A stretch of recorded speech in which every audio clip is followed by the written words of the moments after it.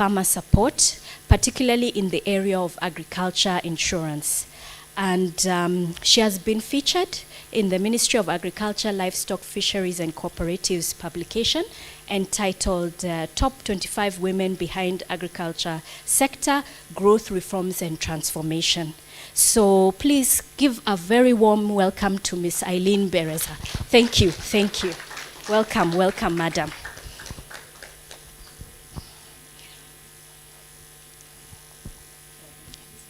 You'll stand here. Thank you. Thank you, Dr. Lanoy. Good morning, everyone.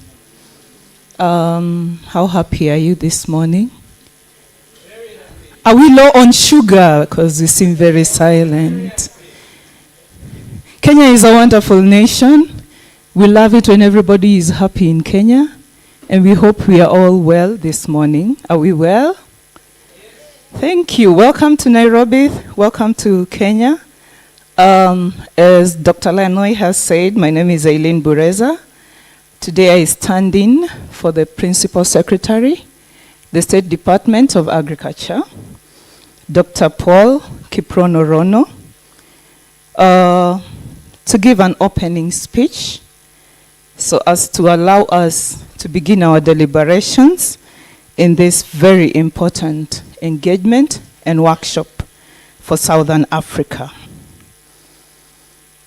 This morning, allow me to recognize Professor Victor Murinde, the Executive Director of Africa Economic Research Consortium, representatives from the governments of Kenya, governments of Malawi, Zambia, South Africa, Zimbabwe, and Cameroon.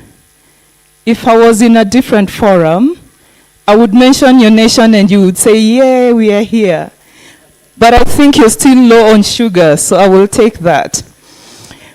I want to recognize our partners from the Gates Foundation, members of the Project Steering Committee, esteemed resource persons and researchers in this house, our gender and nutrition experts, representatives from academia, the civil society, and development partners, and all our distinguished guests. Ladies and gentlemen, good morning. Good morning once again. Good morning the third time. Karibuni sana, Kenya. It's a great honor and privilege to have you this morning. On behalf of the Ministry of Agriculture and Livestock Development, as well as the government of Kenya, I warmly welcome you to Nairobi. I know you came earlier. This is your third day. So by now you should have enjoyed Nairobi enough. I understand in our midst, we have representatives from Kenya, we have representatives from Malawi, Zambia, South Africa, Zimbabwe, Cameroon, and other African countries. To all of you, I say again, Karibuni. Allow me to begin by expressing my very sincere appreciation to the African Economic Research Consortium for leading this project on policy analysis for sustainable and healthy foods in African retail markets. In short, that is the PASHFARM, with funding from the Gates Foundation. I'm informed that PASHFARM brings together researchers, policymakers, and practitioners into a policy dialogue. This ensures that policy decisions are made by empirical evidence, contextual understanding, and the lived realities of our communities. Let me acknowledge the exemplary leadership of Professor Victor Murinde, the Executive Director of AERC, whose commitment continues to position AERC as a leading voice for evidence-based policy research in Africa. I also acknowledge Dr. Abi Kedir, the Director of Research, whose technical direction and coordination have been instrumental to the success of this project.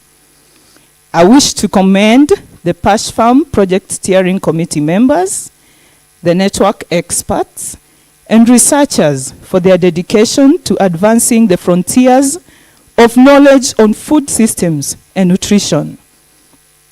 Special recognition goes to the gender expert, Dr. Lanoy, and nutrition expert, Dr. Maureen, who have provided strategic oversight for this project, and also to Dr. Mark Korir, an agricultural economist who was managing the project until recently. Their expertise has been invaluable in ensuring the issues of gender equity as well as food and nutrition are central to research, design, and recommendations. This collaboration exemplifies the type of multidisciplinary, cross-sectional approach that Africa needs to achieve sustainable health and nutritional outcomes. Ladies and gentlemen, as you are all aware, agriculture is the backbone of many African countries. And like many economies in Africa, Southern Africa region is committed to promote sustainable agricultural growth, climate-smart farming, gender equity, nutrition, and inclusive economic development. I am happy to learn that the PASHFARM food and nutrition agenda is aligned to these commitments with a focus on agriculture, food markets, and gender dynamics. Allow me to highlight a few key issues currently confronting policymakers in the agricultural sector. The first is attaining sustainable agricultural growth. Sustainable growth in agriculture involves balancing increased productivity with environmental protection, equitable resource use, and economic resilience of the citizenry. Most African countries are signatories to the Comprehensive Africa Agriculture Development Program. That's the CAADP. This was launched in 2003. And we are also signatories to the AU's Malabo Declaration of 2014. African states commit to set a set of targets for agriculture and food systems, including achieving agricultural transformation, food security, and resilience by 2025. Some key objectives of CAADP 2026 to 2025 align with PASHMAP's focus.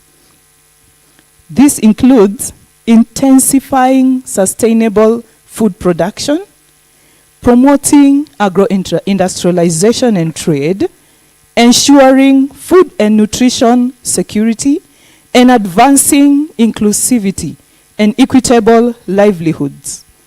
In addition, Southern Africa region is guided by the Southern Africa Development Community Secretariat's Climate Change Strategy and Action Plan of 2015, which identifies food security and adaptation in agriculture as fundamental.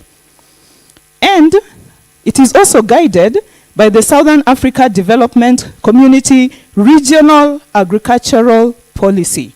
This one aims to contribute to sustainable agricultural growth and socio-economic development across the region. These commitments notwithstanding, agricultural production still faces various challenges, including reliance on rain-fed agriculture, climate change, environmental degradation, and weak agricultural value chains and markets. Lastly, global shocks such as the COVID-19 pandemic, the Russia and Ukraine war, they have significantly affected the agriculture sector worldwide. Another concern for policy in Africa is achieving gender equity in the agriculture sector. The Eastern and South African region are part of COMESA gender policy. This policy prioritizes gender integration and affirmative action across all COMESA policies, actions, and actions which include trade, agriculture, and infrastructure. In addition, the South African region, you're still signatory to the South African Development Community Gender Policy embedded in the SADC Treaty, which is aimed at achieving gender equality and empowering women across its member states. I am one of the women. This notwithstanding, it is important to note that women often take on basic roles in agriculture out of necessity. In these roles, they have little or no control over the productive assets, such as the capital. They have no control on livestock, and they have no control on land. Instead, they possess low-value assets that cannot be used as collateral for business ventures. Additionally, women face challenges at the household level with subsistence farming while trying to provide for their families affordable and nutritious food. It is also important to note that women are responsible for obtaining food and for cooking for the family. However, in many African societies, men control financial resources for the family, and therefore, they indirectly determine what the family can consume. These gender nuances are overlooked when it comes to discussions around subsistence farming, discussions around purchasing of food, how it is consumed, and diversification. Gender dynamics are also present in agricultural and food markets, as well as in retail spaces. This, in turn, may impact their ability to farm or to trade in the markets effectively. Ladies and gentlemen, the good news is that the policy analysis for sustainable and healthy foods in African retail markets, PASHFARM initiative, responds directly to these realities by generating robust Africa-specific evidence. PASHFARM seeks to inform policies that incentivize retail food markets to make gender responsive and equitable to make gender responsive policies and equitable access to safe and nutritious foods which are available and affordable to all. Affordable to all. Since 2023, PASHFARM project has rigorously researched retail markets for nutritious foods with an aim of improving policy development, program design, and health in Africa. And 3 major policy messages came from the PASHFARM. The first is enhancing agricultural food chains is very essential to effectively connect agricultural producers with the market. 60% or more of the population in Africa relies on agricultural value chains, and specifically informal food markets, particularly the street vendors, where consumers purchase their fruits and vegetables. These vendors not only provide convenience, but also access to fresh produce for many who may not have other options. In Southern Africa, we have the spaza shops. They serve as a vital source of essential food items, including grains, dairy products, and meat. These small informal retailers are crucial for local communities, especially those with limited financial resources, by offering affordable prices and a variety of food options. Spaza shops play a key role in ensuring food security and in improving the livelihoods of low-income households. Strengthening agricultural infrastructure and supporting agricultural value chains can significantly reduce food poverty and enhance the nutritional well-being of any community. Then we also look at another message on the urban street food vending, which serves as an alternative livelihood for many unemployed individuals in Africa. So food markets constitute a significant part of our economy, making up about 3/4 of small and medium-sized enterprises. They also provide essential income and employment for a large section of the urban population. In Southern Africa, numerous laws require street vendors to obtain various licenses, including trading and health-related certificates. However, most vendors do not comply with these regulations. And so to address these, it is crucial to analyze the impact of street vending on individuals, identify emerging gender issues, if any, and develop policies that would integrate this informal sector into the mainstream economy. So policymakers should support small businesses that are selling fruits and vegetables by providing training on proper handling and proper storage of our food. We also find that women dominate informal food vending in Southern and Eastern Africa. The current PASHFARM research from Harare, Zimbabwe, has worked to improve basic food and vegetable market infrastructure that directly empowers women to participate equally in the informal vending sector. In this regard, gender-responsive interventions in urban informal food governance systems require the use of gender statistics, which are essential for creating effective informal food retail systems. These statistics are necessary for design and implementation of gender-responsive initiatives within the Southern Africa informal food vending as well as food retail economy. It is important to target women as key stakeholders in this economy, and our interventions have to be very specific so that we can be able to reach these women. This approach will help expand opportunities for reinvestment, and it will also boost business in East and Southern Africa. Additionally, increasing training in hygienic food handling for both women and men food retailers is crucial. This is to ensure proper management of food supplies and enhance food safety in the region. Ladies and gentlemen, as we embark on the policy dialogue today, my encouragement to all participants is to focus on 3 key imperatives. 1, policy integration.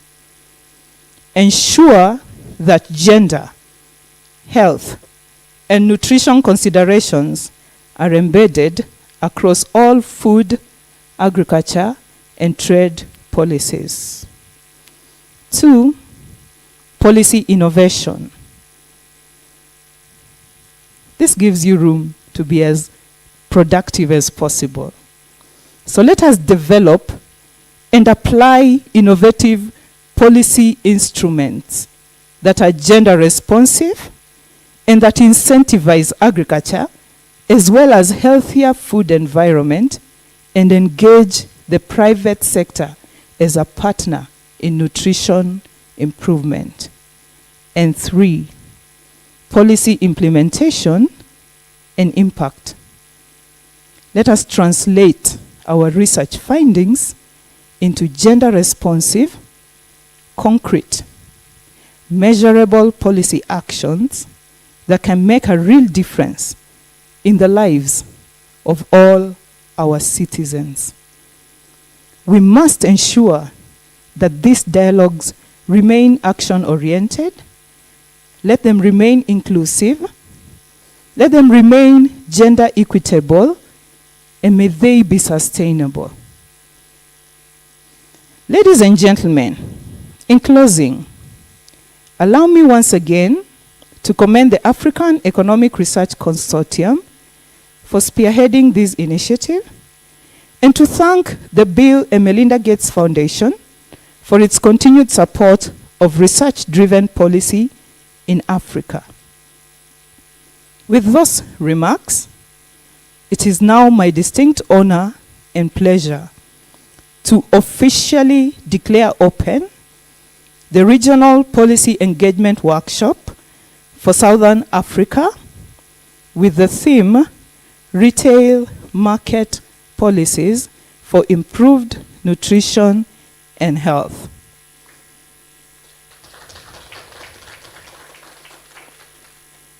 I wish you very productive deliberations, and most of all, a very pleasant stay in Nairobi. And as I finalize, when our food is healthy and safe, we will be able to handle 80% of any diseases and issues that would affect us in our health. Thank you very much. God bless you.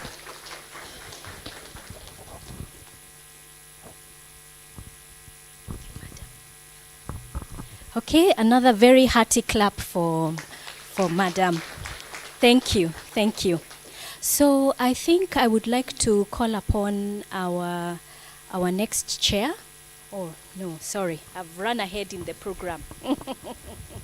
So I'd like to call upon our next presenter, who is Dr. Ashagre, and he's got a presentation for us on what we discussed today about bridging research and policy. So I'd like to call upon Dr. Ashagre, Bridging Evidence and Policy, the role of research for policy influence in strengthening nutritious food systems. A very hearty welcome for Dr. Ashagre. Thank you.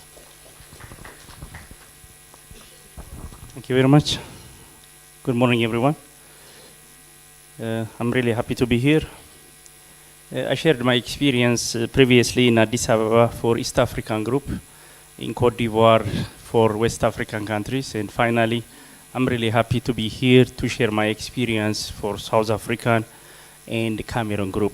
Thank you very much for having me all this time. So as you can see from my presentation it's an experience that I would like to share with you about bridging evidence with policy. So the role of research for policy in strengthening nutritious food systems. The lesson has come from a project that I led in dairy project, which is funded by Bill and Melinda Gates Foundation. This is going to be my talking points. So there are going to be some brief introduction about the project.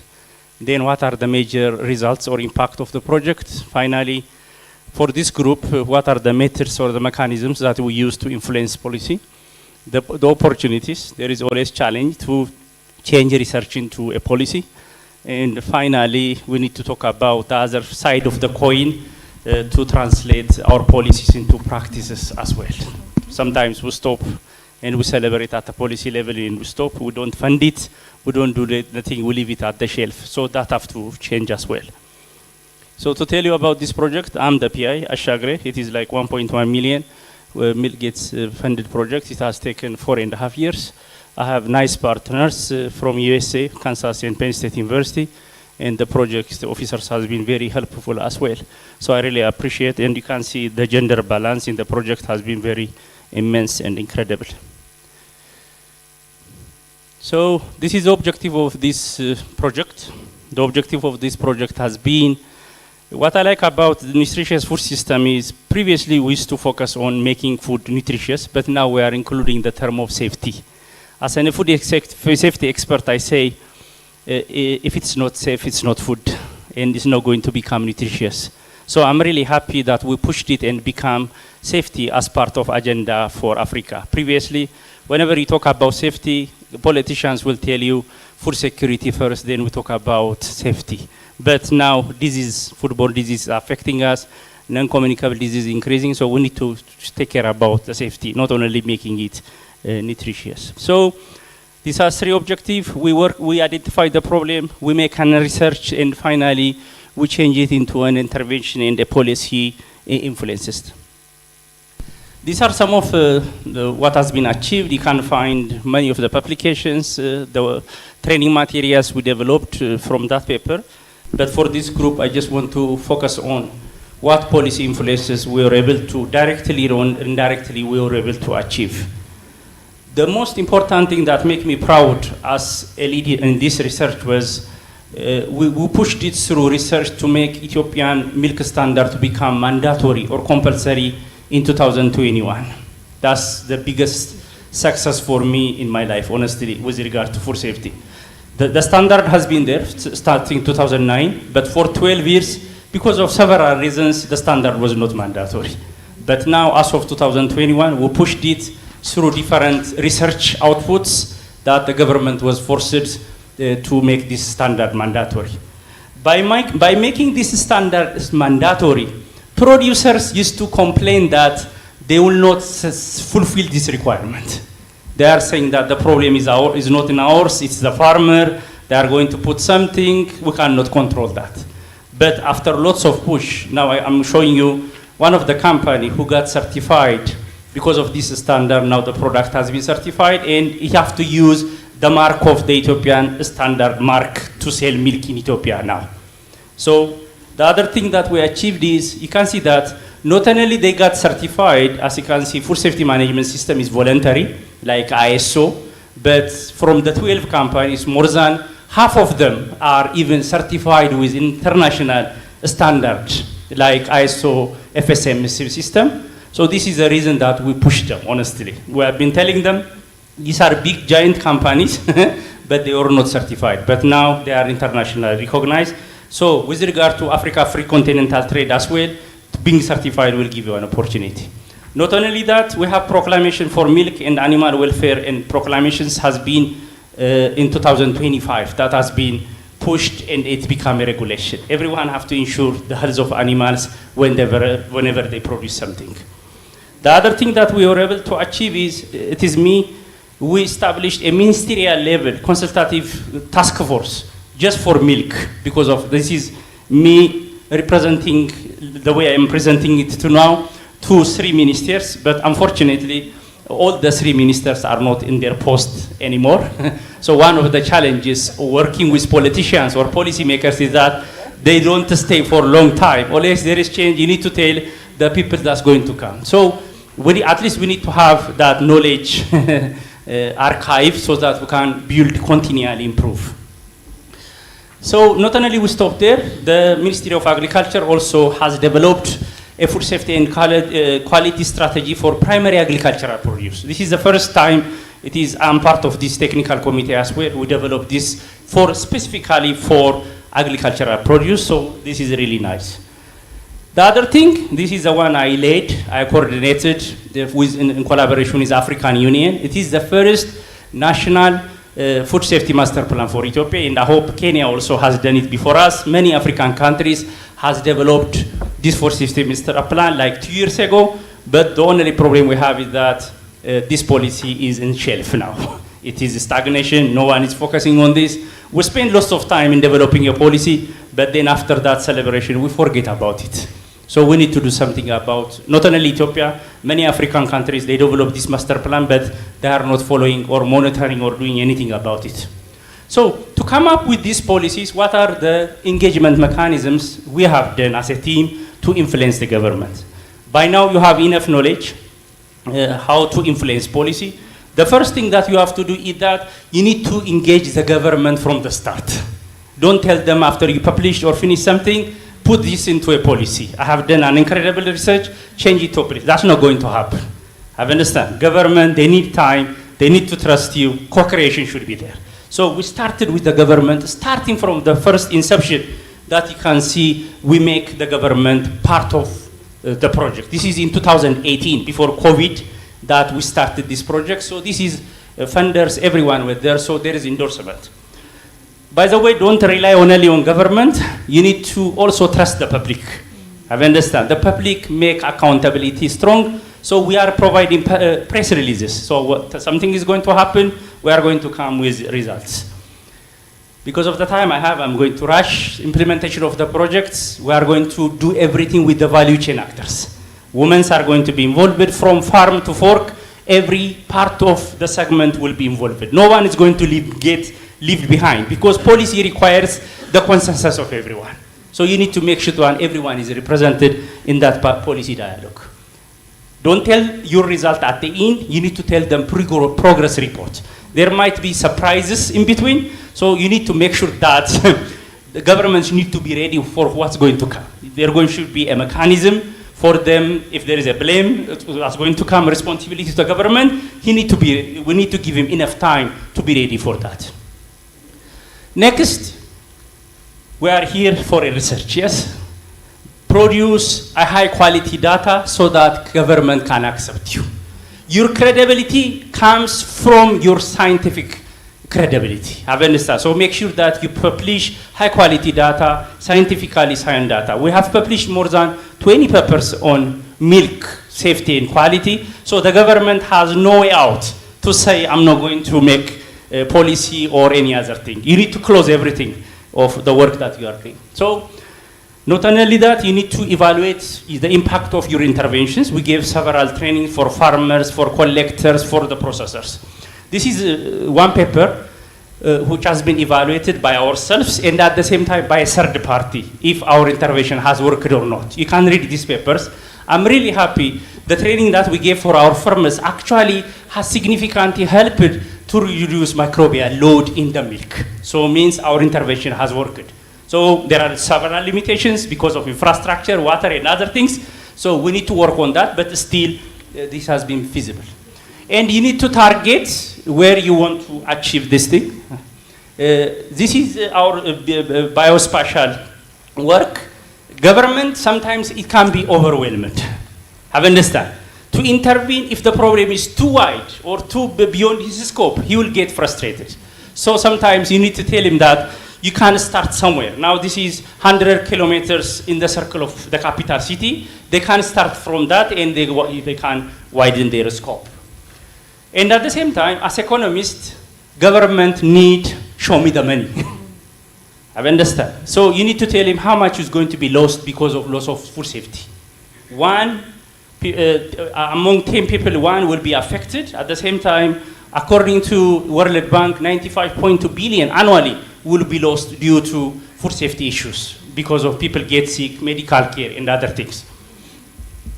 And we have a public awareness creation platform. We have a website, a Facebook page. I'm always on TV trying to advocate for the work. So these are some of our TV programs I'm trying to advocate.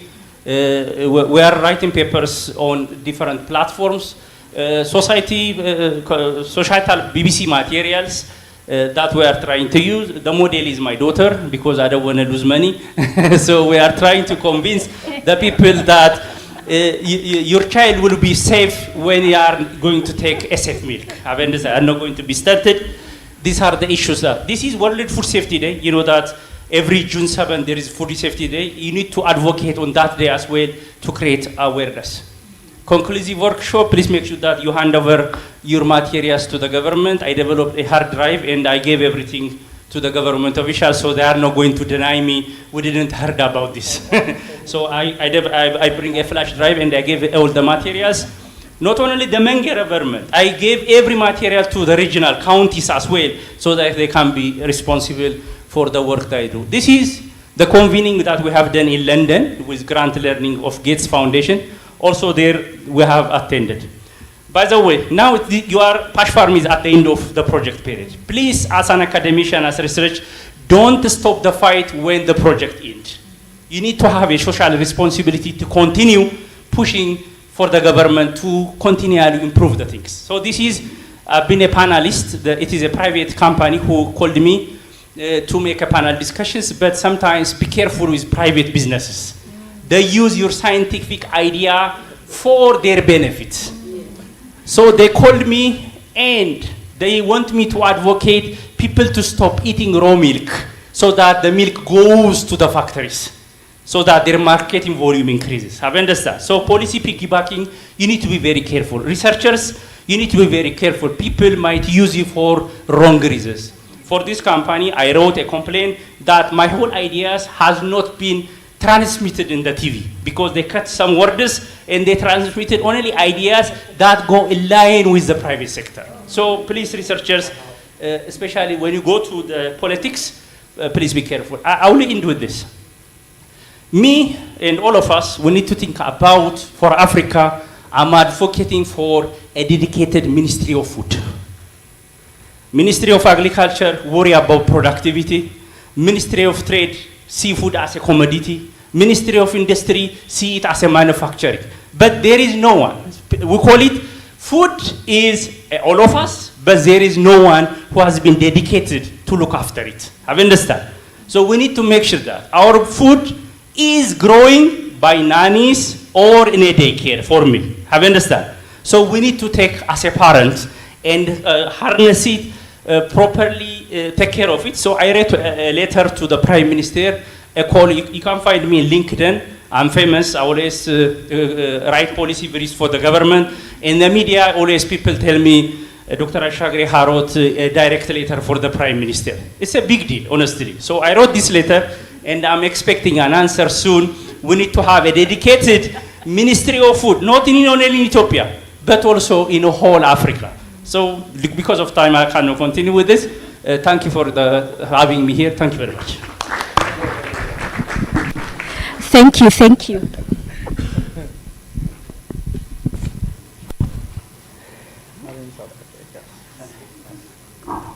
Thank you. I think we have many questions for Dr. Ashagri, including how to use your daughter as a model. I would like to request our second presenter, and in the interest of time, I would really request that we keep our presentations to 10 minutes so that we allow for a Q&A, a few questions afterwards. So I'd like to call upon Professor Paul Kimuto. He's the Director, Agri-Science Park Innovation Center in Egerton University, and his presentation is around research and innovation for policy influence, insights, and experiences from dryland cereals. Welcome, Prof. 10 minutes, please. Thank you, MC, and it's a pleasure for us from Egerton to be invited to share our experiences on the dryland research. I will be talking about what we have managed to develop for the drylands of Kenya, but there are some experiences also that come from what could be happening also in the region. Can I have them?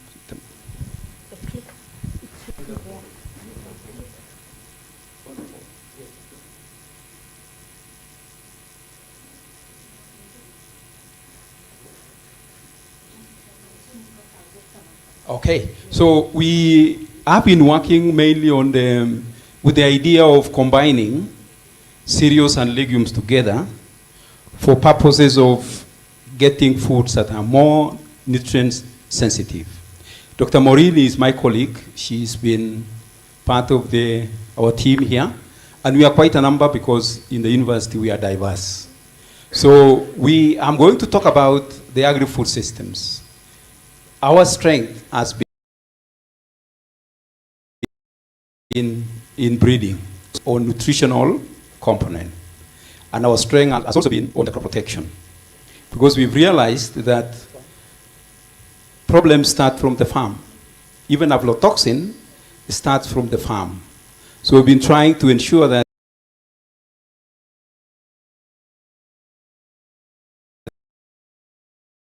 if you have a good variety at very long, for quite a long time, even the last presenter talked about food safety.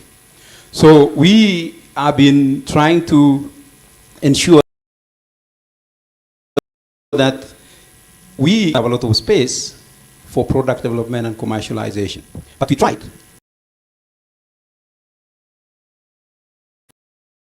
to convince through outlet, which is a unit called Agro-Science Park. This is the commercialization component of our research.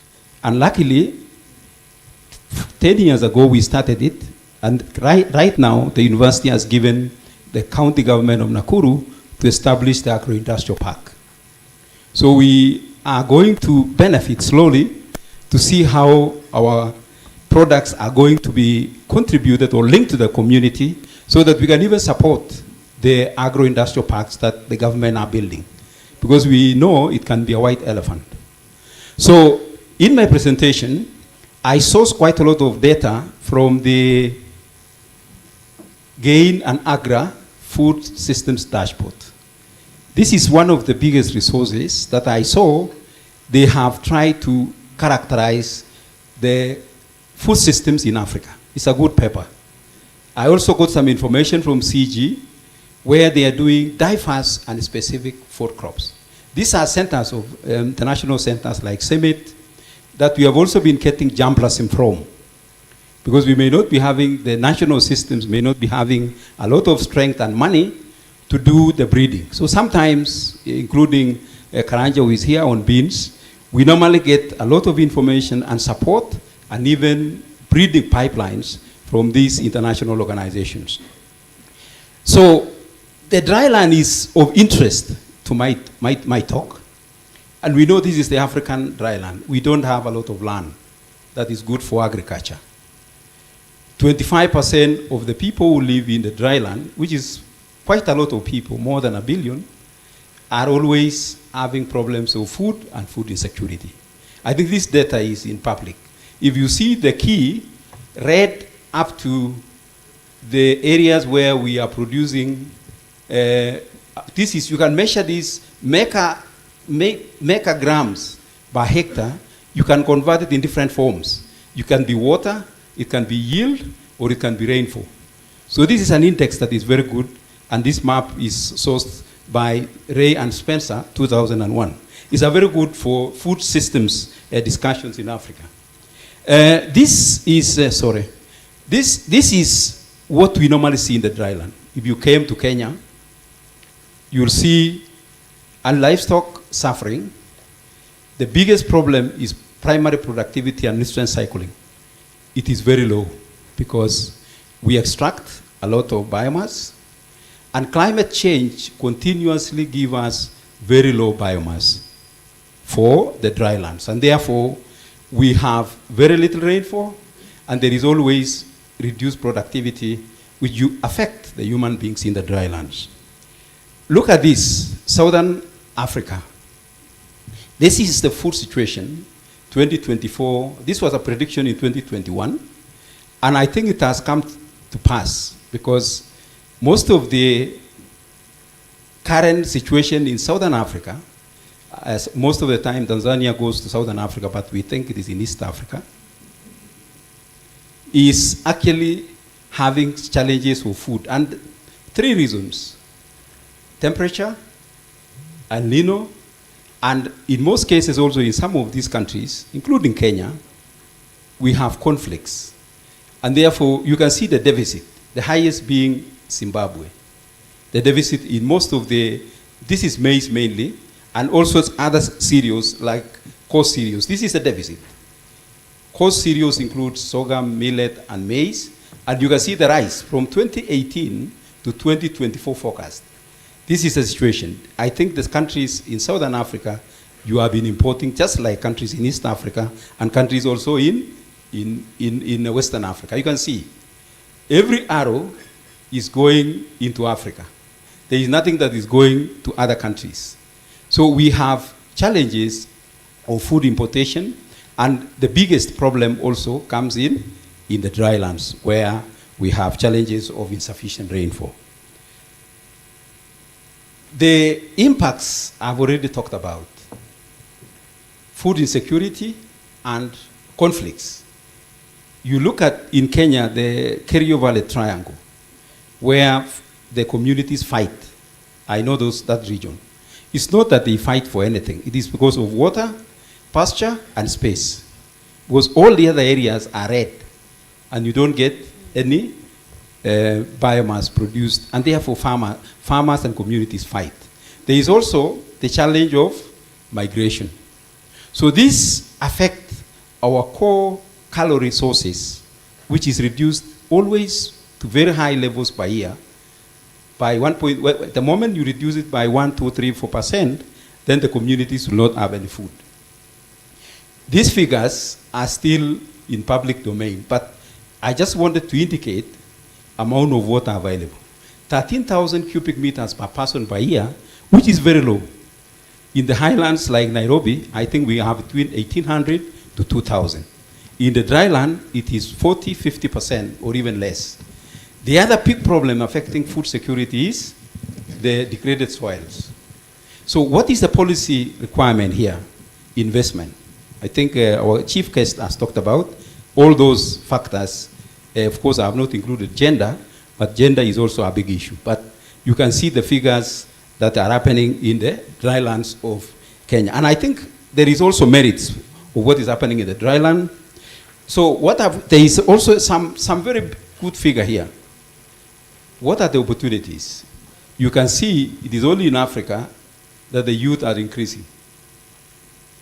And they will need to eat. So there is opportunity for us to feed our people and increase productivity and also have incomes. And you can see if we don't invest on adaptation to the drylands, we only need 15 billion to invest, and we save 200. So we have to make a choice. If we don't invest, we'll always be importing food abroad. And we always say, what is the cost of investment? One is research. Two is land reclamation. And the last one is infrastructure. Our chief guest has talked about this. Look at, if you don't invest in research and extension, the women will not know about the dryland crops. They will not know about the nutritional components and values of the crops we breed.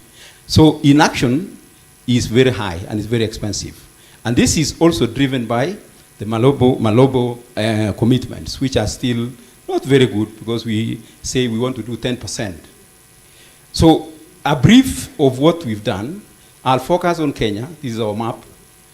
Counties within the dryland of Rift Valley and parts of eastern Kenya. We've sourced some resources from quite a number of donors. One time we had with Maureen a USAID project on accelerated food systems. We did quite a lot of work, including nutritional cards that she did from different counties. We also got some AGRA to boost our seed systems, FAO to work in Turkana, a government of Kenya, Forum for our students who are getting money from Forum, Asareka, and even our own innovation funds. So these are the crops that I may not spend a lot of time, but I want to just give you highlights. Groundnuts, beans. The beans is interesting because we worked with Karanja together when we had a regional project for Barbara. As we focused on the highlands, but our key target was nutritious foods, so beans, for the highlands of Kenya. Calro focused on lowlands. So they have Nyota and we have Chelalang, a very good bean variety with very good zinc. The only problem in the ministry, we've not been aligned properly. We need to get, as we go into the lowlands with Nyota, we need to go into the highlands with Chelalang. It's a very good bean variety. Very good yield, flatulence is very low, and they were released together at the same time.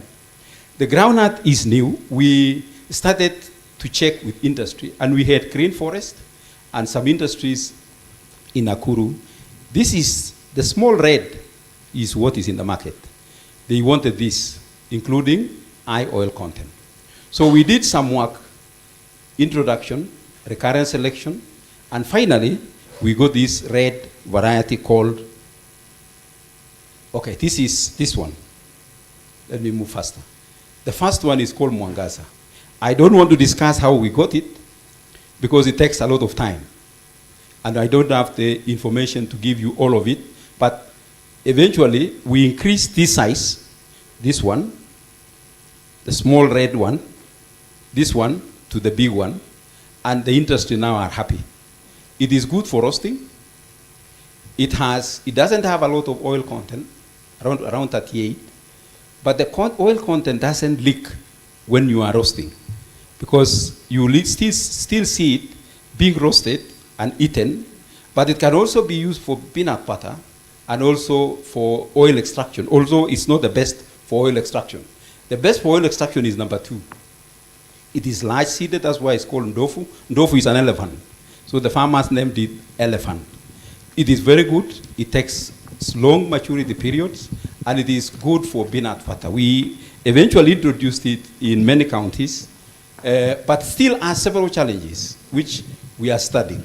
These are still challenges that are there continuously, including diseases and pests, including aflatoxin, and aflatoxin is a problem everywhere. I think it is in all the food systems. It is very serious in groundnuts. But we are working on it. I'll give you an example of what we did.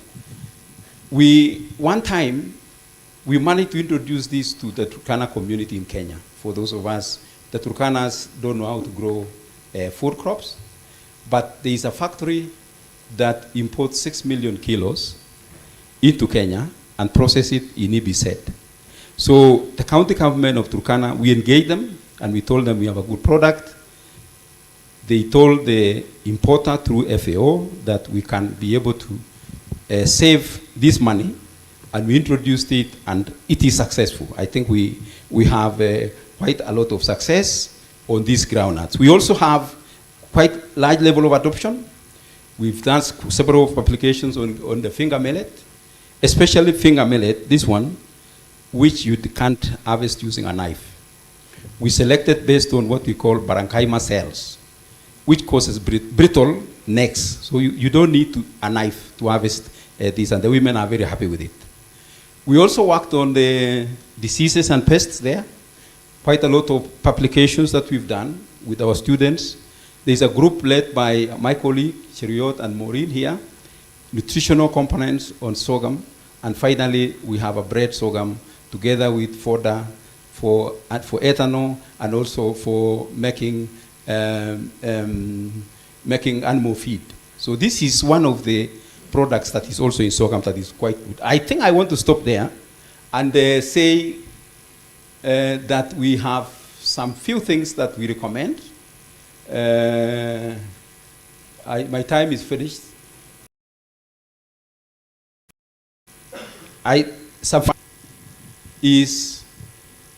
We have managed to bring in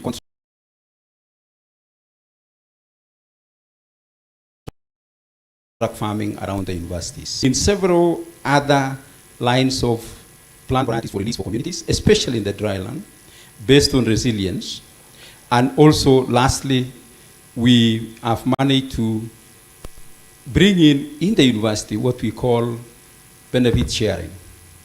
The innovators in the university now are earning money based on their effort to breed and commercialize. These are things many years we've never been able to do, but at least we've written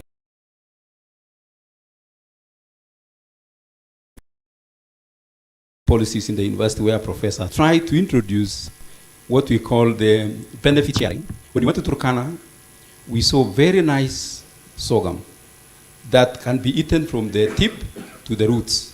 So we wanted to release for them as a community variety. So we engaged them, and we have materials in KEFIS for purposes of having counties now that they are owners of agriculture under the Ministry of Agriculture to get what we owned by the community using the FAO regulations. Thank you so much for the many things I've said and the short time. Asante.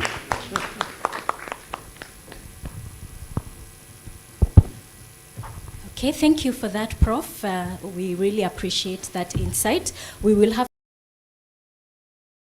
questions for you afterwards. Upon a representative for GAIN, that is Judith Mwenese, if she's around, and she's the GAIN monitoring manager, and she's representing the Kenya country director for GAIN, Ruth Okoa.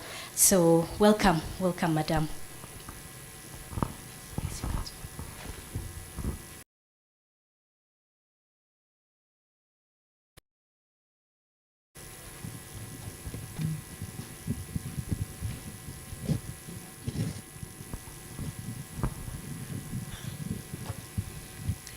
Yeah, good afternoon, everyone.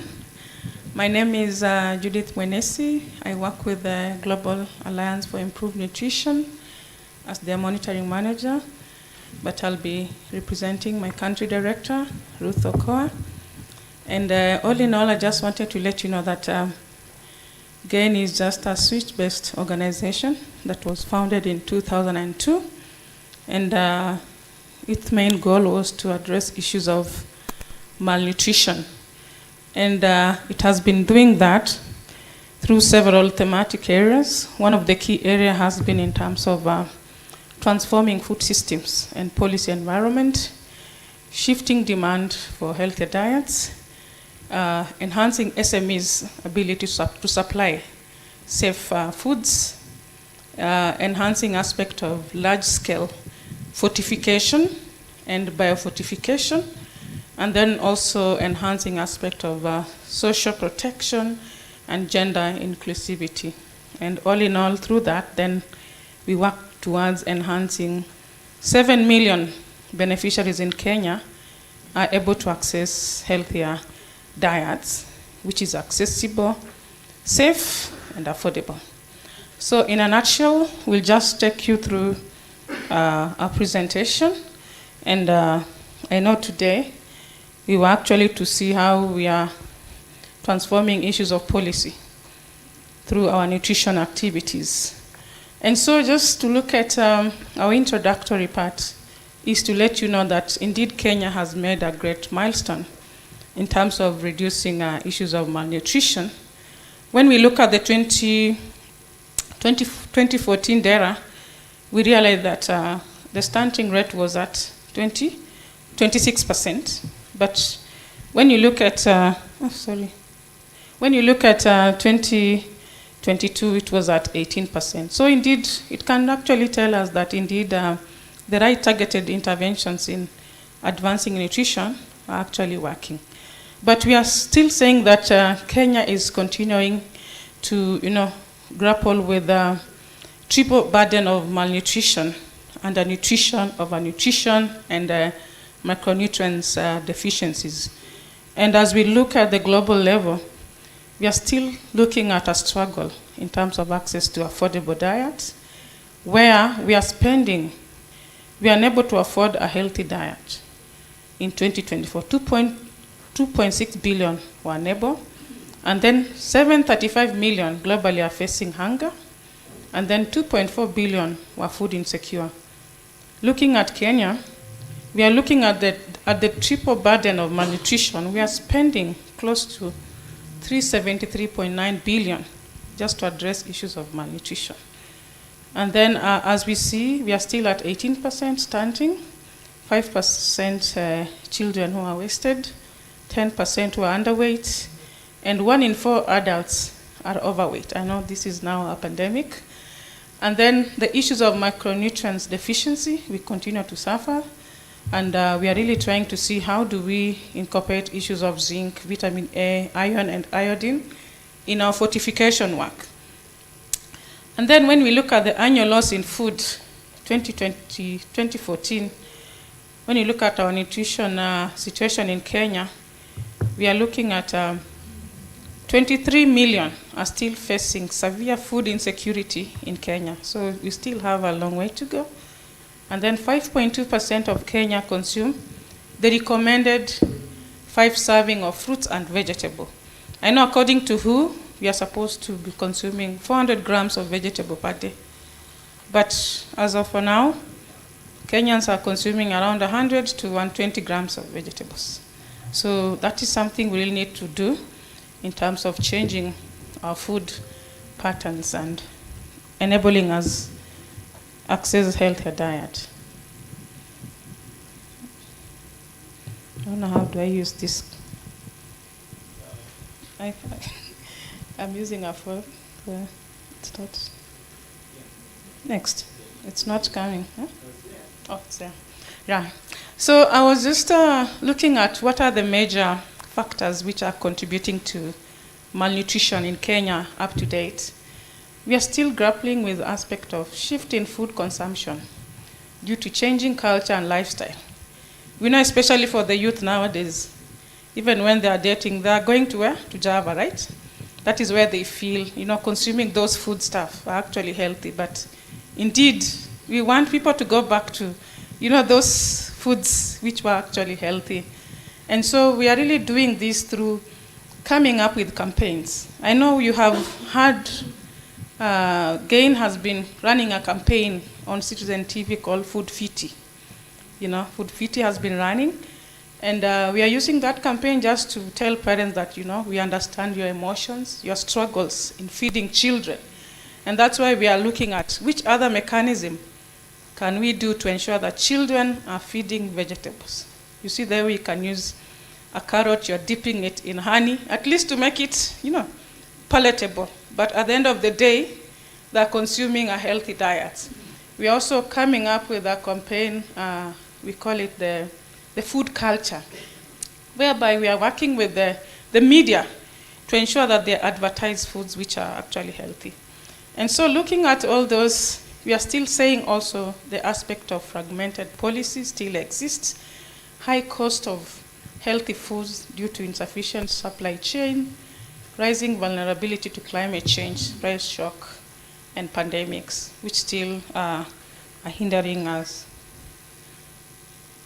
So I just wanted you to know that Kenya has lost up to 373.9 billion, which is equivalent to $4.52 billion, equivalent to 6.9% of GDP in 2014 due to undernutrition, highlighting the urgent need for coordinated, multi-sectoral action. I think this is based on the hunger study.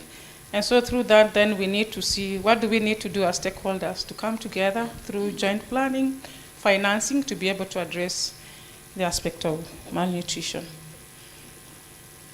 And then now, what has GAIN done in terms of shaping the malnutrition issues? One of the key areas that we are working on is on the aspect of enhancing financing and budget analysis tracking. Because we realize that most of the budget that goes to nutrition is almost just maybe 12%, equivalent to the overall budget. And through this, we do financial tracking, whereby people are able now to see how much budget goes to nutrition, and they're able to use it as an advocacy tool to increase funding for nutrition. And we have been able to align this also with the latest Kampala Declaration to ensure that there is financing for food systems and all that. But GAIN is also piloting a tool, we call it the Financial Flows for Food System, 3FS, which was developed by the World Bank and IFAD, and it was done at the national level to look at what is the spending in the food system. So when we look at what goes to food security, it's so low, but most people are funding logistics. It could be under food security, but most funds is under infrastructure, logistics, but not really going to. And so we want to continue doing these geotagging exercises even at the subnational level, at the counties, because counties are the ones implementing, all these nutrition issues. To even use it, even in their next CIDP or annual plan, then they're able to increase the funding under nutrition.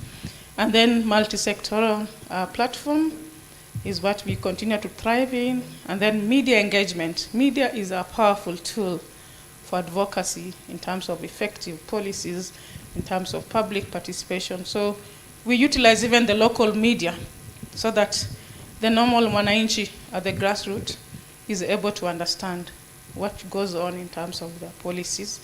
And then issues of social protection.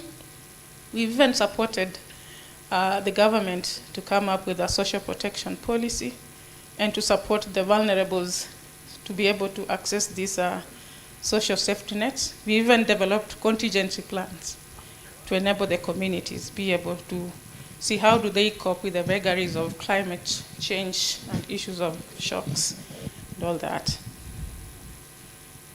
So in terms of also reducing, consumption of bad food, we've supported Kenya through working with the Minister of Agriculture to develop the Kenya Nutrient Profile Model. I know this has been more digitized.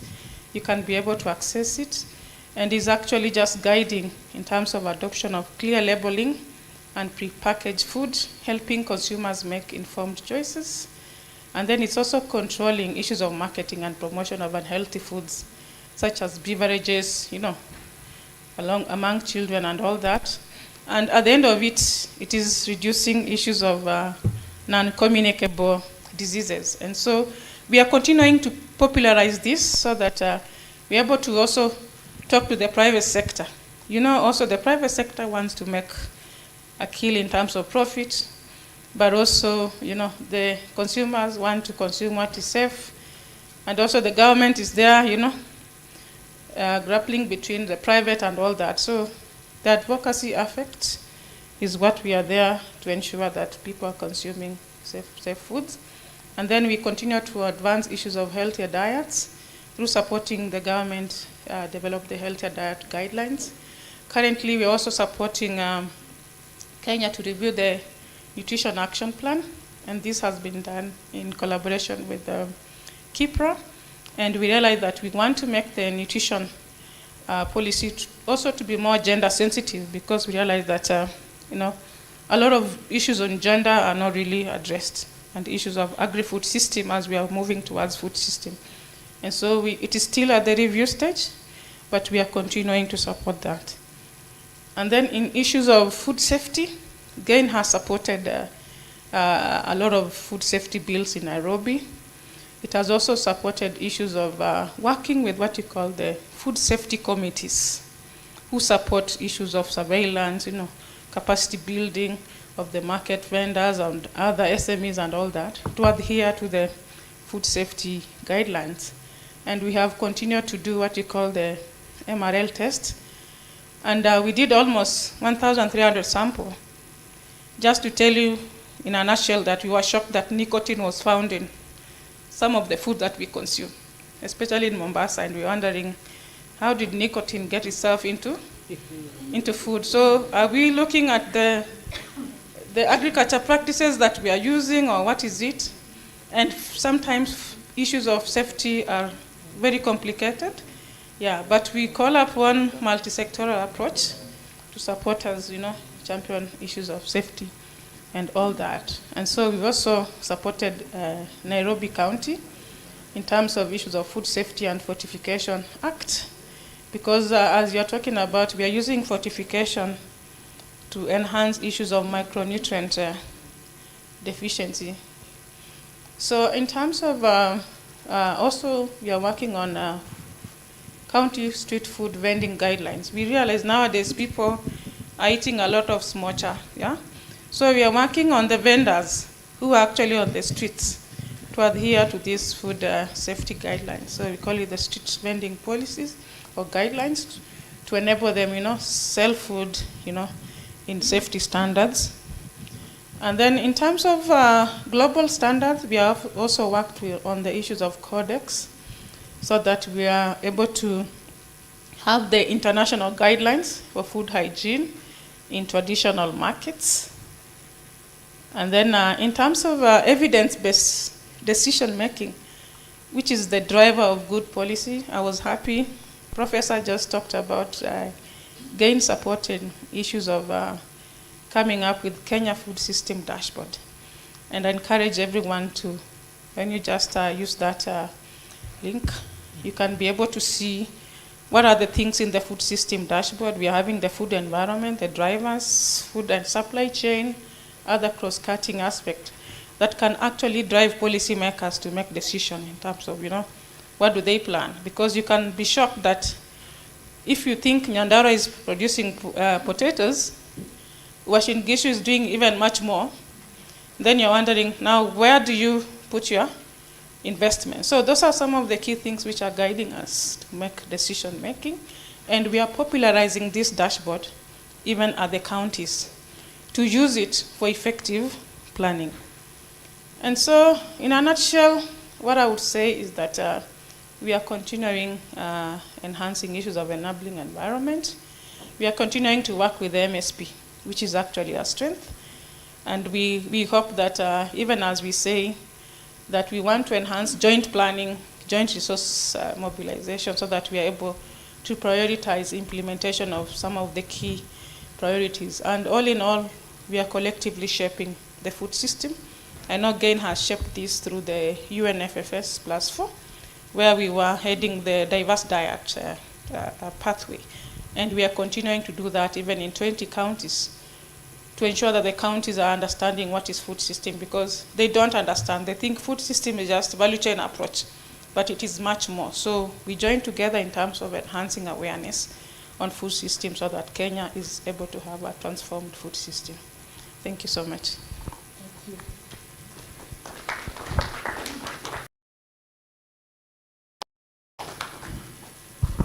Judith, we really appreciate that. We'll take one or two questions in the interest of time.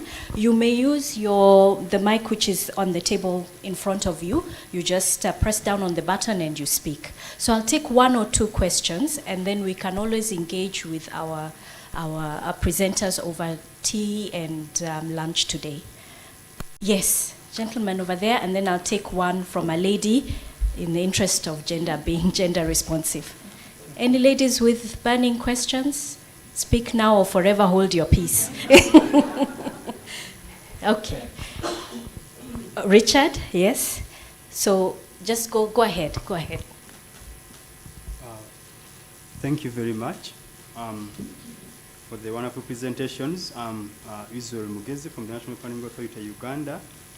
So to the second presenter, that is from Egerton University, you gave some good insights of the policy implications, especially in regards to contract farming. MOUs, do you have a pattern silo that you are following, or it is just being followed in kind? Then to the first presenter, that is from Ethiopia, you tried to tell us about microbial contamination in milk, but given the fact that you were on gender,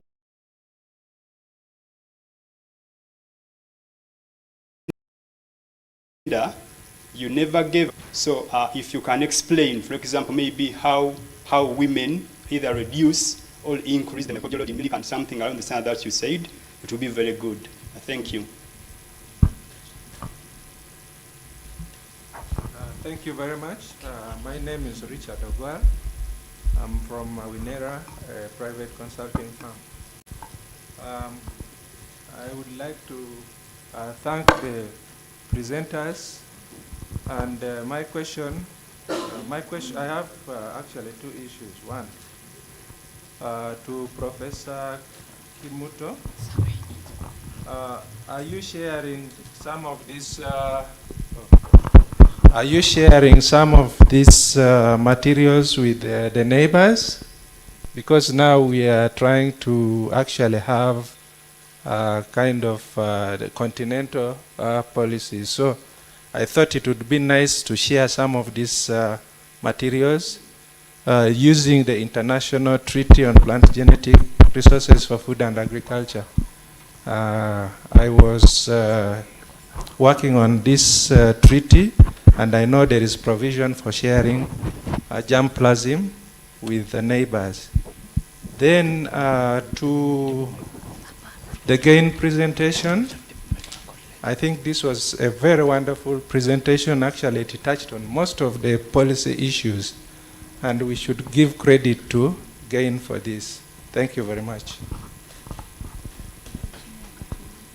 Okay, thank you. I think presenters, you can answer from where you sit, and yeah, just respond to those issues. So Shagre, Professor Kimutu, and Judith, you can. I don't know who wants to go first. Dr. Shagre. Okay. Sorry. Yes.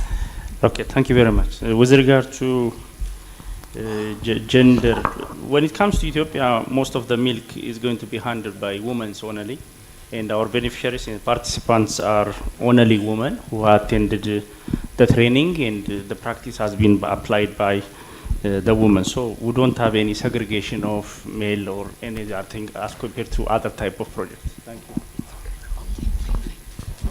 Okay, Professor Kimuto. Yeah, thank you so much for the two questions. Yes, contract farming is very risky, and it is not always sustainable in very large scale. But since, as we are doing seed, we deal with high quality farmers who are able to meet the quality standards of KEFIS, and they are not very many. We have around 500, sometimes 600 and they rotate in different seasons and times. But I have also seen aggregators, the processors, they have succeeded in contract farming. Not 100% because prices change. I've seen one contractor also, even as we lose sometimes the seed, because farmers can sell their produce before you aggregate or you collect. You can also delay payment and they need the money, so there must be some way of agreement to give them some little money or some 20, 30% for harvesting and for drying and for keeping their household needs before you prepare the big payment. Otherwise, it will fail. But we've seen success on our side. And I think even Karanja, the bean group for Calro, they do in a larger scale on the contract farming. Yes, the IPR policy is something that is just new. We've had so many problems for many years trying to negotiate benefit sharing. But at least the last 3-4 years, we've seen approval, both for any product, whether you sell a sheller, you innovate as an engineer, or we sell bread, we sell has been approved, and it is working. We have licensed seed companies, and they pay us royalties, not a lot, but a little bit. But so when that money comes, it is always shared between the research group and the university. So it's working. Yes, I think those were the two questions. Thank you. Okay. Yes. So, Judith? Yes. Yeah, thank you so much. I think Professor Kimuto, I was talking about the international treaty. Yes. And the sure. Multilateral system of FAO. You can use that for benefit. No. Sharing materials. I'm very sorry. Okay. Some of the materials you saw, I talked about introduction. So some of the parental material we have that we used in some of the, like sorghum, were obtained from other international research organizations. So it is true that we can just sign an MTA and we can give you the materials we have, basically for research. So we apply, it applies everywhere for research and champions and exchange. Thank you. I think, Judith, you can go ahead if there was any question or comment for you, and then we will bring up our presentations. Judith? Yeah, my name is Siamola Mrundo. I support policy at GAIN. Of course, I'll just, I think on our end, there's a bit of a comment.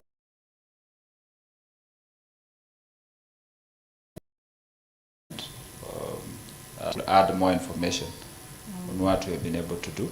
And probably it's a good point in time.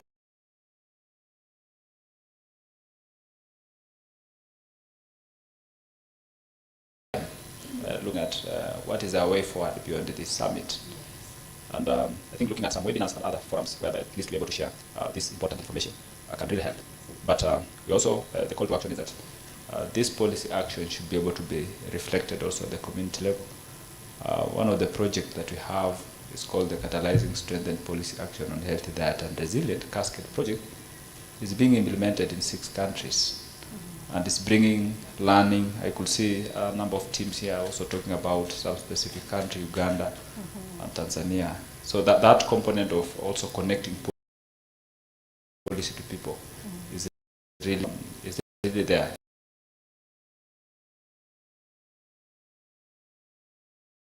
Because we are looking at how do we to be able to have conversation at district level, in Kenya, probably at county level, or at subnational level. But again, evidence-based policy intervention is so much critical. So we look at that connectivity and also looking at return of investment, because countries are also conversing around the economics and also looking at other interventions that are really shaping also other infrastructure. And I think that is what my colleague talked about, the financing flow to food system, so that we can look at those spending. Maybe in a nutshell, is that most of the evidence that we have already talked about, they're also available also to be accessed also through the internet. And I think we are happy to continue sharing this information. We are happy to have a representative of the PS from the agriculture here. And we really appreciate the collaboration that we have been able to work together on most of these items. Yeah, thank you. Okay. I think in the interest of time, we will not, unless it's very succinct, and allow me to cut you off if you go over, just very briefly on your, very succinct. Yeah, sure. No, to me, I think I just like the point that was raised by the first presenter regarding the prevalence of the microbial activities in the dairy value chain. I was particularly interested with the point that he raised that sometimes the private sector, they use research to talk to their life. In Malawi, we have a situation whereby we have a law, Milk and Meat Products Act of 1971, that prohibits the selling of raw milk. And the justification is the same, that no, you can't eat, consume raw milk. But from the assessment that has been made, it seems that that is just being done to protect the private players.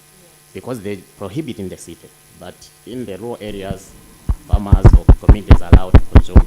So I just wanted to learn from the presenter how severe or prevalent are really there's no diseases in the dairy, so that maybe you can also learn from them, from the research studies. So that as we are engaging with the policy makers in our country, we can relate to his studies. Thank you. Okay. So that will be the last question. Dr. Shagri, very quickly. Thank you.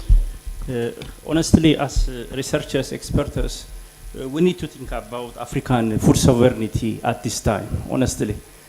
For the reasons of food safety and nutrition, we need to be careful about leaving out the commodities that we used to use. For example, I've been talking about edible oils that we used to consume, but because of reasons of being unrefined, now we ban them and we're bringing Malaysia and palm oil. Have you understand? Milk, we're from a small processors, SMEs can produce the boiled or pasteurized milk and they can still sustain in the business. Otherwise, so private sectors are pushing us to take everything from a smallholder all the way to the factories. Have you understand? That will affect us, the availability, the affordability, and the accessibility of our foods. So we need to be very careful and think about keeping our food sovereignty as much as possible at home and invest on some things that are difficult for us. Otherwise, in the name of research or in the name of nutritious or food quality, we might be seriously affected. So this discussion should be part of the next ARC summit. It is a big idea. We need to discuss about this seriously. Thank you very much. Okay, thank you so much. I think we are done with the presentations. We now move to our PASHFARM researchers. They're going to present their work. And to help me chair the session is Dr. Lynette Henry. She's from Technical University of Kenya, and she's also our resource person at ARC and for this project. I want to welcome Dr. Lynette. Karibu sana. Welcome.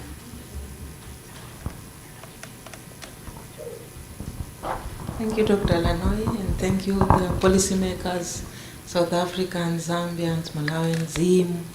Welcome to Kenya. Karibu sana. So we shall start. Our presenters, please come forward.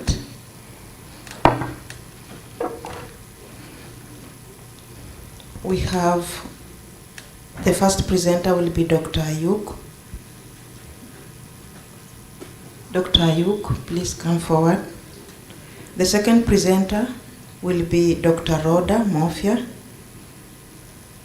Please come forward. The third presenter will be Philip Harawa, but the presentation will be done by Bright Wekesa. Please step forward. Yes. So we have 3 presentations for this session. Fellow researchers, policymakers, policy implementers, colleagues. We have less than 1 hour to have 3 presentations. The way the mind works is that when you have work and you have 8 hours, you spread the work into 8 hours. But you have the same work and you have 30 minutes, you contract the work into 30 minutes. That's how the mind works. So we are going to apply that law, the law of extension and contraction of the mind. And we are going to contract these presentations, which were supposed to take 2.5, 3 hours, into less than 1 hour, my colleagues. And it is going to work. So welcome. So we are going to give our presenters 7 minutes. And please just highlight on the main findings, because here we are interested in policy implications. We want our policy experts to guide us, so we can't go into history. We love history as Africans, but for now, please, let's just go to the major engagements. So I welcome our first presenter, Dr. Ayuk. Welcome. The microphone. Thank you. Thank you for the opportunity to present our work, and I will try as much as possible to stay within the 7 minutes time limit. Just to mention that our research team conducted this research in 2 countries, Rwanda and Cameroon, and the data from Rwanda was presented by my colleague yesterday, and today I'll be speaking to the major outcomes of the data from Cameroon. And so I'll be speaking on overcoming gender constraints in food retail, and we are looking at policy insights on how we can create sustainable and healthy food retail systems in Cameroon. And this is coming from the insights of informal food vendors. And so I'll just quickly go over to the background just to highlight the fact that just like in other African countries, we observe in Cameroon that the urban population has been growing, and between 1976 to 2020, the population of the urban areas has increased by at least 30%. And this consists of individuals who are basically low income, relying extensively on the informal food retail sector for access to diverse nutrition. And statistics also tell us that women dominate the informal sector and constitute over 70% of informal food vendors. And they interact with suppliers to be able to access diverse food varieties, which are then retailed in this market to low and medium income households that would not have the necessary resources to access bigger supermarkets. But then there are gender inequality issues that affect agency within these sectors. And I'll just quickly explain these gender inequalities are understood in terms of the constraints that result from the sociocultural construction of gender, and how that reflects in terms of the gender roles performed by men and women, as well as gender constraints experienced by men and women, which also is a function of the social relations of power between men and women at households, communities, and even at institutional levels that determines who has access to what resources, including economic resources, and also who has the power to make decisions in terms of how economic resources are to be used, including resources that are related to food retailing. And so we observe that in Cameroon we have a lot of statistics that captures disaggregated data on who does what in the informal economy,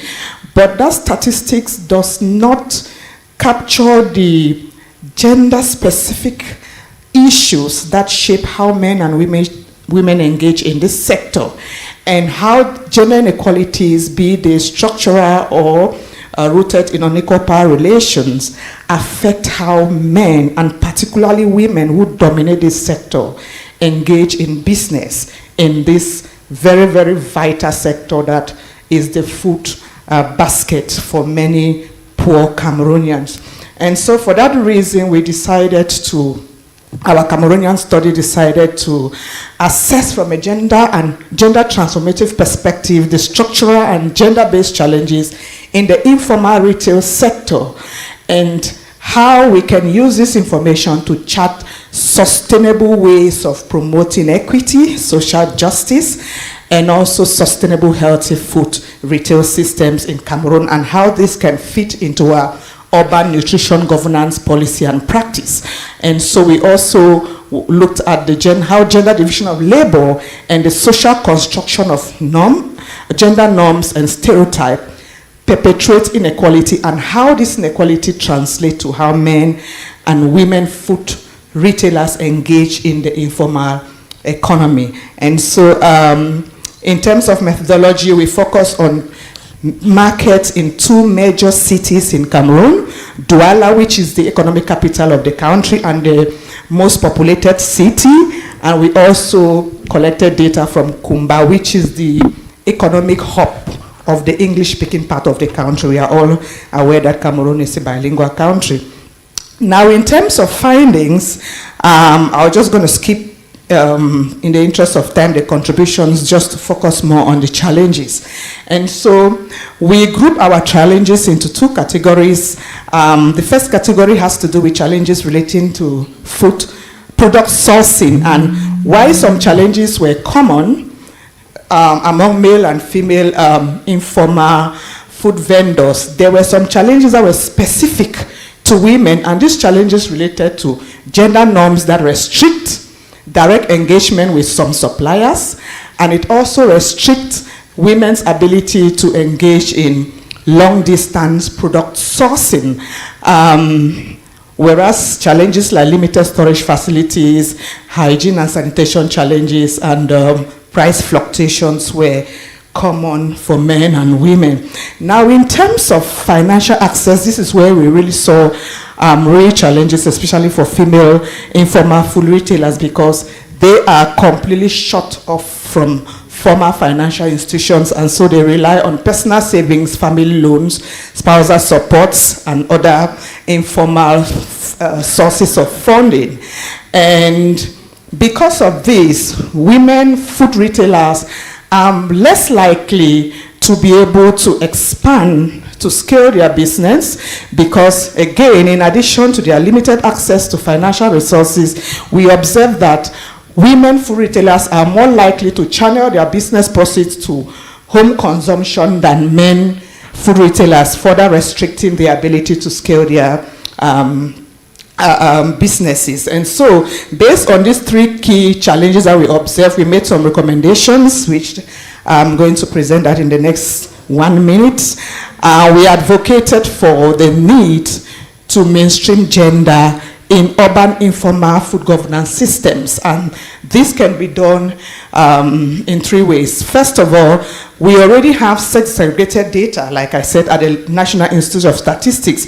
However, that data can be further reinforced by integrating indicators that allow the National Institute of Statistics to generate disaggregated data on the gender-specific challenges, particularly those challenges that are rooted in unequal power relations and gender norms that perpetuate inequality in access to productive resources and economic resources. And these statistics would feed interventions that are more likely to reduce the gender disparities and constraints that many women informal food retailers particularly face. And then on the last slide, I just have, we also advocated for women-specific interventions and also training on hygiene and food handling for both men and women. Thank you. Clap for Dr. Hello. She has used 8 minutes. So, we have, she has 2 minutes to take questions. 2 questions. Okay, you can be thinking about the questions. Let's have the second presenter. The second presenter. The second presenter is Dr. Rhoda from Zambia. She? No. The third presenter Is Bright? Let Bright come and present if Rhoda is not in. Be thinking about questions for Dr. Kun.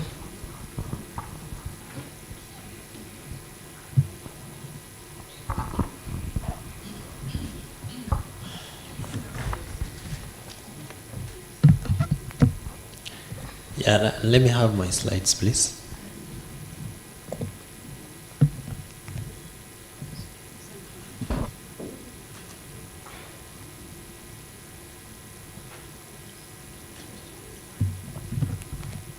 Right, you are eating into your time. You have 7 minutes.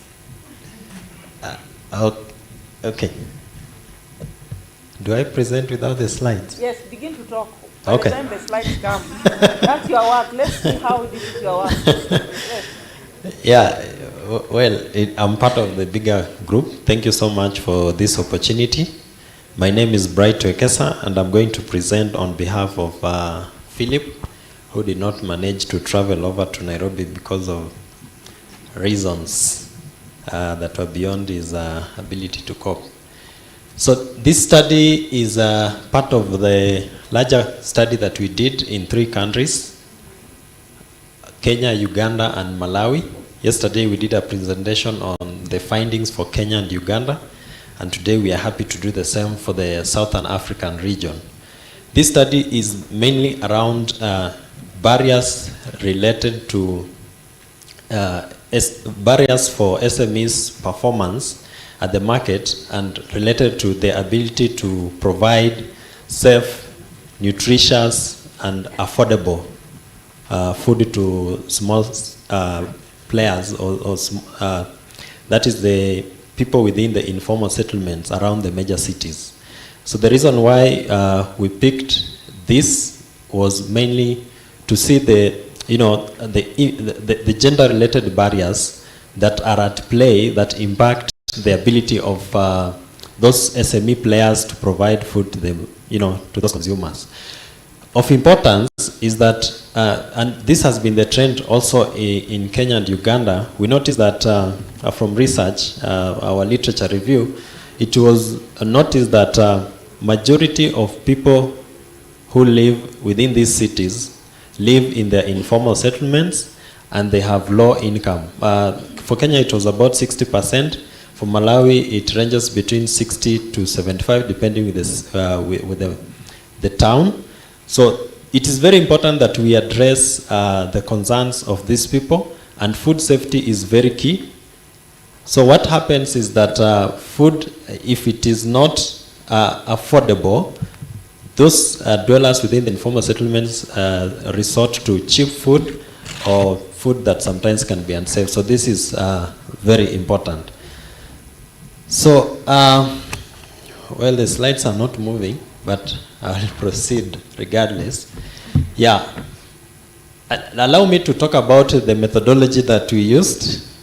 I have 4 minutes. Thank you. Yeah, so this study, we did it in 4 markets, sorry? Just move to the major findings. Yeah. Go to the findings. So, thank you. Thank you so much. So, the main markets were, we call it Waka Waka, Chinsampo, Kauma, and Nsunkwi. And for those who come from Malawi, forgive me if I don't mention them well. Yeah, so what we did was that we had conversations with the SME players, that is the traders within the markets, through a survey. We did about 271 participants. And then we also went ahead to have conversations with the market leaders, local leadership, the county, the council leadership, and national government leadership through, key informant interviews. Then by the end of the day, we did the analysis. We did a trivariate probit analysis, and we also anchored this study on Naila and Kaber, framework of social relations.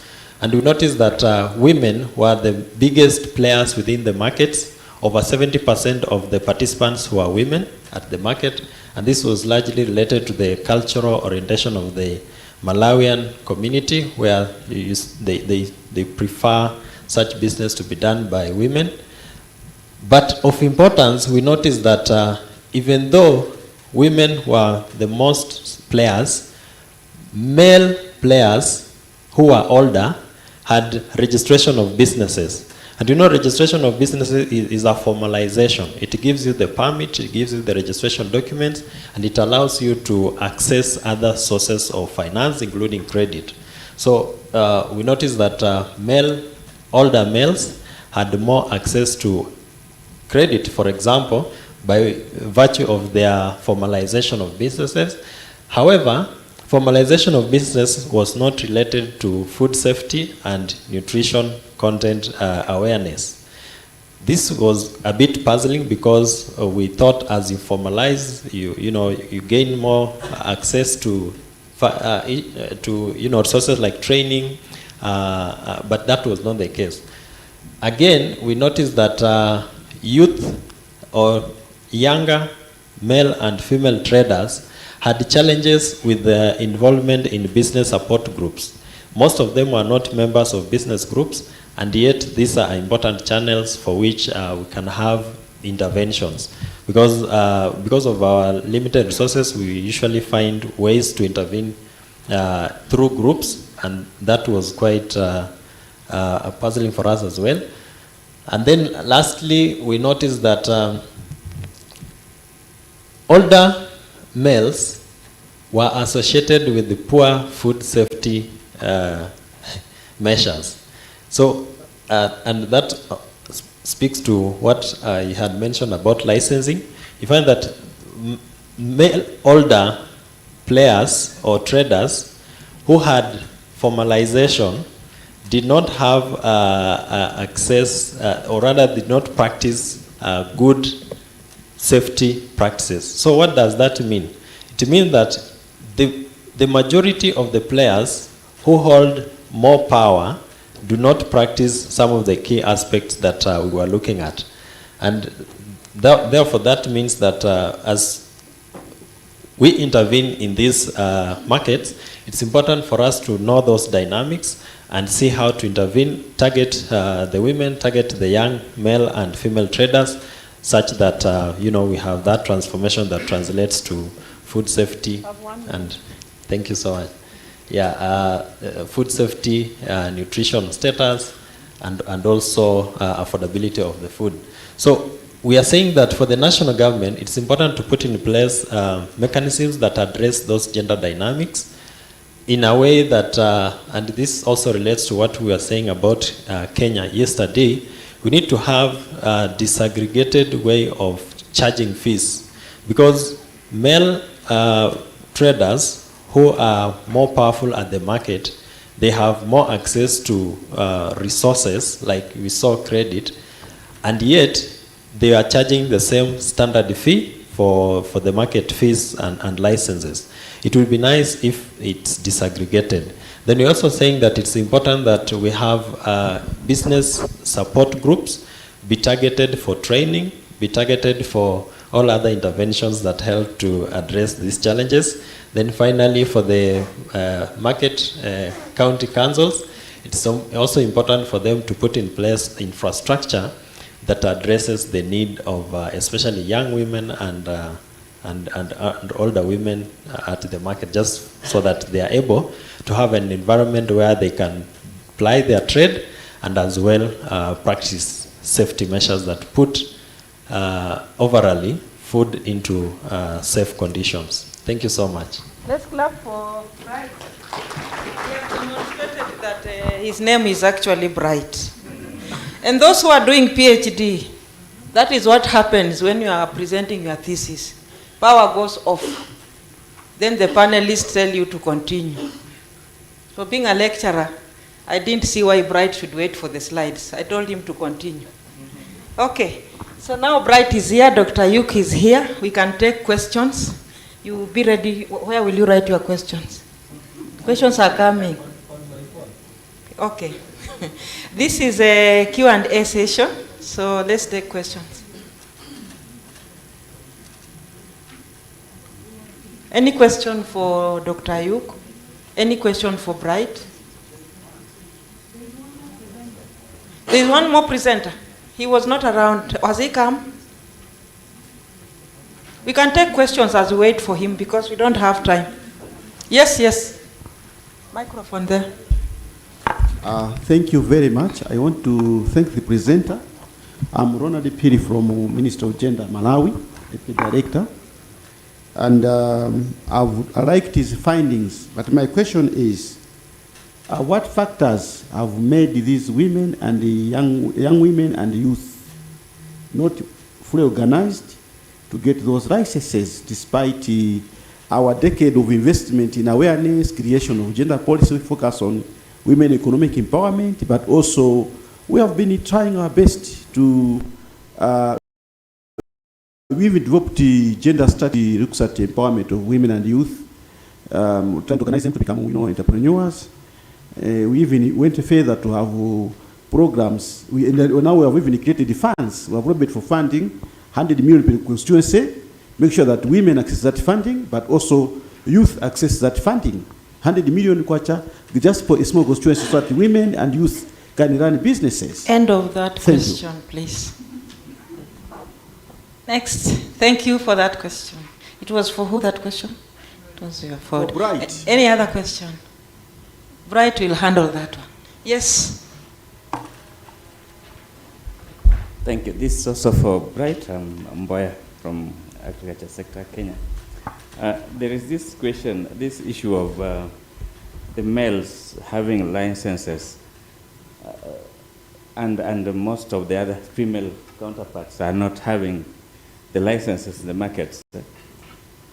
Maybe you could shed more light on this, because is it that the license system is in such a way that it discriminates in terms of the access? Are there the fees that are required too exorbitant for the ladies to get?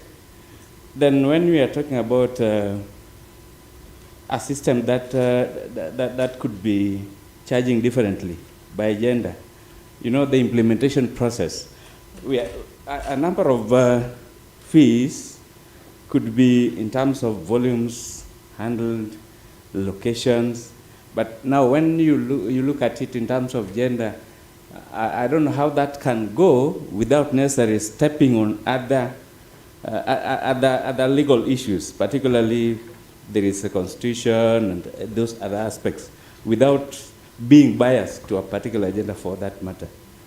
Kindly shed light on those two areas. Let's take one last one. Yes. Microphone, please. Yeah, I think I'm wrong to that. Yeah, my name is Tom Obicho from the University of Nairobi. My question is very simple. The presenter from Malawi has given us a picture that looks very negative, more especially as it relates to women. And I'm wondering, is there any case or any example you can tell us where those markets are working to the advantage of the empowerment of women, or everything is negative? Thank you.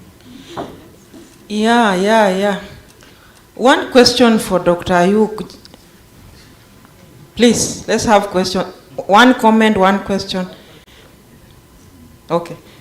You can take that as the process for Dr. Ayuk. Dr. Ayuk, it seems they understood you. He's in hot soap. Right. Use this. Okay. Yeah, thank you so much for these questions. I'll respond to Ronald and Boya's questions. I think they are related because they are talking about the issue of licensing, why male traders had licenses, whereas their female counterparts did not have. And I would say this was also the same for Kenya and also for Uganda. It seems like it's a cross-cutting matter. And from where we sit, it was related to two things. Number one was the issue of cost. They are saying that the cost is high because for Kenya it's around $100. For Malawi it's about $65. So they are saying that this cost is high and it is paid usually at once. So they're saying that, in fact, for women in Malawi, they suggested that they would rather the license is provided to groups rather than individuals. Then they'll be able to cost share those licenses such that it brings down the overall cost to an individual, and then in a way it boosts them, because just like it was for Kenya, for Malawi, the male traders also had access to even better stalls. You know, and the good things that I was also there in Malawi personally. I was able to observe some of this. The market infrastructure is the way it is developed. The stalls that are closer to the entrance, they are regarded as prime, and most of them are, you know, owned by male and especially older male participants. So, but I agree with that was I think Mr. Boya, who said that we really don't need to have gender disaggregated licenses. Well, that could be true. However, for affirmative action, if it is not working, for affirmative action, I think it is possible that you could set a time frame to boost the performance of women, just so that you bring them to a level that is almost closer to that for men. Then, Prof. Ondicho, you say that it's all negative. Yeah, I think it's because I was summarizing, but there is also something that we realized was working. When it comes to credit, for male traders, most of them, of course, depended on formal credit system. But for female traders, they depended on, in Kenya we call it merry-go-round. There is a Malawian name that I've forgotten, which also relates to the same. They do pooling of resources and contribute to each one, in fact, on daily basis. And that was really working to help them acquire daily stock compared to their male counterparts. So I found that to be a very interesting form of organization. Thank you. Thank you, and sorry, photographers, for my habit of standing. I'm the Dean of Students. I deal with the Gen Zs. If you talk to them sitting, you can't get it right. So, any other comment? Yes? Thank you very much. My comment goes to Bright as well. The way I look at this recommendation of yours, I don't know whether it will pass the test of time about the fees. Because if you are doing business, you are in business. There is no saying that I am a woman, so I shouldn't be taxed at 15% VAT or something like that. Okay? So I was maybe trying to think that, did you try to explore the possibility of these people, instead of operating as sole proprietors, maybe they become partners, they do business in partnerships?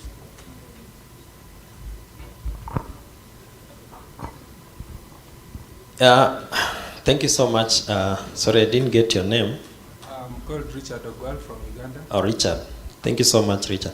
And I think that's a good way of looking at it. I think we did have those discussions, but I feel like that can work.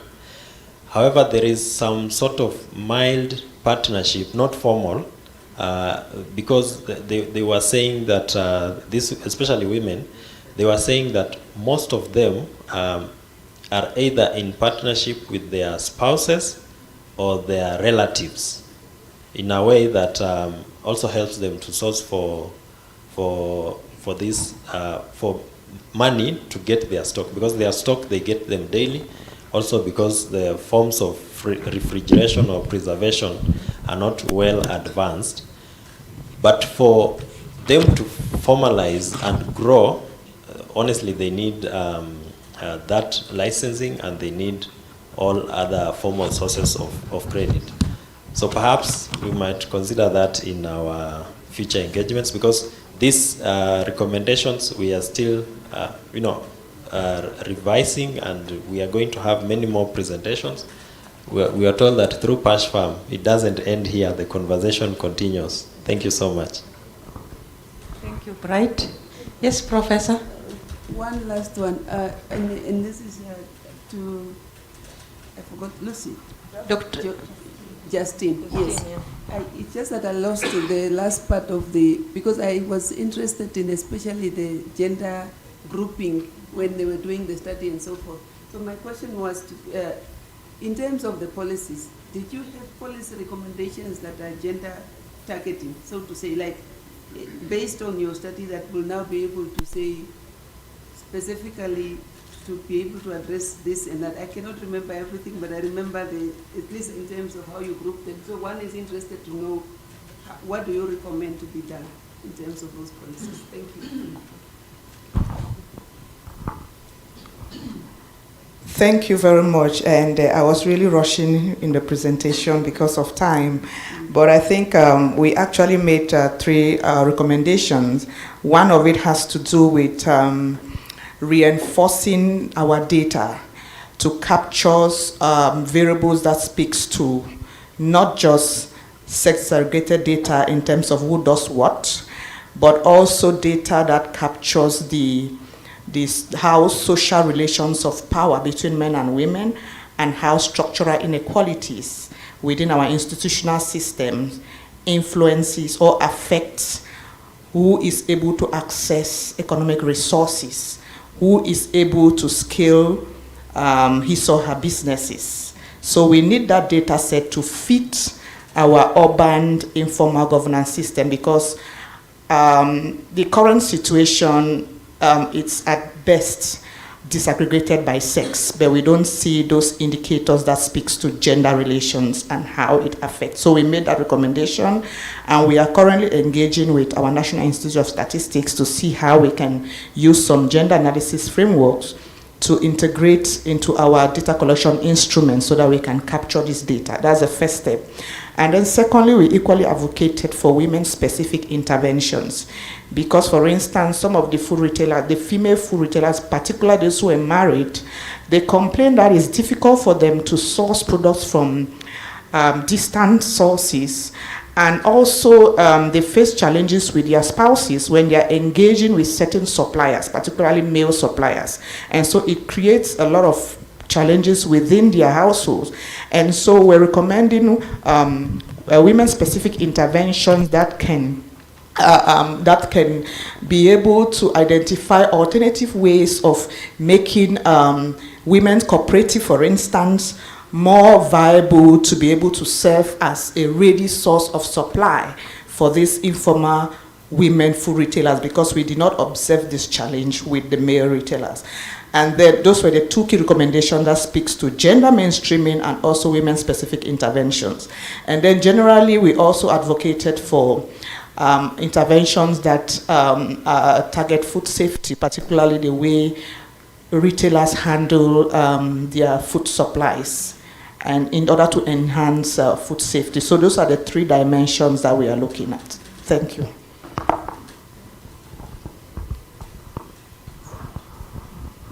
Thank you for that. Any other question? Yes, micro there.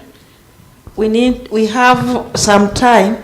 We will give Dr. Lanoy the last 5 minutes to guide us. Thank you so much. My name is Rachel, and I participated in the Ugandan team. Actually, I was also part of that team in Malawi. So these findings we are actually speaking out is what is happening on ground. And this is the exact response we get from the policymakers, just like the way we're talking about it, and somebody will tell you, no, if you're actually in town and you're doing business, there is nothing like you're a woman and you are a man. So you have to face the same things, the same licensing, the same fees. But come on, we are coming down to this gender and to these gender issues, and we did deep gender kind of analysis. And the fee that you are going to charge for this business as a license, for example, a month in Uganda, it could be around 300,000 Uganda shillings. And that is a capital for a woman, you know? So you want that whole capital for her to be paid as a license.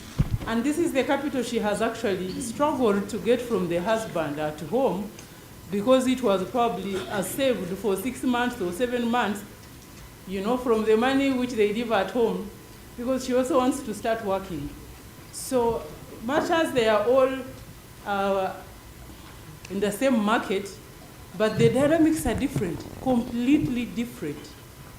So we have to appreciate these things. And that's why, I think that's why we should have such a kind of dialogues. And for us, what we report are the research findings. So if there is nothing like, there is no agenda licensing, well, we are reporting that it was a huge challenge and it is out there. So if you want the women to perform very well in the market at the same level their counterparts are performing, we need to look into these things. Thank you so much. Yes. Thank you very much. She's called, she's here. Dr. Rhoda is online. She will do her presentation and will carry her questions forward to the afternoon session. Rhoda, you have, Dr. Lanoya has said you get 10 minutes, but I can see you only have 8. So Rhoda, please.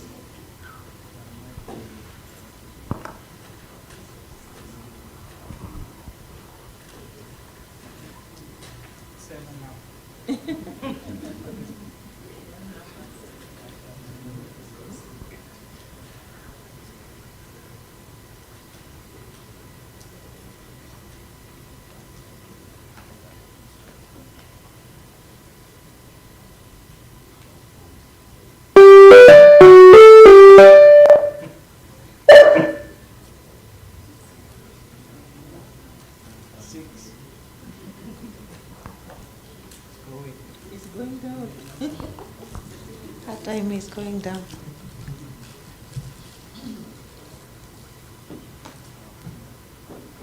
Can you hear me? Yes, yes, Rhoda. All right, okay. I would like to share my presentation.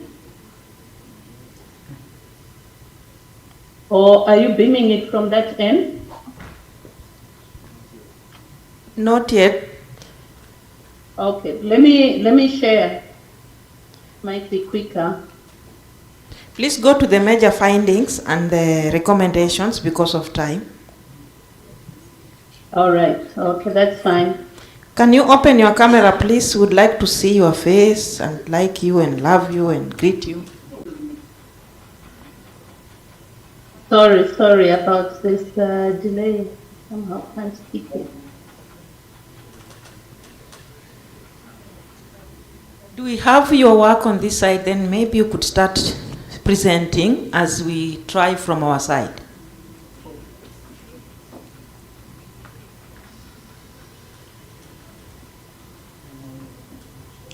Judy? Judy?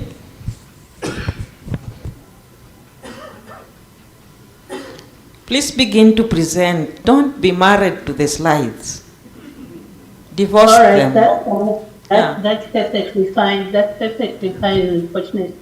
Can you please hear me very well? Yes, yes, yes, yes. Okay. So this is a paper that we worked on with 2 colleagues, Martin Paul Tabe, who's with the World Bank, based in Washington, and another colleague, Sophie Michael, who's based at Douala University, and myself. I'm from FAO, Zambia country office. So what we did was we examined the relationship between wealth and consumption of healthy and nutritious diet. So as an outcome variables, we looked at 2 variables that defined consumption of health and nutrition diet. We looked at the household dietary diversity score and also the food-based dietary guidelines. So we asked the question, how does rural wealth rural wealth defined in terms of ownership of productive assets and livestock. How does that affect household dietary diversity and the consumption of nutritious food? So for household dietary diversity, as some of you already know, this is a composite of 12 food groups that are consumed by the household. But because our focus was to really narrow it down to nutritious foods, we removed 3 food groups that are not healthy. Things like the sweets, you know, that category, we removed about 3 of them. So we remained with 9 food groups. And also the food-based dietary guidelines. Some of you also know these are the scientifically proven recommendations that FAO is promoting in different countries. They are localized and they are based on 6 food groups: cereals, vegetables, fruits, fish, or the so-called animal source foods, the dairy, the legumes, and pulses and nuts. So we ran a regression where the outcome variable represented the 2 outcome indicators, the HDDS and the food-based dietary guidelines. Then we also ran a vector of household level control variables. So in our presentation of the results, we looked at both, or we presented both results before controlling for different variables, and also results where we controlled for the different variables at household level. These included things like education level of the household head, whether the household head is in employment, and different control variables. So I'll now just take you straight to the findings. So what we found was that rural wealth is important for the consumption of health and nutritious foods, because the results indicate that the wealthier households, those households who had productive assets, those households who had livestock, they consumed the nutritious foods more than, or let me just say, they were more likely to consume the nutritious food more than the households who had less of those productive assets, which represented wealth in our case. Then we also ran disaggregation for the women, where we found that women also benefited from the implication of these rural assets and also the livestock. And then with increasing rural wealth, households migrate from starchy foods, and this is what we found, to more healthier foods such as proteins. We know that some literature points to the fact that when households are wealthier, they tend to eat more unhealthy foods such as junk foods. And that is probably likely so in the urban areas. Our data, the data we used, which was panel data, consisting 6,600 households nationally represented in Zambia, and statistically significant at provincial level. Our data was mainly rural. And in the rural areas, what we found is that the wealthier households diversified their diet. They were able to take things like milk from those food groups and also animal protein. And then what we found is that all livestock matter, livestock like poultry, they matter most for the rural household, or rather the smaller livestock, because households were able to frequently consume those than the large households, the large livestock. What are some of the policy implications? So we are recommending strengthening and supporting the livestock production system, as well as encouraging rural wealth, improvement or accumulation of rural wealth.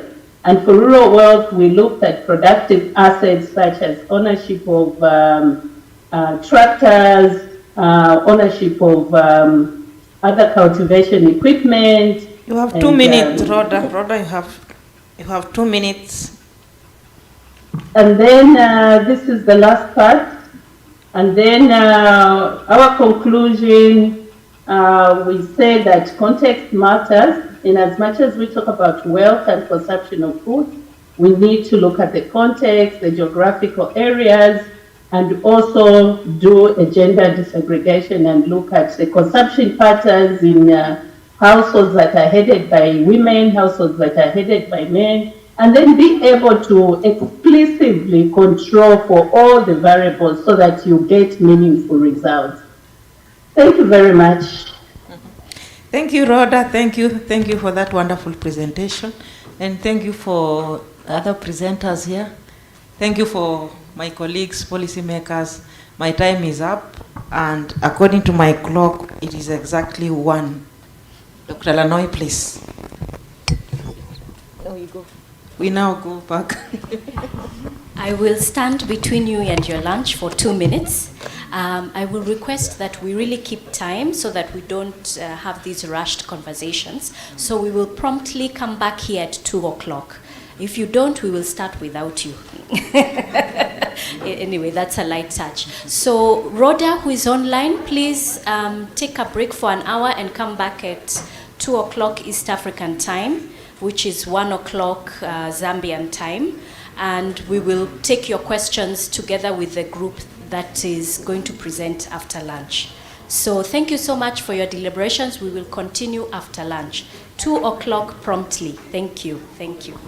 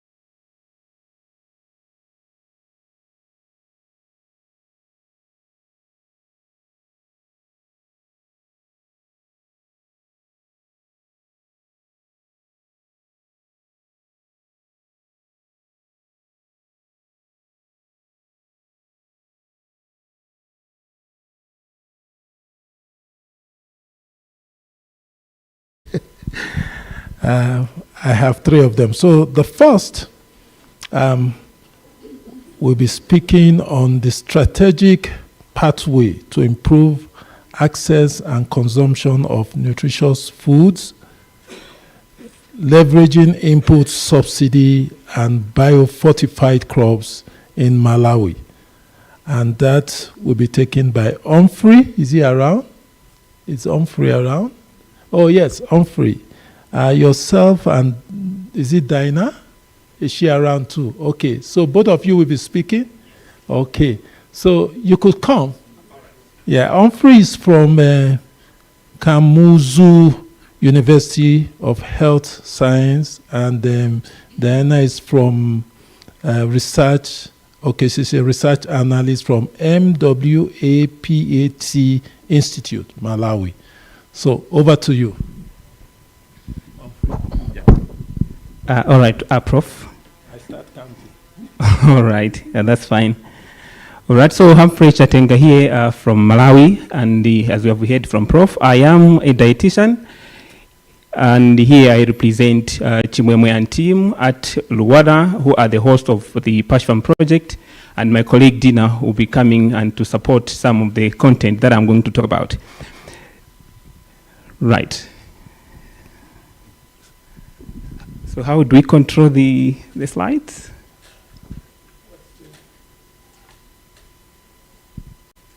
There's nothing here.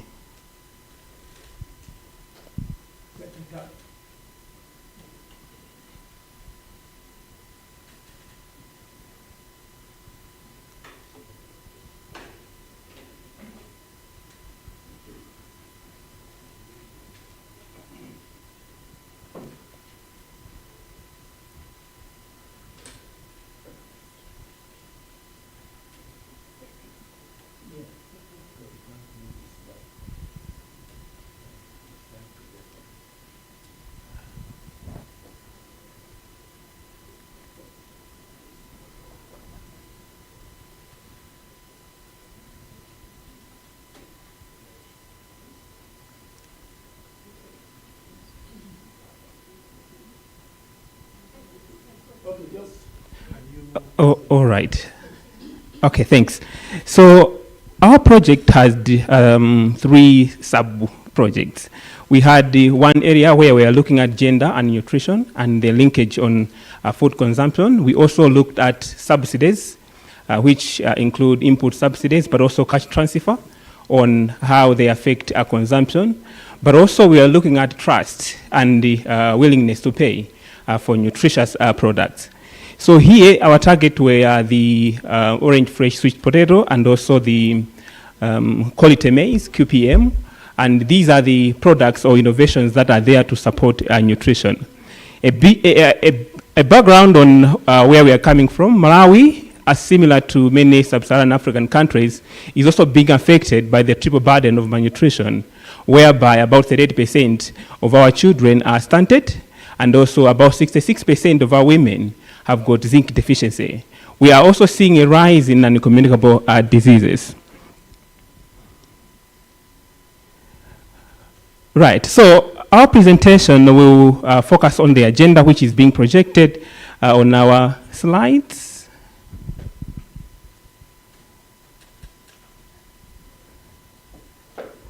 Okay. All right, so that's the outline of our presentation. And quickly we are going to look into key messages, but these will be reflected again at the very end. So the key messages here is that we observed that use of orange fresh sweet potatoes, but also quality protein maize consumption remain very low despite the interventions being introduced around 2016 in Malawi. We are not seeing a lot of commercial farmers producing it. And we also saw that social trust within communities strongly influence consumption, where we saw people trusting their peers as compared to maybe from healthcare workers and others. So we are proposing, based on the research, that we need to prioritize our interventions that should target knowledge sharing, but also skills to drive consumption of these products.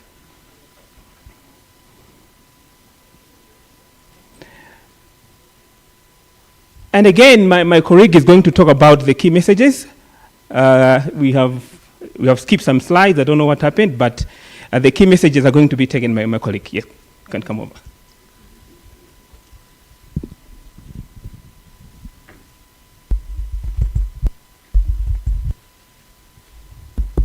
Okay, yeah, just a moment. Okay, right. So this I've already presented this, but now she will come in with the next part, which is the results. Yeah, key findings. Yes. Thank you very much. My name is Dina Salonga, as I've already been introduced. I work with Mwapata Institute, an independent agricultural policy think tank in Malawi. For the key findings,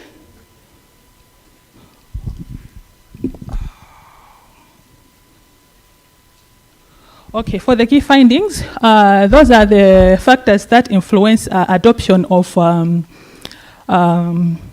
biofortified crops. We noted that gender plays a role in adoption of biofortified crops, as women dominate in cooking in the kitchen, but also use, while men dominate in the farm. We also noted that female-headed households consume less of the biofortified crops than men, and limited autonomy reduces women's ability to produce, purchase, or consume biofortified foods. Another thing is knowledge and extension. We noted that for the households or the farmers that were knowledgeable enough on nutrition education, where it was easy for them to participate in the adoption of the biofortified foods as compared to the non-educated farmers, while for as compared to the knowledgeable farmers, while for the education we noted that consumption of the biofortified products increased for those who are educated than for the non-educated ones. Another factor that contributed to the adoption, we found that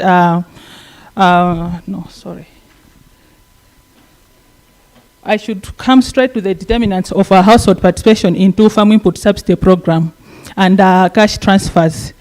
This we noted that we also noted that this part is for specifically for the farm input subsidy program, but also cash transfers, while the previous one was for the adoption of they call it adoption of biofortified crops. This one is for cash transfers and input subsidy program. We also noted that gender and age of household head had effect in participation.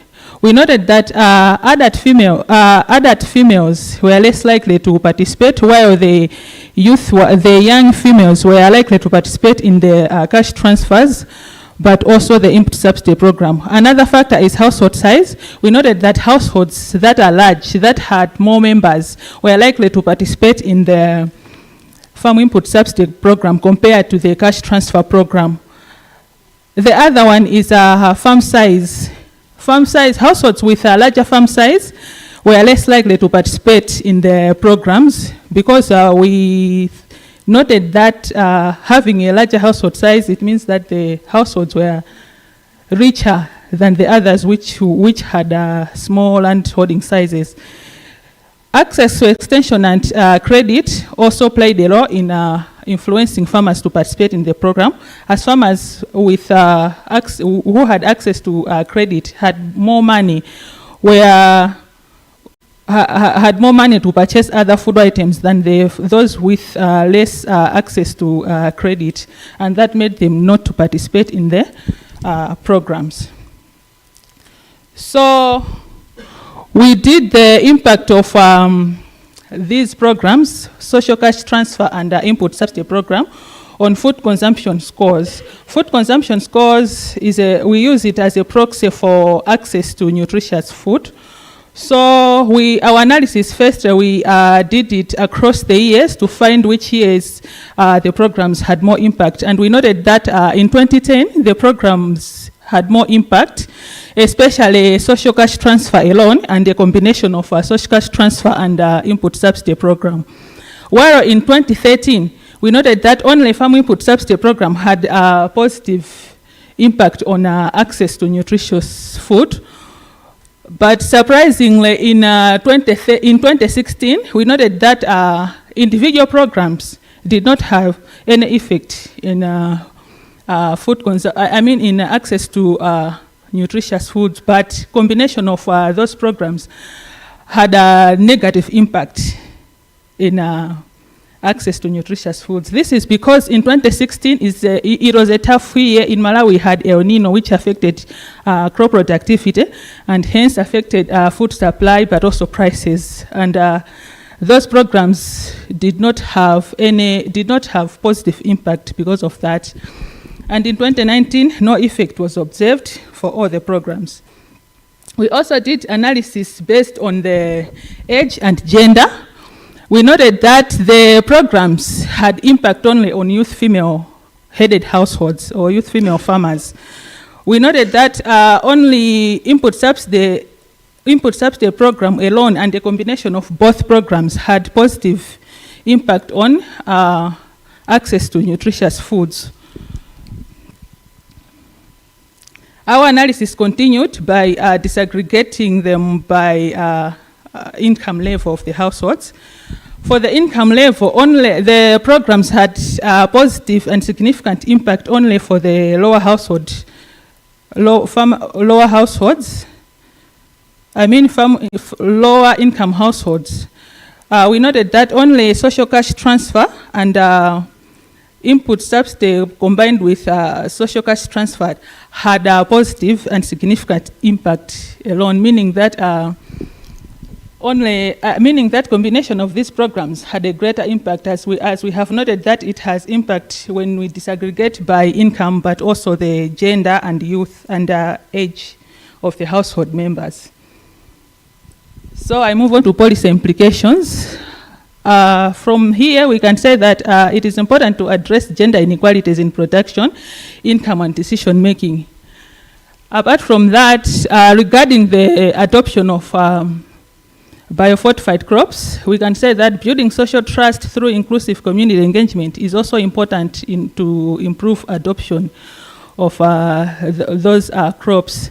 Expanding nutrition education to all household influencers is also important, as we have noted that there are disparities in adoption of biofortified crops by gender, age, and different factors. Another thing is we need to consider context-specific differences in terms, preferences in terms of biofortified crops, whether the OFSPs or the QPMs, because we have noted that the project was implemented in 2 districts, and we noted that those 2 districts have different preferences in terms of biofortified crops. So we need to consider context or district-specific preferences in order to improve adoption.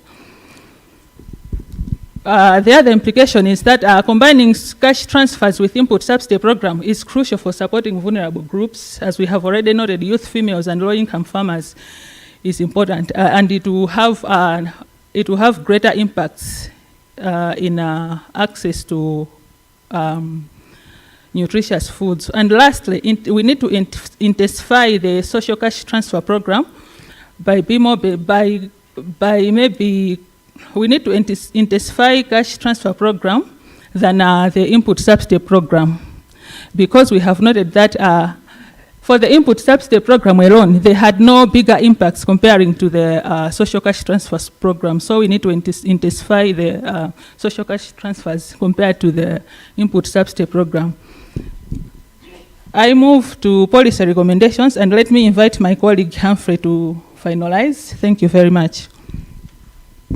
All right, thank you, Dina, for indeed taking us through that. So quickly on the recommendations, we have crafted our recommendations based on 3 levels. The first one is on short term, and also medium term, and then the long term. So at first, we want to expand the programs, and here we are looking at funding the cash transfers, but also the subsidies. We also include the reach of the behavior change campaigns. What we saw was that young adults were not being given the education that they need to adopt the technology. And more so, we noted that most of the interventions were targeting the specific population. For example, young men were not being included in the education for this, as it was taken as a female-dominated kind of activity. So in a medium term, we want to integrate cash transfer input subsidies and the community nutrition education into unified programs. Here we are looking at the Minister of Agriculture, Minister of Health, and Department of Nutrition. And also we need to strengthen gender-sensitive and youth-inclusive extension as we want them to participate more in these adoption of the new technologies.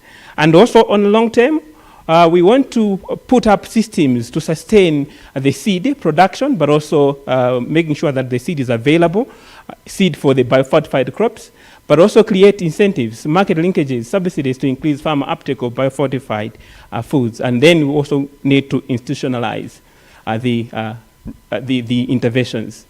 So lastly, which is the last part of this discussion, is we just want to encourage governments to commit to these changes. We want to encourage sustainable funding so that we are not dependent on external funding, which will limit the sustainability of the interventions, but also want to implement strategies that consider proper monitoring and evaluation of the program to determine the impact.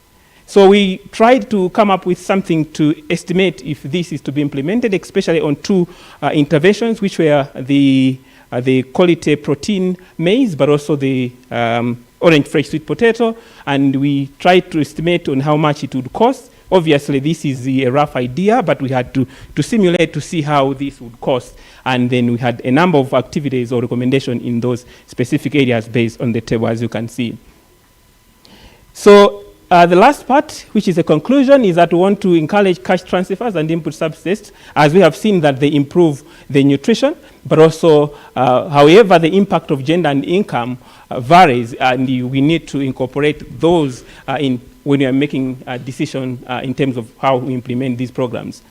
Building trust, gender equity, and nutrition education is essential, as we have seen in these studies, and also that we need to target the biofortified crops according to the target region or district, as we have seen in the disparities that we saw between the districts where we did the study. So the call to action, which is the last part, is we want to encourage policymakers to urgently prioritize integrated gender-sensitive and evidence-based intervention, including the cash transfers, subsidies, and also to incorporate the biofortified crop consumption to reduce incidences of malnutrition. Thank you very much.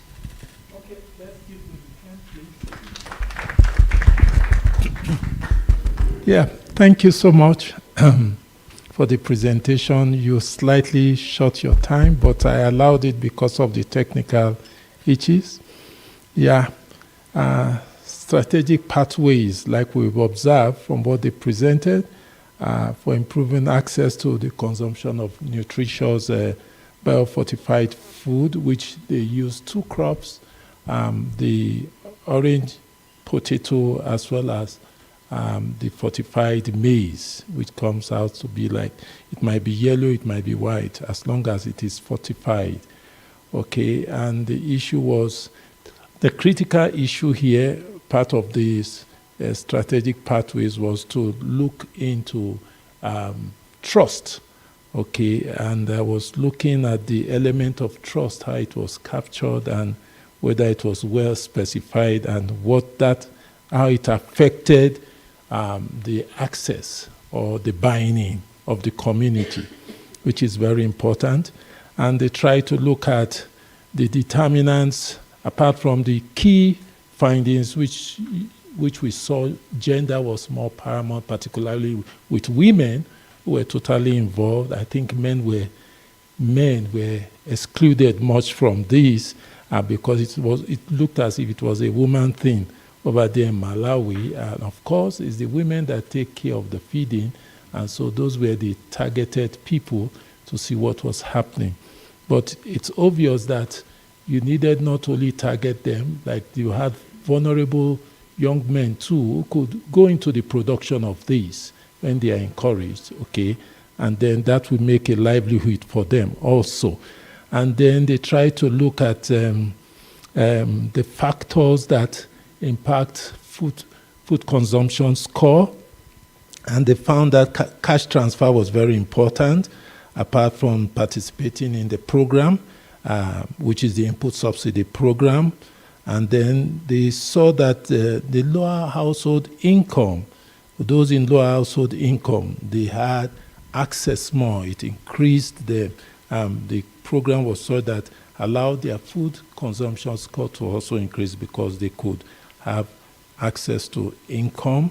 And then they found out that it was necessary that when doing this program, you have to take into context the district where these so-called commodities or products could be grown so that it is acceptable on time.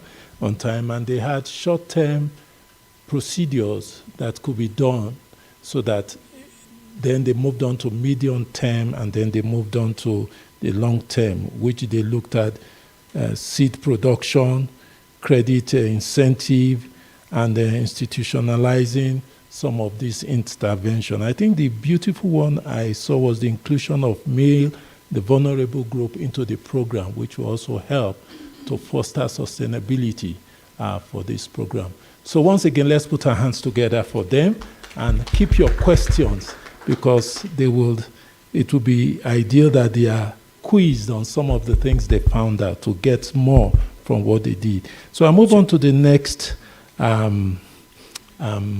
presentation, which will be done by Edward. Is here, my friend, and that has to do with integrating informal food vending into urban economy in Zimbabwe.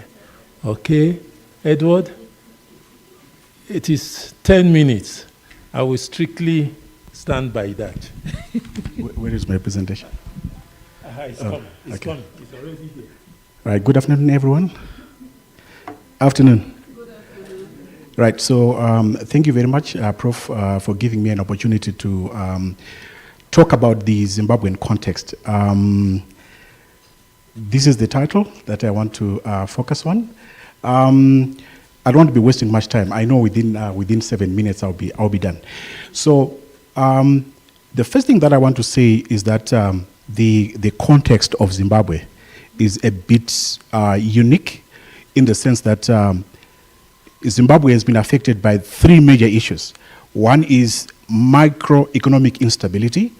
Number two, we have economic sanctions. We are the only country, I think, in Southern Africa which is facing economic sanctions. And then because of economic sanctions, we have also faced an issue of deindustrialization. So those three factors have actually precipitated a number of issues, especially as far as bringing informality into the country is concerned.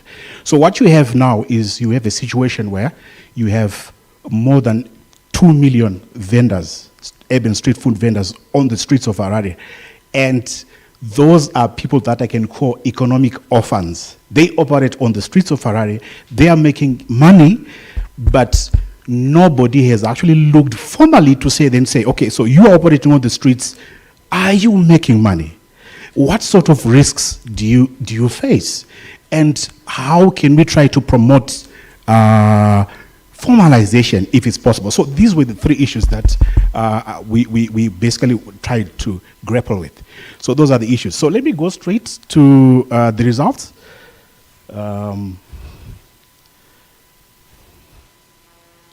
Right. So the first question, do they make money? Does the vendor make money? So the answer is yes, they actually make money. How much do they make? We see that males tend to make more money than women. Why? Because of two reasons. One is you have a situation where males normally go for the processed goods, so they stay longer. So because they stay longer, so that's one reason. The other reason is that you have males also they have push carts, and so they can easily move around. Unlike women, they're just operating on a particular position. So that explains why we see males seeming to get more income than women. Now, let's consider the risks that if we factor in the risk that these individuals face on a single day. You'll find that we used a method which is called the fuzzy numbers approach. And what we discovered is that if you incorporate risk, all that income that these guys are making automatically fizzles out to zero. In fact, actually it becomes negative, which means in as much as these guys are making money, that money is not real money if you factor in the element of risk. Then the other thing that so this picture is just trying to show you the different activities that taking place on the. So you can see mostly it's the vegetables, but also you see some processed stuff and also some craft. So it's a range of products that you see on the streets of Harare. Now, what are some of the major challenges that we observed in terms of issues that are affecting the nation, the vendor in Harare? Number one, there are too many. There's simply no space to accommodate the vendor. So something ought to be done. We need to have spaces for them. Number two, if you look at even the quality of the environment within which they operate, you don't have toilets, you don't have water, you don't have the basic amenities that you would expect from spaces that vendors would ordinarily be expected to operate. And also we have a waste problem. It's a big problem that we now see. And in fact, I wanted just to indicate to you that in 2023, Zimbabwe had a major problem with cholera. We had a cholera outbreak that killed a lot of people in 2023. So you also then begin to see these activities also creating other problems for the nation in terms of disease pandemics. You also don't have lighting. and so many cases of women being raped at night. And these cases are going unreported. And this is a major issue that we also see. And then a major problem also that we have observed is that I think my brother from Kenya, I think someone mentioned that you have to be on the run every single day, because when you go to the streets, you just have to be looking around, because the police can just come anytime to confiscate your goods. So this is a major risk, but also it's creating opportunities for corruption, because when they catch you, for example, what they can do is they'll just give you two options. Either you go to prison or you pay some money to someone so that they will release you. So it's actually creating another problem, which is called corruption.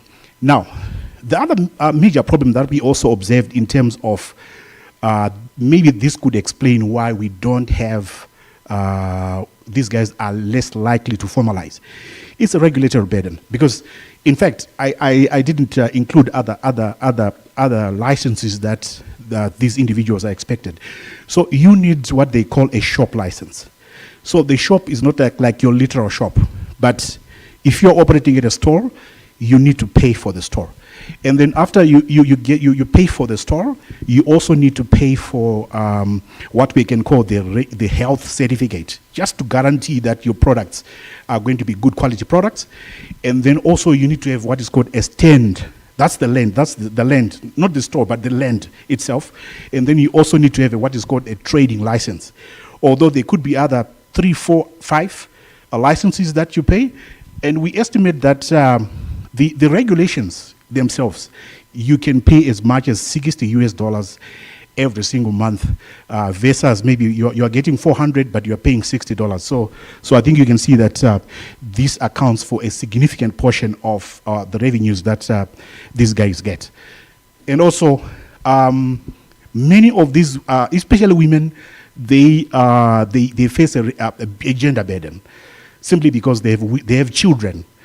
They are on the spots, but they also have children, and someone must be keeping those children. So it is them that keep the children as they do their day-to-day business. I'm just about to finish. So what do we think are the major recommendations? So first thing I want to just highlight is that before we started this study, we engaged the city of Harare. And I think most of our recommendations, they were taken on board. We had suggested that there is a specific way that you need to provide infrastructure. And so we knew we have a new market that is state-of-the-art stores. It has a car park. There are toilets. There is several other amenities. I think the only thing that is not there is I think there's no child care center, but most of the things that we had recommended, they were actually taken on board by the Harare City Council. And then also, so in terms of the medium term, the reason why I actually say that this should be medium term is that I think the fundamental issue is that we need to address what I can call the issues of regulation, because you can't train people that are illegal.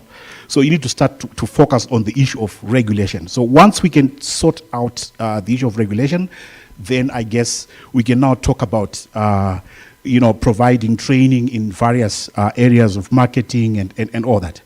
But more importantly, I think in the long run, we need to look at the policy framework itself. We need to harmonize the policy, particularly looking at how we can then reduce what we call the cost of compliance.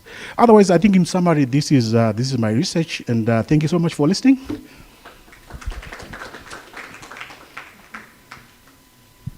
Yeah, that was good, Edward. Thank you so much. Edward is from the University of Zimbabwe. Yes, quickly, I looked at 3 critical areas that hinder vending in Zimbabwe. One was the micro macroeconomic stability, and then he talked about economic sanctions and rest of it that had prone people to begin to vend food, okay, as a livelihood choice to make income, okay. And then another thing we saw is that the vending, though both women and men were involved, but again, men were more than the women, and the reason not far-fetched because they stayed longer in the place of processing, okay, and moreover, the movement, because if it's at night, it's better men move than women, otherwise they will be raped, and that's a big problem. But added to that were other risk factors he tried to address in making the money. And then in doing that, he looked at challenges with respect to space that is required, with respect to facilities that are needed even in the spaces, and then with respect to certification, okay? Because again, police will come in if you are carrying, and he said it encouraged corruption.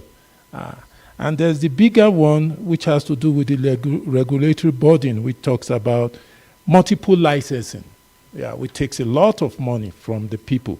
Then he talked about gender burden, and he went on to try to recommend by talking about the short term, the medium term, and the long term. Short term dwelt more on infrastructure and reduction of cost, compliance. Medium term talks about the training of those who are going to go into the business so that they are better informed on what to do. And the long term talks about policy harmonization. And again, let's put our hands together once more for Edward. Thank you so much, Edward. And yes, my very good friend. I thought I was going to be in a session, but as chance we have it, she's in this session. And I'm talking about Selma. Yes, Selma. Unlocking the potentials of food SMEs to support low-income communities to generate income and improve food security in Southern Africa. So Dr. Selma will be talking. She's from the University of Pretoria.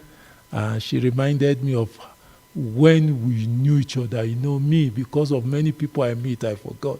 Then I started eating myself why I didn't remember.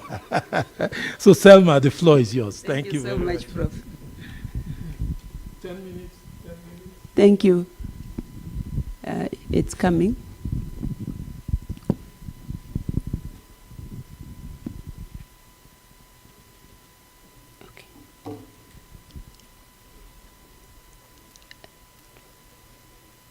Did I press something wrong? I wanted the cover page with people's names.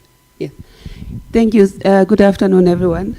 Let me see if I can beat Edward. He did in 7 minutes, but I don't think I can do that. So I'm here with some colleagues from the University of Pretoria, and one of the person there is at the University of Applied Sciences in Sweden, which is Enoch. So I thought of just in terms of the outline, that's what you are seeing there. But since I was able to convince my policy delegates from South Africa to come and attend this session, I thought of just at least showing them that which places or who are the stakeholders we talk to. So we talked to the Department of Small Business Development. Unfortunately, that stakeholder could not join us due to other commitments. We talked to the 2 big metropolitan municipalities in the Gauteng province, which is the city of Tshwane, and they could also not come. So we talked to the small. Now, things happen. Like, I remember the colleague from Ethiopia who said when we recommended the policies, there were different ministers, now regime change. So the colleagues sitting here, when we talked to them, they were part of the Small Enterprise Development Agency called SIDA. Now it has merged with the funding agency and is now called SETFA. So he is now representing that. Yeah. And the city of Johannesburg, my colleague, Ms. Becky there. So, and then of course the most important stakeholders were the businesses and the consumers. So here is just in terms of background, and I don't have to run through it, but what we're trying to emphasize here is really to say that in many, and I think from all the presentations we've listened to, most of the small businesses are vital for economic development. They provide food, they provide employment, they provide, despite all those good things that they do for the economy, they also face challenges. So, but what we're saying there is that, because our studies is 2-in-1, as we will show, we talked to SME food, so the businesses, but we also talked to the consumers who were buying food in the streets from those businesses. So we try to look at the two as two combined studies, but looking at different objectives. So what we're saying here is that when it comes to the consumer side, food insecurity remains a challenge in Africa. And what we were trying to show here is to say that, especially when you look in terms of the statistics, you'll find that they say 1 out of 11 people worldwide are food insecure. And on our continent, 1 out of 5, which is about 20% of people being food insecure. And in the case of South Africa, the statistics that was given there a few years during COVID was really to show that there is a significant portion of households of food, or people who are food insecure in the country. So what we are trying to show between the two studies is to say, how can we look, what are the factors that actually play a role for the small-scale businesses, food vendors, to be able to also provide food for the low-income consumers. So the two studies are as follows. The objective of the SME paper, or the businesses, was to examine the SME choice of enterprise and the corresponding impacts on net returns and income in South Africa. So there we used the multinomial endogenous switching regression model. And then on the second paper, we look at the food consumers in the low-income communities. So first was to assess the status of food security in those low-income urban areas in the two main cities, and then to investigate the role of the SMEs and informal food markets, to what extent they can actually provide food, or at least nutritious food, for some of these low-income areas. Now again, to our South African delegates, those are the different areas we visited in Pretoria and in Johannesburg, as you can see. So this, we collected data from 438 consumers, as you can see there, from the different suburbs. And then we collected 474 data from 474 businesses. So the previous one was for the consumers, this one was for, and the reason why we chose Gauteng province is because Gauteng hosts Pretoria, which is the capital city, and it hosts Johannesburg, which is the business hub of the country. So for us, we felt that, and in terms of the representation, the Gauteng province covers about 37% of the informal, of the SMEs in the country. Now, we classified the businesses in terms of 3 different type of businesses. So the first photo you see there, our students were collecting data from, so we call the cooked food vendors restaurants. So there they are. I think the businesses were getting ready. I think it's in Diepsloot. Then in the middle here, it's myself and my colleague when we're doing the focus group with fruit and veg businesses. And then the last one, because people at the first meeting were asking, what is a spaza shop? I have defined a spaza shop in the paper, but this is a spaza shop. You'll find everything in a spaza shop. So those are the 3 type of businesses we have in South Africa. And then in terms of framework, we introduce, so this is the FAO framework that we have adopted, especially for the food security paper. And the block we introduced there was to say, food businesses don't only create food or production and employment and so forth, but they also contribute towards improved food security for the low-income household. So that is what we were trying to illustrate, because from our paper, that is what we found. And then in terms of the business, the food SME, we try to also analyze in terms of the gender analysis framework, which is another paper in making, which we haven't really finalized, but at least in terms of the questions, we included them in the questionnaire, and we found some interesting findings, which I will not be able to present now for the sake of the policy brief, but we used that methodology as well. So what were the key findings? So in terms of the food SME paper, we found that selling cooked food or mixed products earn the highest income. So what was happening is that, because you'll find that, because sometimes we'll also find businesses selling not only fruit and veg, but also dry fruit and so forth. So that was the highest income, fruit and veg, those who are selling fruit and veg only were the least profitable. But surprisingly, they were the most, how should I say, business. I mean, they will always come back. Like when we talk to them, they will say that during COVID, when we lost our jobs of cleaning in people's houses, we've been selling these fruits and veg, and they have really kept us going. So, of course, when we talk, that's the difference between academic findings, robust econometrics, we are saying is least profitable, but in terms of the living for these people, that's their livelihood. So restaurants generates the most weekly income. So those who are selling meat and pap and who are selling the cooked food, they generate the most income. And then spaza shops end the list. Now spaza shop sell even uncooked food. You can find even non-food items in a spaza shop sometimes, depending on where it's located. So that is, and if we were to go deeper, you will find that a lot of the women will operate the other type of businesses, and male will operate, because the spaza shop has a formality to it. Because it's a closed thing, as you saw there, they have to probably pay rent or pay something formal, while the other businesses are on the street and they don't pay anything, or some of them at least, although like according to what we found from the city of Tshwane, they will get some space to operate from where they have to pay a small fee, and the city also provides some support.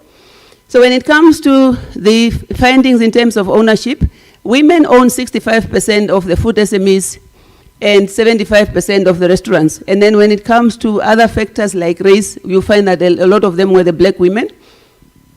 Then when it comes to the food SMEs, they are central to everyday food access. I mean, even people who will be knocking off their offices in town, in the city center, they will go to those street fruit and veg to buy food before they go home. So it really have that easy access for people to collect food and so forth. So the spaza shop, on the other hand, provides the staples. Like, for example, when your big supermarkets close at a certain hour, whether it's 7 p.m., you know that you can run to a spaza shop at the end of the street corner and you will always be able to find food. So they serve that role in terms of making food available. So the choice of food is also influenced by a type of complex set of factors. Of course, the personal one, like the gender, the household consumption, the age, plays a role. But when it comes to business, for example, the way you advertise your business, how long the business have been operating, and whether you are working alone or whether you depend on hiring someone else to help you, because these women wake up very early. They will tell you by 5 a.m. they are already putting up their stalls and so forth. And when you ask, this is now being a woman, when you ask to what extent the husbands are helping, they say they don't even know what we are selling. We leave them there, we come to the streets here. So what we're saying here is that they need someone to, so they share the labor among themselves when they are, like when one runs to go buy the fruit and veg, the other one will be watching over the business. Then the other problem, the other factor that plays a role are the institutional factors. So we package the factors into some themes. So the institutional in terms of like access to credit, access to infrastructure, and so forth. Because like the example that was shared in Zim, for example, you find that these street vendors are selling food, but there are no cooling facilities in the street. So they have to rely on making sure that they sell everything that they have for the day, otherwise the food will perish. So when it comes to the food consumption paper, we found that 48% of the households have so we said that dietary diversity remains limited. So even though people were consuming different food types, it's limited because what happens is that some of them were reported consuming 6+ food groups out of the 12 food groups using the HDDS. The other is like about 40% are fully food secure based on their lived experience over the past year, I mean the 12-month recall. And then 29% of the households had moderate access to a diversified diet, 23 had inadequate access to a diversified diet and consumed less than the 3 food groups. So what we say there in terms of a main, when it comes to diversity, it still remains a limitation. And then the other factors that drive food security are your socio-economic factors. I mean, the type of income of a household, the size, the education, and so forth, and especially where families can access this food diversity. So what we also found there is that most households also source their grain, because one of the questions what we were also asking is to say, where do you buy your food? Where do you source most of it? And they will be able to tell you that they rely on the SMEs, and or they will rely on whatever other source. So we found that most of their grains, fruits and veg, nuts, all these products that we said here come from some of the food SMEs like your Spasa shop. So which shows that this sector has a significant role to play in improving accessibility and affordability for people, especially those in the low-income area. So what are our recommendations? So we also package them in terms of short to medium term and then the long term. So the first one was to say support product diversification. For example, we know that fruit and veg is a livelihood and most people will be relying on it. But then we say encourage them to expand into complementary food products such as uncooked dry food to improve profitability. Because since they are already selling on the street, at least maybe they can expand. And then provide targeted training. And here, some of the services that some of the institutions we talk to provide is to provide training and develop agencies, development agencies to offer practical training on safe food, how to handle them, cooling and temperature management. And this is what the Metropolitan Municipality colleagues also told us, that when they are giving, because there's a small fee that the food SMEs pay, for them to be, maybe the colleagues will correct me, but it's something like to almost be certified or to qualify for government support, you should adhere to treating food in a certain way. And for that, you need training from the Metropolitan City of Tshwane or the City of Johannesburg for you to operate. I can see my colleagues are shaking their hands, so I'm not misrepresenting them.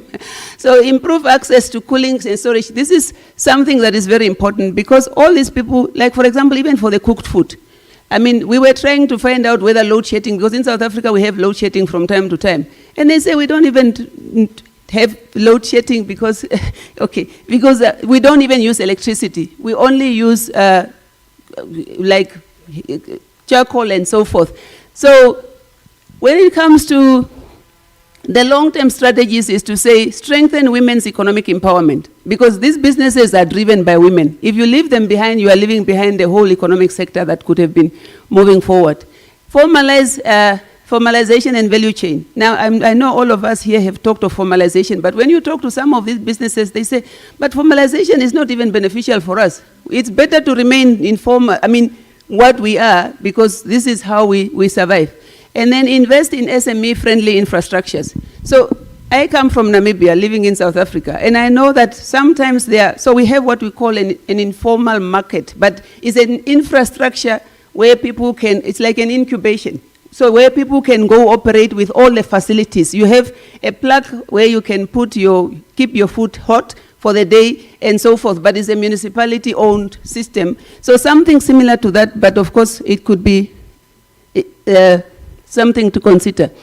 So, but due to financial and institutional support, what we said is that the high cost of cooling and storage, government agencies like including the agency we have here and other stakeholders could support including regulation, business development services and so forth, but also collaborative investment models. Instead of saying government should do everything, municipalities could partner maybe with some other funding agencies to say what other supports can they provide. I thought I was going to beat Edwin, but I didn't. Edward, but yeah. So that brings me to the conclusion of saying supporting food SMEs is a critical strategy for improving income, especially in the low-income communities. Targeted policies and investment such as business support, infrastructure, and training are also very important and they're needed given the enterprise, the way it operates. So therefore, there is a need for these businesses for them to continue and to provide the food and income for low-income communities in South Africa and beyond. They need the government support. Thank you so much.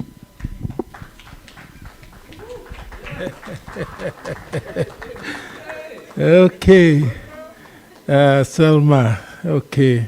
Now we want to talk on and on and on. I'm sure with your talk you've unlocked the potentials of food SMEs, support for low-income communities in Southern Africa. Okay, let me just give a summary of Selma's work quickly. She spoke very well about the SMEs, okay, how they contribute to livelihood of the poor, not only to their livelihood, but also supports the well-being of consumers, okay. So because people buy from them.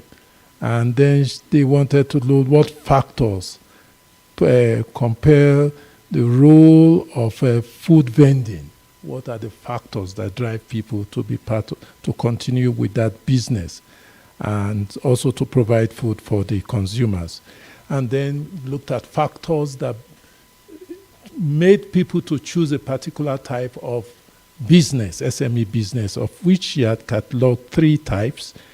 She talked about the restaurant, the cooking, and then she talked about the fruit and veggies, and then she talked about the everything. You just sell everything together, and people look for you because you have, and those ones stay longer than the others, okay? So that when you are going home, at least you can find something to eat, which is good. Okay, and then our key findings, okay? Our key findings talks about that those who sell food make more income. The veggies make less profit, but the least of them is the spaza shops, okay? And women are more in this business than men. And also she went on to say that the SMEs are very central to food, people getting food to eat, particularly when they are going to work early and also when they are coming back from home. And they try to look at factors that influence the choice of vending you do, and they saw social factors, socio-economic factors, the businesses you do in terms of sizes and the rest, then institutional factors, and then going straight to food security itself, trying to see how this dovetail into food security.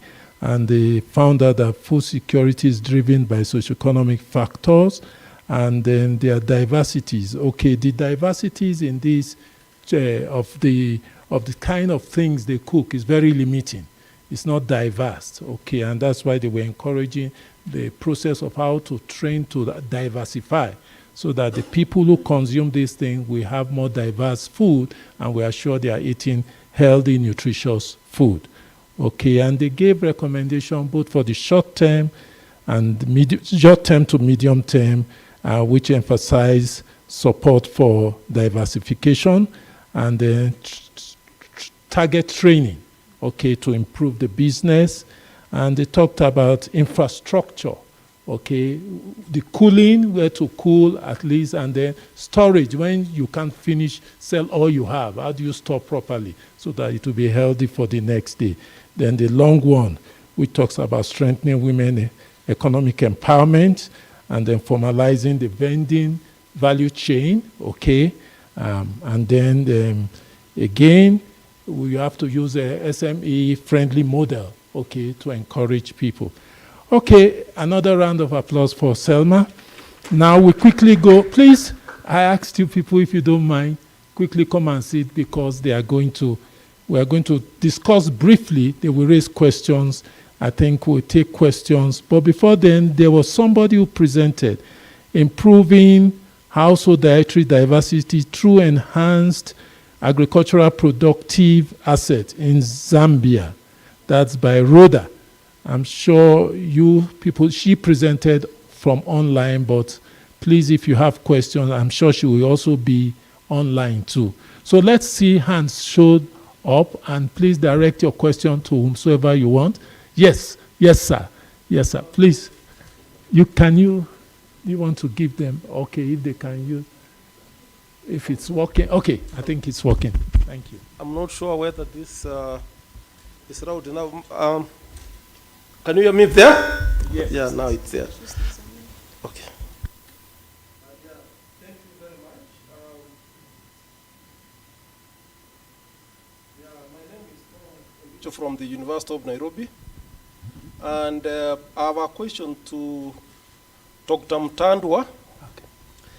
And he made a statement, or he made a finding that men make more money than women. And this is 446, if I got it right, US dollars for men and 280 for women.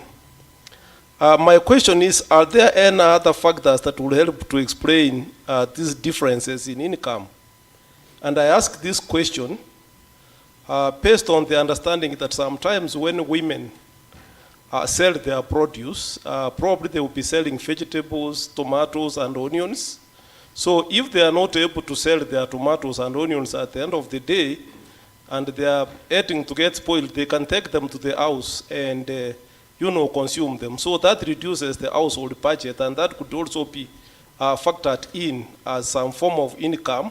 I don't know whether you took that into consideration. Then the other thing is women, because of their other duties, probably, I'm not very sure what happens there, they could be spending less time in the market because they have sometimes to run home and go to take care of their families. So they might open their business a bit late, close a little bit earlier. So you don't expect them to compete with men who work longer hours to make their money. But at the same time, there are other factors that probably that needed to be considered. For example, there are businesses which are co-owned between women and their husbands or their male relatives. Whether how you managed to navigate through that to come up with this figure. The other thing is men. Can you make it short? Oh, sorry, sir? I'm finishing. Yeah, the other thing is that men might have access to startup capital, which women may not have. Therefore, they start with a bigger stock than the stock that women have. And last but not least is somewhat made a presentation here, and I say that the location where one is traded in the market, if you are closer to the entrance, then you make more money. So how does that then affect? And then the issue of where women get their stock from, that distance, will it also be help to explain the differences? Thank you. Sorry for the wrong question. Okay. Let me just see the show of hands so I know. That's number 2, number 3, 4, 5. Okay. Your answers will be very short. All right? You can't take all. Just take the key ones and... Okay, number 2. Yeah. Okay. Mine is just 3 short questions to read from South Africa. And one question is that you do it with the urban areas where most of these businesses are? And my question is, do we have any form of digital marketing in those areas? In Kenya, we have this issue of paying by mobile. So you'll find send by M-Pesa and so on. Even for a mamamboga or that trader whereby you're only paying something for 10 shillings, 5 shillings, you can pay by that. Now, then the other question is, how are payments done? Do they do cash or do they have that option of soft money? Then another question that probably linked to what my brother has asked is there any traceability? Where do they source the food commodities that they are providing to the market? Thank you. Yes, ma'am. For madam, yes. Okay, you can use my... Thank you very much. My question goes to Humphrey. Humphrey, thank you for the interesting presentation. And I was very interested in the factors influencing adoption of the biofortified crops. Now, how did your study handle intersectionality? We are aware that in gender studies and research, one-size-fits-all gender policies do not work, and there are overlapping inequalities, which I did not see you bring up clearly. Thank you. Thank you, ma'am. Yes, sir. And you will be the last. Okay. Thank you. Okay. Hello? Yes. It's just a comment. I'm Charles Dewa from Zimbabwe. For my brother Mtandwa. I think the political dimension of informality, you find that there are people who control trading space, who then influence where you trade and all that. I don't know whether you came through it, because I think that's another very big cost. Thank you. Okay. Do we have any question for Rhoda? The person who spoke on improving household dietary diversity through enhanced agricultural productive assets. Any? If not, let me hand over to my colleagues. So, there are questions for you? Yeah, one.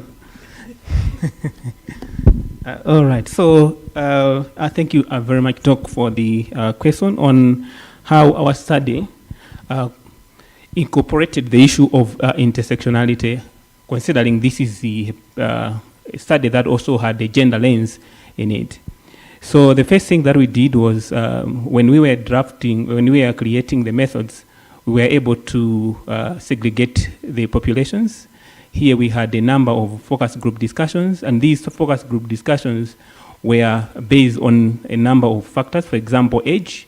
Yeah, so we had the separate groups based on age groups. So we had the women, older women, younger women, but also groups where we had combined males and females. And here we were able to isolate some specific reasons why they were not able to adopt their technologies. For example, when we looked at younger women groups, we were able to see that they were saying their contributions to decision was based on their husbands, as compared to older women. For older women, they were able to make their own decisions, especially the women who were household heads. They were able to make their decisions themselves, but also their understanding of nutrition in there. So those motivated them to make such kind of decisions. So the data, we tried to isolate or to separate the data depending on the age groups, but also the gender, as we also looked into males, male groups on how they, what would influence them to make decisions. So for males, what we saw, most of the categories, whether older males or younger males, it was more to do with finances. So that's what motivated them to adopt the technology or not. They had in mind the economy as the driver for them to take the technology. So thank you very much. Yeah. Thank you. Thank you so much. Thanks for the 3 questions. The first one was on any form of digital marketing. With these businesses, we did not see that, especially those on the streets. What we could say is that depending on, because a typical cheese and nyama, for example, you might find that maybe people who are working in the offices may not come down to buy all the time, but they might order food to say, can you pack for me how many containers I'll come and collect and so forth, but not really. Most of it will be cash. I mean, those people will operate a lot in cash. And the reason why it's in cash is because, and this is not just for the food businesses, but for the other, call it informal businesses, like when you go to a Marapastat, someone selling something on the pavement, if you have a card, they will have to go to another SME that has the machine to pay, and then they will pay, almost like they pay rent to that machine owner. So it's not for free. So therefore, but what you're talking about, I guess, is the electronic money payment, which is not yet there in this food business, at least from the experience or those we talk to. Maybe my colleagues from South Africa can also help me there. And then when it comes to where they source their food, we asked them and they said, well, the reason why they wake up early is because they go to the bulk retailers, like your fruit and veg, which is or Joburg Market, for example, or Pretoria Market, where there will be big trucks of fruit and fresh fruits that are coming in the early hours from 2 a.m. to offload, and then these people will be buying from there, and then they'll bring it to their street. And especially when it comes to, even when it comes to meat, there's also, I don't know what to call it, almost like a bulk butchery, but it's open market. And they go there and buy their pieces early in the morning, and especially even the other parts like your intestines and things, and they will come and sell it on the streets. So that is how they source the food in terms of food. Yeah, I think there were so many questions that Prof. Yes. So I think you were asking why men seem to be making more money than women. Does that sound counterintuitive? Okay, so the way we did our analysis so our sampling unit was, we looked at individual vendors, individuals. These are individuals that we dealt with. We didn't deal with households. So when we arrived at a place, we knew we are talking to an individual that is owning a particular business. And we asked about questions which were specific about what they are doing as this individual that we are seeing on the ground. So that's the first. So our sampling unit was the individual, not the household. Then the income that we are talking about here, obviously we know that there are a lot of stuff that can also be eaten by the individual. So that's why we used economic opportunity cost pricing. We used the shadow prices, definitely. So the value that you are seeing there is not just the cash that eventually gets into someone's pocket, but it's actually also including costs, as in like what you eat, and also savings as well. So these are economic costs that we considered, and we feel that the approach that we used was quite comprehensive. Now, you said that women might actually be able to save. So if they save, then they must be expected to have more. But in our study, that was not the case. That was not the case. I mean, there are many other factors that we did not observe. Obviously, I agree with you. But we could do further analysis just to see if there are any underlying factors that could explain the differences in the incomes that we are observing. But I think so far we are saying men are making more money than women. That's our position. We stand to be challenged there. Then I think there was also a comment from Charles Dewa. He was talking about the issue of the control of spaces. Surely, we did encounter that. But in our case, that was not really the focus of the study. Yes, people are controlling spaces, and you have to pay them so that you can be able to get a space. But yeah, for this particular study, that was not really the focus of our analysis. Thank you. Okay, thank you. I know Rhoda is there. Do you have any other question pressing? Okay, ma'am. I give just for a few more. Yeah. Any other person? So that we can round up the session. Yeah. It can't work. Thank you very much. My name is Josephine Love. I'm a cadre focal person in Kenya, and so my question are just around that. And from yesterday and today, the few presentations I've observed, first of all, thank you very much for this kind of research, because for sure we know that food vending is a source of income.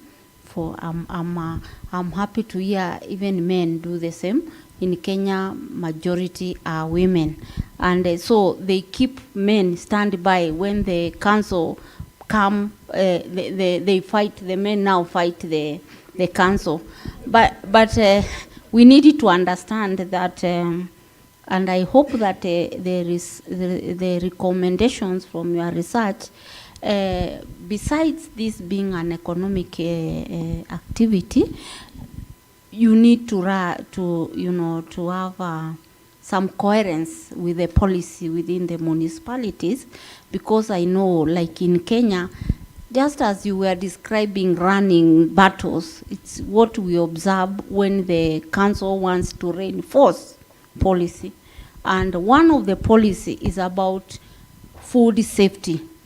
There was a research done many years ago by scientists like you in Kenya, and they found out that those foods that are being vended, they are contaminated. And for those who know the research happened, I will not buy. I'll just say, let me not buy from them. Let me look for where there is proper display.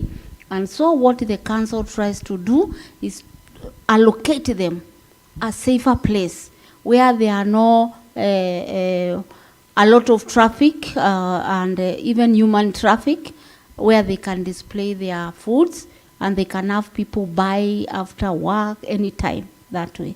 So the battles will continue, and they happen in Kenya. And for us, we say this is law enforcement for our food safety. Number two, they also squeeze the roads, bring a lot of congestion. Or people cannot even pass. When they pass, some step on where they have displayed, vehicles are squeezed.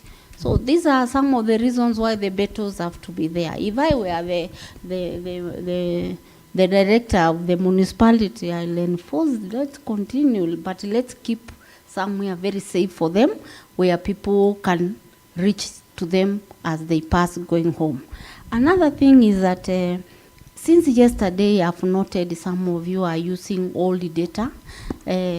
Currently, in the continent, we have the biannual review reporting, and this one reports data for 2 years. We report every 2 years, and some of the parameters you are using, they have current data in your countries, and so you don't have to talk about data of 2021 today, because 2023 and 2024 is available. And those are my few comments. Thank you very much. Thank you very much, ma'am. Maybe, Rhoda, do you want to speak to what she said, particularly the second one, where you are using much older data? I know this work had started long ago, and that's the issue. And so they had started this analysis long ago, and so that's why they are presently using the older one, and probably they couldn't incorporate, because this is almost the last stage of PASHFARM. They presented several, even last year it was presented and things like that. But otherwise, I'm sure if they want to further their work, they can update what they have and see whether what they did before the present data set 2 years backwards, 2024, now 2025, we're in December, if we have anything in the first 6 months, as well as 2024, and try to compare and see whether it just opposes with what you had found before, or there was a little change. I think that's for future, because these ones have been completed now. Okay, I know data lasts for 10 years, and after that, it's useless. You have to then look for new ones, but she made a very good one. Now, my own worry, it happens in South Africa, it happens in West Africa, and we still see municipal harassing everybody. So my worry is that, what must we do for these people? Can we create spaces for them? And not everybody crowded in one place. Can we have different environment where you keep them so that people who are coming from different avenues can have access to them? I saw that in Oxford. Okay, so why would we look at them, we say they are informal, and yet you want to tax them? If you create a little bit of formality, then they know that we are talking of hygiene and the rest of it, and they will buy in. And it's not to overtax them, because they are still coming up. When they begin to do better, then we can increase that tax for them. It's a big burden to the whole of the sub-Saharan Africa. So, yeah, you want to say something quickly? Pressing. The funding agency from South Africa could maybe share some experience, because we fund small businesses. To answer your question. Sure, no problem. So good afternoon. Yes, from a South Africa perspective, which is the Small Enterprise Development and Finance Agency, our minister is currently busy, the Minister for Small Business Development in South Africa, with a bill that is looking at how do we assist street vendors. How do we make sure these people that's selling on the street, the police, the Metro Police would not be able to come and confiscate their stuff. Also, most of these vendors have to pay for being able to sell on the street. And what we have done currently is we took that away so they don't have to pay anymore. With food safety, we have one of the certifications that we do, and government pays for that certification, specifically around the fact that we had some deaths in the country about a year, 2 years ago, with stuff being sold in spaza shops that was not good for consumption. So now every spaza shop needs to go through that certification. We pay for that certification. We make sure that They are all compliant, and with that compliance, we are able to give them funding up to R1 million for their spaza shops and these women selling on the street, you know, the street vendors selling vegetables, fruits, etc. So there's quite a lot of things happening within the country in terms of what we are doing, making sure that we call them the informal market, that the informal market, we are able to take them. Because what we've also seen with COVID-19, we didn't really have a lot of data to be able to on-lend and give them funding, you know, for their businesses. So now we in a process of gathering data so that we are able to assist them when they come and they need funding. Thank you very much. Thank you. Thank you. Thank you very much. We want to round up this session now. I want to appreciate my colleagues. They are from the faculties and some other institutions. You've done your work very well. It was a long process with a lot of reviews, right? And at least to the best of our ability, even if the reviewers and the resource persons didn't see up to 100%, but I think your work has worked through over 80% to 90% because of the reviews, the double reviews. You are back and forth and ensuring. So let's give them another round of applause with Rhoda over there. And then for all of us who have participated, let's give ourselves a round of applause. And for our coordinator, let's give her a round of applause. Lily. So thank you so much, everybody. We are grateful. All right. Right. I think I'll give you time off for good behavior. So you have an extra 5 minutes or so, and also for the clapping. I appreciate that. So we will reconvene at 3:45, and we will have a panel session run by Professor Ondicho. You don't want to miss that, so please be on time. Thank you. Yes. Great work, guys. Awesome.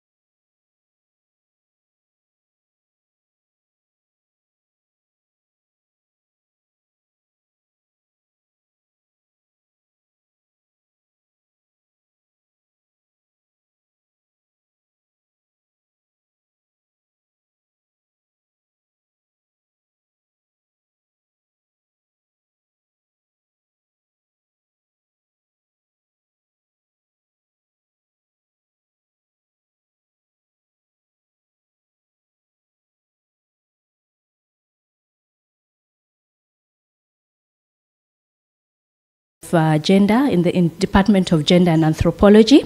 And he's also our resource person here at ARC for the PASHFARM project. So let's give a very big round of applause to Professor Ondicho. Thank you.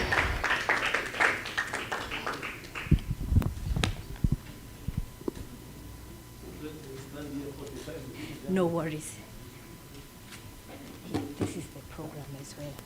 Nitakusaidia kidogo, iko na detail nyingine hapa. Yeah, good afternoon, distinguished colleagues, panelists, and participants. It's my pleasure to invite you to this afternoon a session on retail market food policies for nutrition and health, focusing on Southern Africa, sub-region, and Cameroon. In this session, we are going to discuss, we have had so many presentations that have taken place.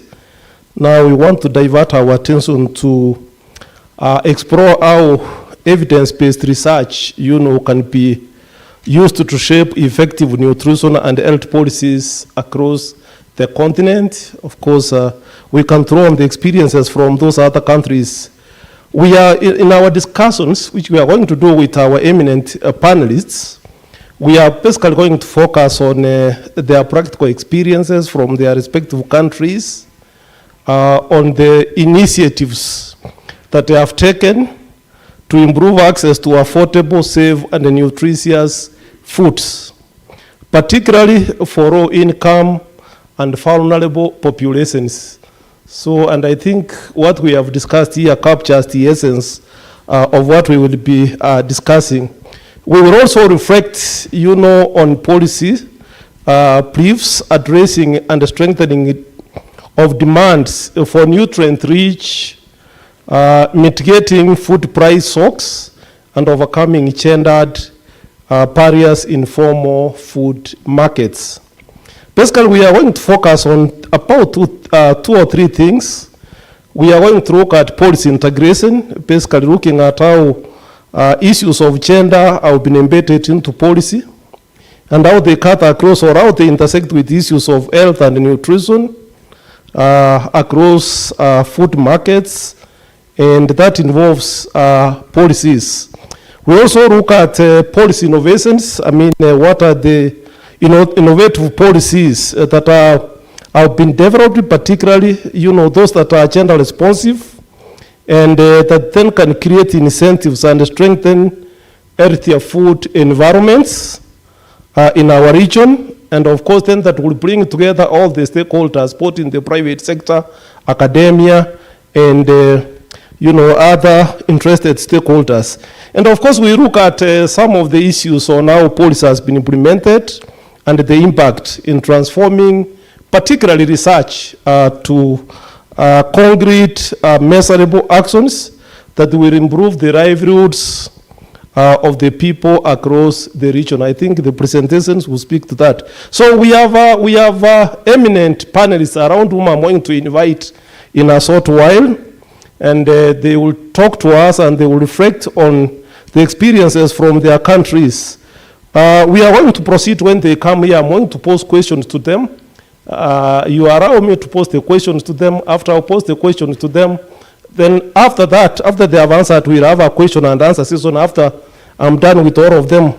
So basically, we are, at the end of the session, we hope to have charted practical cooperative pathways for governments, research and institutions, and development partners, and local actors to build food systems that are inclusive, resilient, and responsive to the needs of the citizens. So allow me to invite the panelists. When I invite them, they will come in front. I think we have marked places where they are going to sit. So I'll start by inviting Ronald Piri from Ministry of Gender, Community Development and Social Welfare, Zimbabwe. Is he there? Please come in front. Yeah.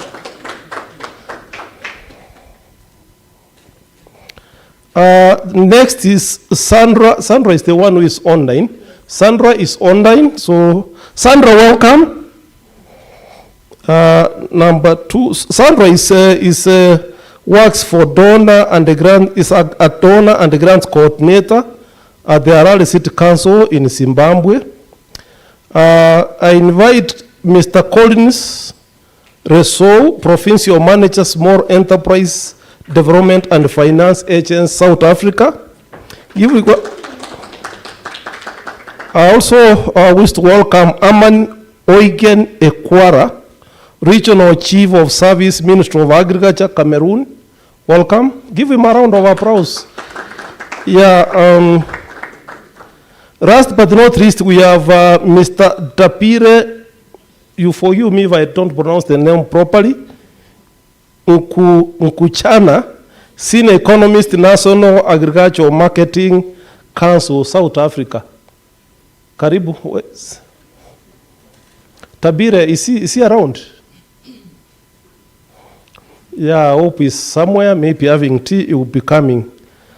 So my panelists, welcome. You want to give them a round of applause to welcome?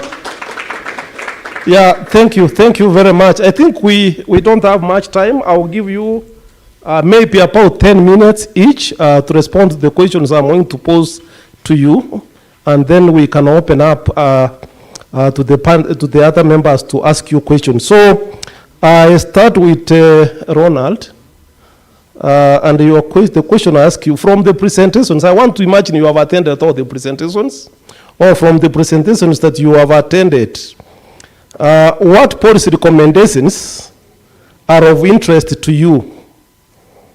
What policy recommendations are of interest to you? And with what focus, and with what particular focus on gender equitable participation and the safe, affordable foods? I don't know if that's clear. Yeah, I have a problem of accent, so you may not get it, but if you've got it, that's okay. So I give you 10 minutes to respond, and then we can go from there. Thank you.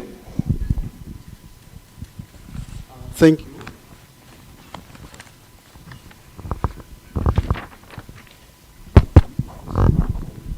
You can have this one. You can have this one. Thank you very much. Let me firstly thank PASHFARM for this engagement. It is really enlightening that today we are here to interact with our regional researchers. Okay, now looking at all the presentations that we have covered today and yesterday, the following are exciting policy insights that need to be undertaken. Number one is that we need to strengthen policy integration. And under that one, I am saying that we should ensure that the gender, the health and nutrition considerations are embedded and integrated across all food, agriculture, and trade policies. And the policy development and implementation should be informed by a thorough gender analysis, so that the activities, targets, and interventions should address the needs, the priorities, as well as the aspirations of men, women, and the youth, including people with disabilities. Okay? To achieve sustainable impact, gender equality and social inclusion is a prerequisite for a progressive policy development and implementation. That's number one. Number two, policy implementation and impact. Having listened to all the conversations by these researchers, I think there's need to prioritize and translate research findings into gender responsive, concrete, measurable policy actions that make real difference in the lives of all citizens. Okay, because they are very really addressing the needs of Southern Africa, but also Eastern Africa. Okay. Then we thirdly address structural gender inequalities. I think there's need to develop and enforce policies that confront gender disparities in access to productive resources, income, opportunities, and decision-making power across all agri-food systems. It has come out very clearly that those who have access to income, and while you give them income incentive, you find that access to high-value nutritious food is being attained, and otherwise. So that means that has to be done. And also on same policy, I think there's need for a deliberate intervention to create like strengthen coordination mechanisms for all the cross-cutting sectors and actors. And when I say coordination mechanisms as part of policy, I mean we must make sure that those who are not on the table should be brought on the table. I'm seeing like politicians also should be brought on the table because they influence allocation in parliament, but also I'm seeing the ministries that are not part and parcel, and in the context of Malawi, I'm also seeing that they need to engage even youth, because the youth is a spirit ministry. So if they are brought on the table, that is even better. But also some other innovators, who are standing alone. I'm talking about the institutions that deals with the trade industry and the like, so that they are able to design infrastructure that really respond to gender needs of these vulnerable groups. We don't want gender-based violence.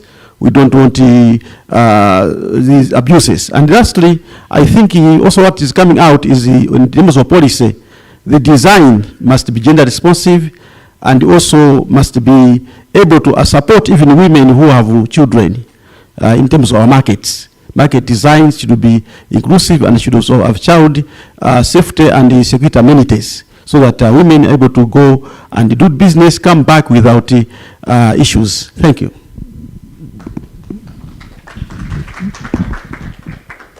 Thank you very much. You are doing very well with time. You still have 5 minutes. I don't know whether, because you are being very good, I ask you another question. Because you are very good, I ask you another question. You have a few minutes to answer me another question. The other question I'm asking is, how can policymakers and researchers work together to ensure that these policies are implemented in the relevant ministries? Thank you.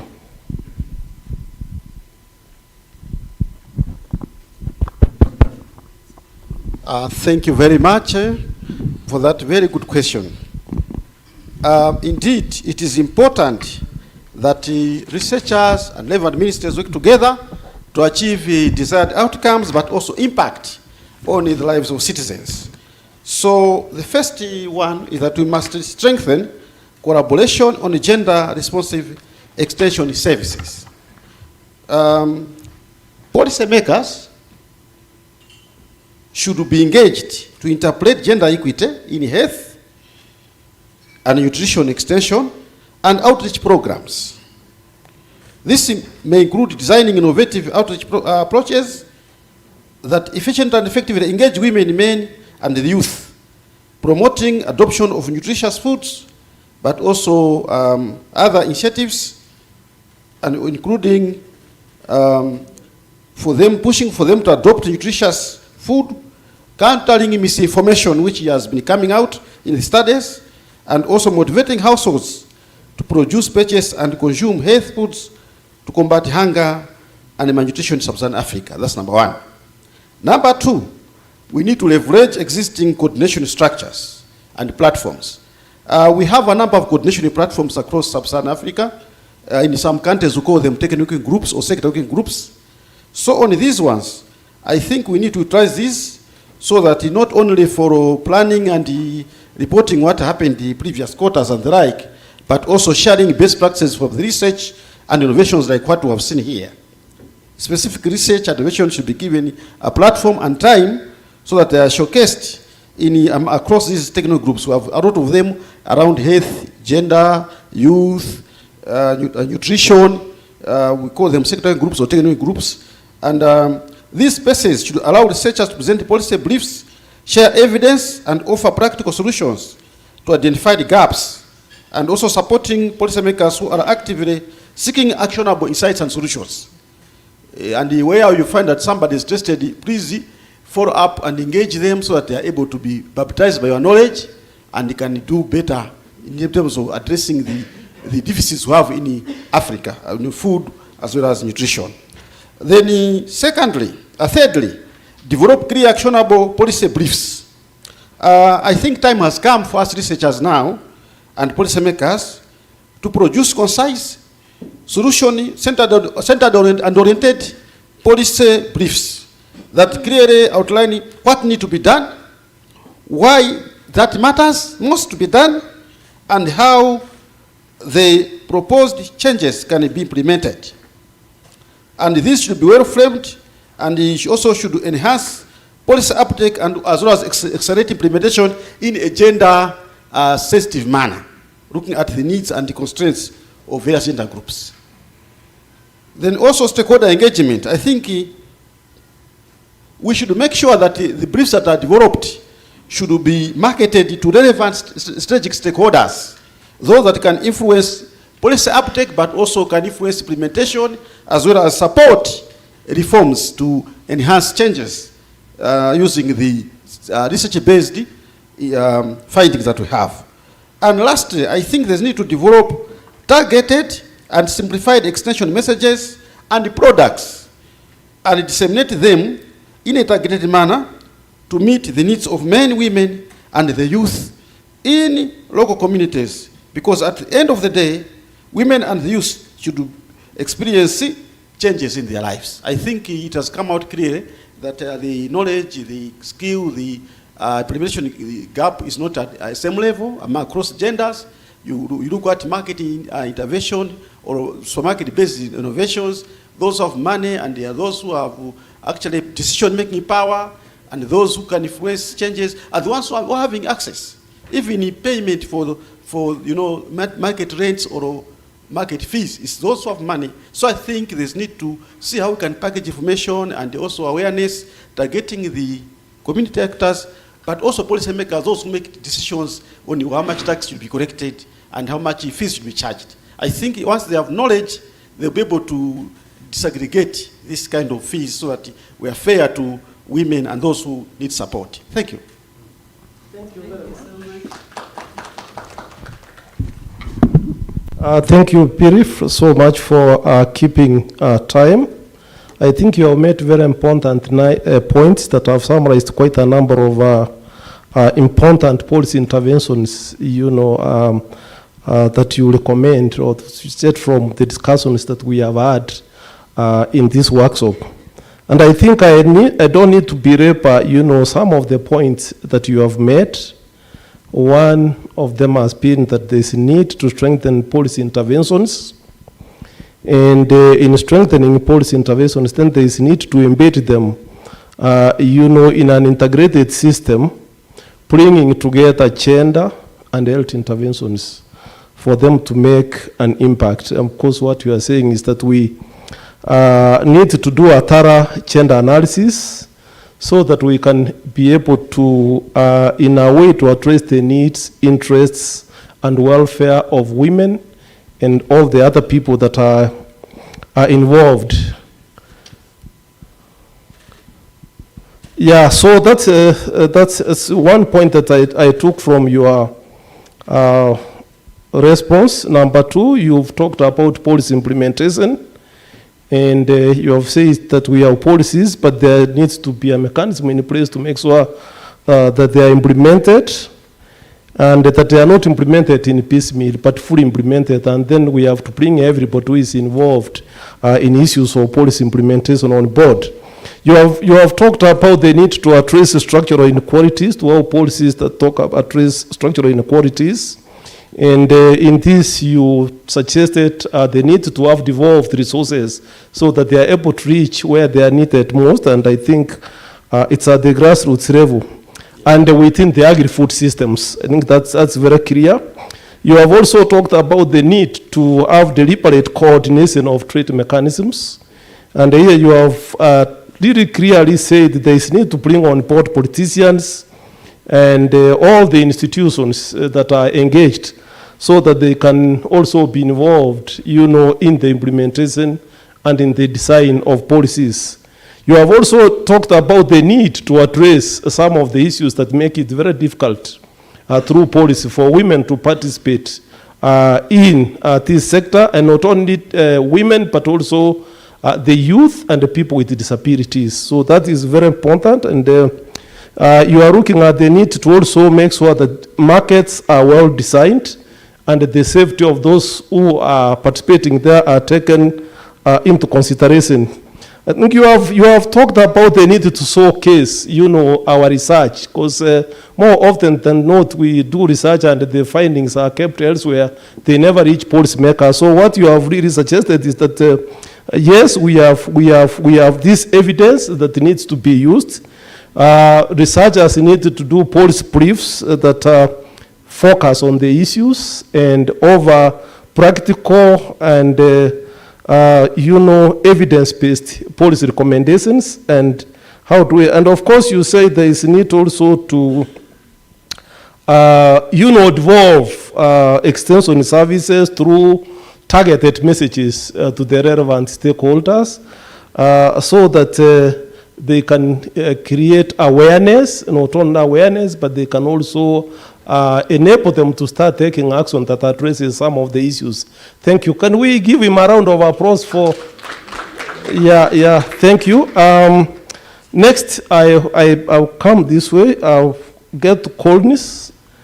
Collins is a provincial manager, small enterprises development and finance agency in South Africa. Now, Collins, my question is this: what are the challenges facing small and medium businesses in South Africa? Number two, what strategies can agencies like the Small Enterprise Development and the finance agents do to address these challenges? Thank you. Thank you, Prof. Ondicho. Firstly, let me just thank Selma, PASHFARM. I think for us as the Small Enterprise Development and Finance Agency, we really don't take this lightly. And just to let you know, our CEO is very much interested in the outcomes of this specific session. So SETFA is an amalgamation or a merger between 3 different agencies, which is CEDA, the Small Enterprise Development Agency, and that was the agency that was responsible for non-financial assistance to entrepreneurs and small businesses within South Africa. SEFA, which is the Small Enterprise Finance Agency, was responsible for financing of entrepreneurs within South Africa. And then the CBDA, or the Cooperative Banks Development Agency, where we are looking at, cooperative banking institutions as well as cooperative finance institutions, and specifically looking at how best we could assist entrepreneurs and MSMEs to become cooperatives and also then become CBIs and CFIs. I think some of the challenges that we face as micro, small, and medium enterprises in South Africa is really the challenge of financial exclusion and risk aversion. Because although or while access to finance is always a primary challenge, the issue is nuanced where we have inadequate capital for growth. So when we look at really, the research that was done, and we look at the type of entrepreneurs that would be the ones that goes out and do what they do as street vendors, etc. Most of those entrepreneurs are not able to offer any commercial bank or financier collateral, meaning that in most instances the dreams, the vision of those entrepreneurs never becomes a reality because nobody's looking after them, because they are unable to assist in terms of collateral. In most instances, they also don't have a formal track record. So meaning there's no documentation, there's nothing really to tell you how long this business have been in existence, what this business have been doing, and being able to track the business wherever it is at. What we then, as the Small Enterprise Development and Finance Agency, for us it is important then to look at how best we assist these entrepreneurs, specifically with financing capital or their capital requirements for growth. I think the one other, challenge that we see is profitability disparity. And I've seen through the research that it highlights the type of businesses profoundly impacts revenue. It was said that the cooked food businesses are the ones that make, more money than the ones that is just doing fruit and vegetables. So while restaurants and cooked food SMEs obtain higher revenue, those selling only fresh produce, which is your fruits and vegetables, are often the least profitable. And this low profitability makes them high risk for commercial lending.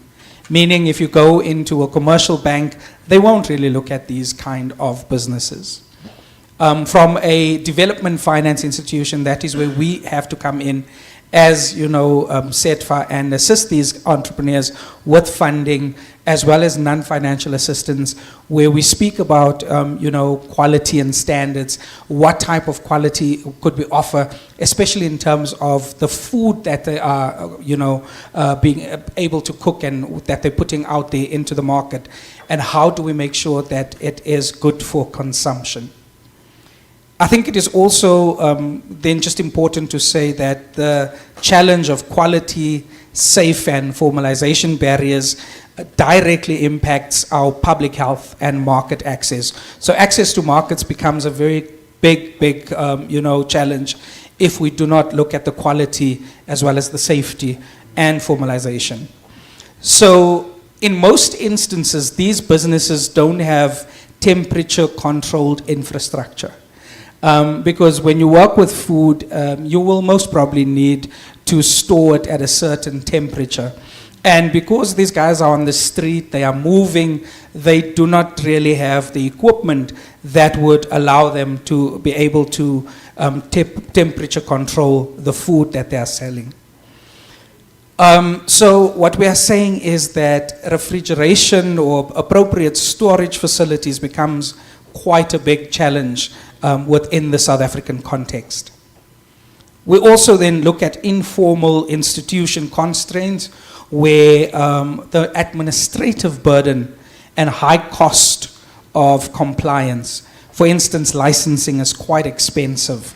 Health permits, I've been speaking about, certification, which we call HACCP, which is the Hazard Analysis and Critical Control Points. And for every business in South Africa, whether big or micro, they must have HACCP certification.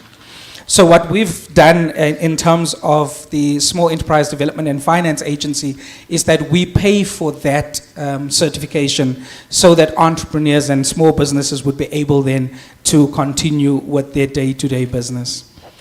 Prof, I've already spoken about market access and value chain disintegration, but I think also from a supply chain inefficiency, food SMEs often struggle to secure stable, high-quality supply at competitive prices. And that limits their ability to meet the consistent demand of low-income consumers. So although it's low-income consumers, you still want the best product at the best price. So that it speaks to nutrition, it speaks to health, as we've seen within, the research that we've gone through.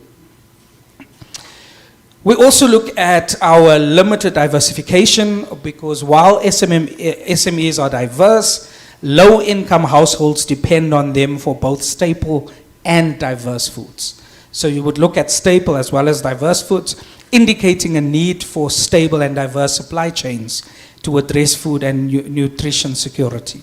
So some of the strategies that we're looking at as an agency responsible for funding is blended or targeted financing, so that there is a grant portion together with the loan. We normally give our loans at less prime. So prime in South Africa currently is just over 10%. Our loans is coming in at 5%. We also look at non-financial support, where when I spoke about certification, we speak about all these other non-financial support that we give to entrepreneurs and SMEs in the country. Because it's a government institution, it goes at no cost to the entrepreneur. And then value chain integration, very important, where we do look at business to business linkages. For instance, bringing entrepreneurs in South Africa to Kenya so that they can, meet with business this side and then see if there's any potential collaboration and work that they could do together. Thank you.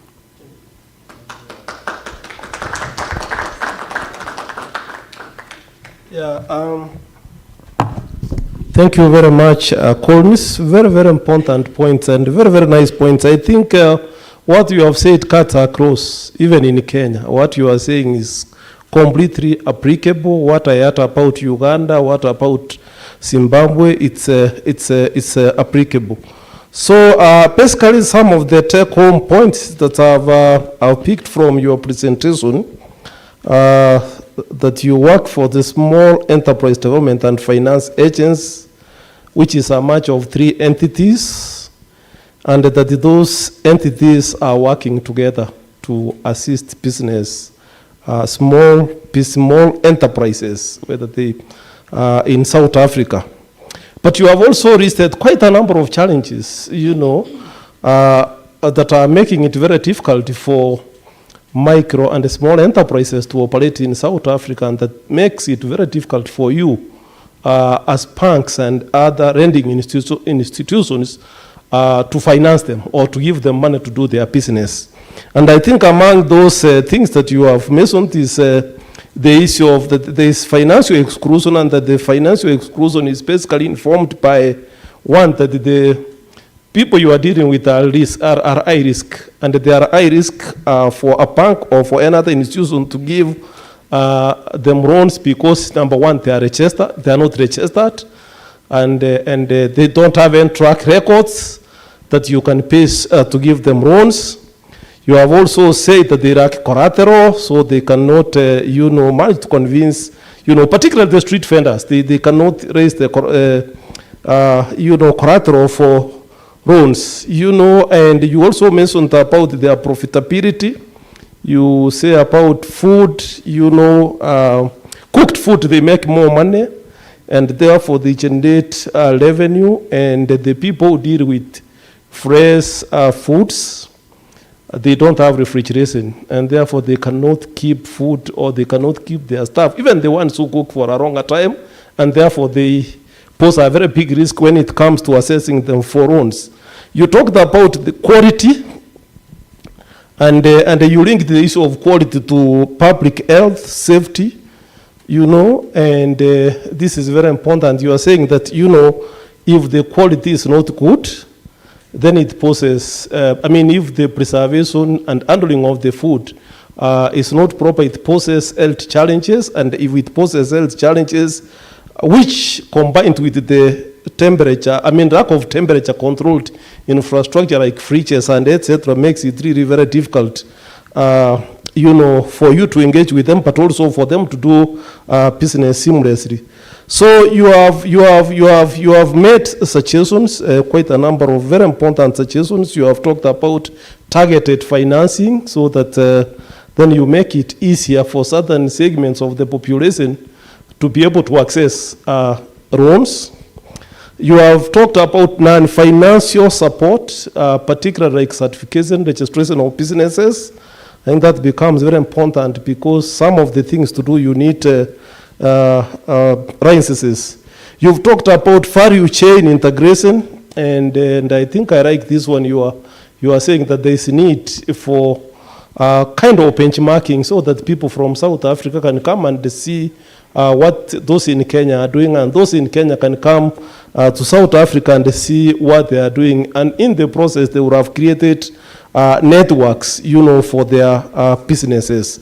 So I think those are very, very important points. I think you've talked about issues of value chain. I don't need to explain. You've talked about market access, and you've talked about limited diversification, and of course then the need for diversifying the supply chain so that they meet the needs of all the people who are in it in this food. So now we move to the third presenter. I think we had Sandra. I'm told she's not online. Has she joined now? Yeah, if she has not joined, then we move to, this is, sorry, Emman, yeah, because I don't want to call somebody who is not here. So, Emman Ekwara, Eugen Ekwara, is the Regional Chief of Service, Ministry of Agriculture, Cameroon. Thank you. I was told that there are two Cameroons. There is English speaking, and I think the other one, I didn't know it's Arabic speaking, eh? So the Francophone, so they have two capitals anyway, so that I got it. So I don't know which one you'll be speaking for, whether it's you are speaking for the English side or for the other side. But I want to assume that being one country, what you are going to say cuts across every part of the country. Now, from your perspectives, this is your question now. From your perspectives, what are the key challenges that face Cameroonian agricultural food chains? From your perspectives, what are the key challenges that face Cameroonian food chains, and what can be done to address these challenges? Is that clear? Thank you. It's your time. Thank you, Prof. Good afternoon, everyone. I also like to take this opportunity to thank the ARC and the PASHFARM project for this opportunity to share with you people.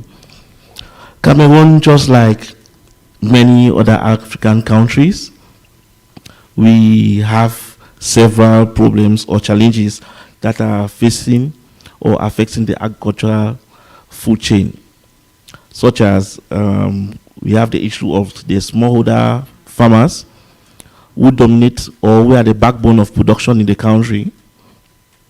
And despite the fact that they're the backbone, they face weak market linkages, which also causes them problems like they have challenges in meeting with the consumers. We also have problems like infrastructural gaps, like the poor infrastructure like poor farm-to-market roads, post-harvest losses, which results from that. We also have problems like poor transport facilities and also problems of storage facilities, which contribute to these high post-harvest losses of the smallholder producers, which sometimes amount right up to 40%.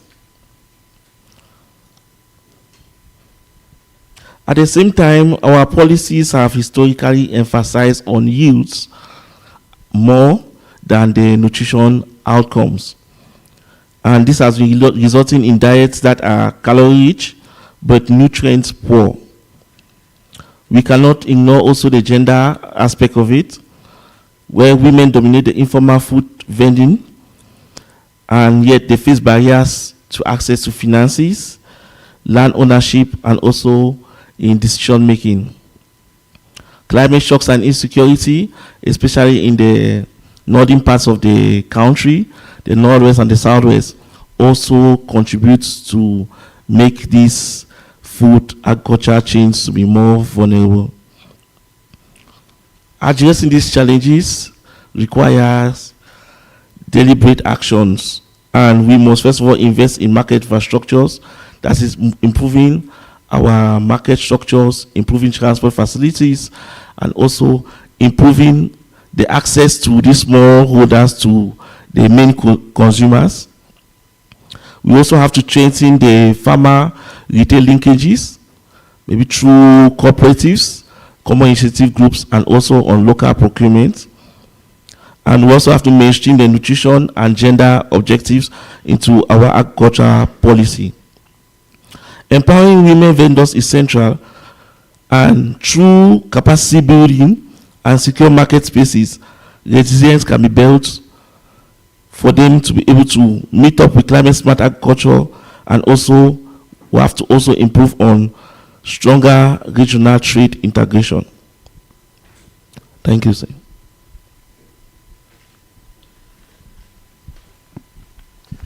Thank you very much. Because you have done very well, I want to congratulate you, and to congratulate you perhaps is by asking you another question. how can agricultural policies be developed and implemented to be gender responsive? How can agricultural policies be developed and implemented to be gender responsive?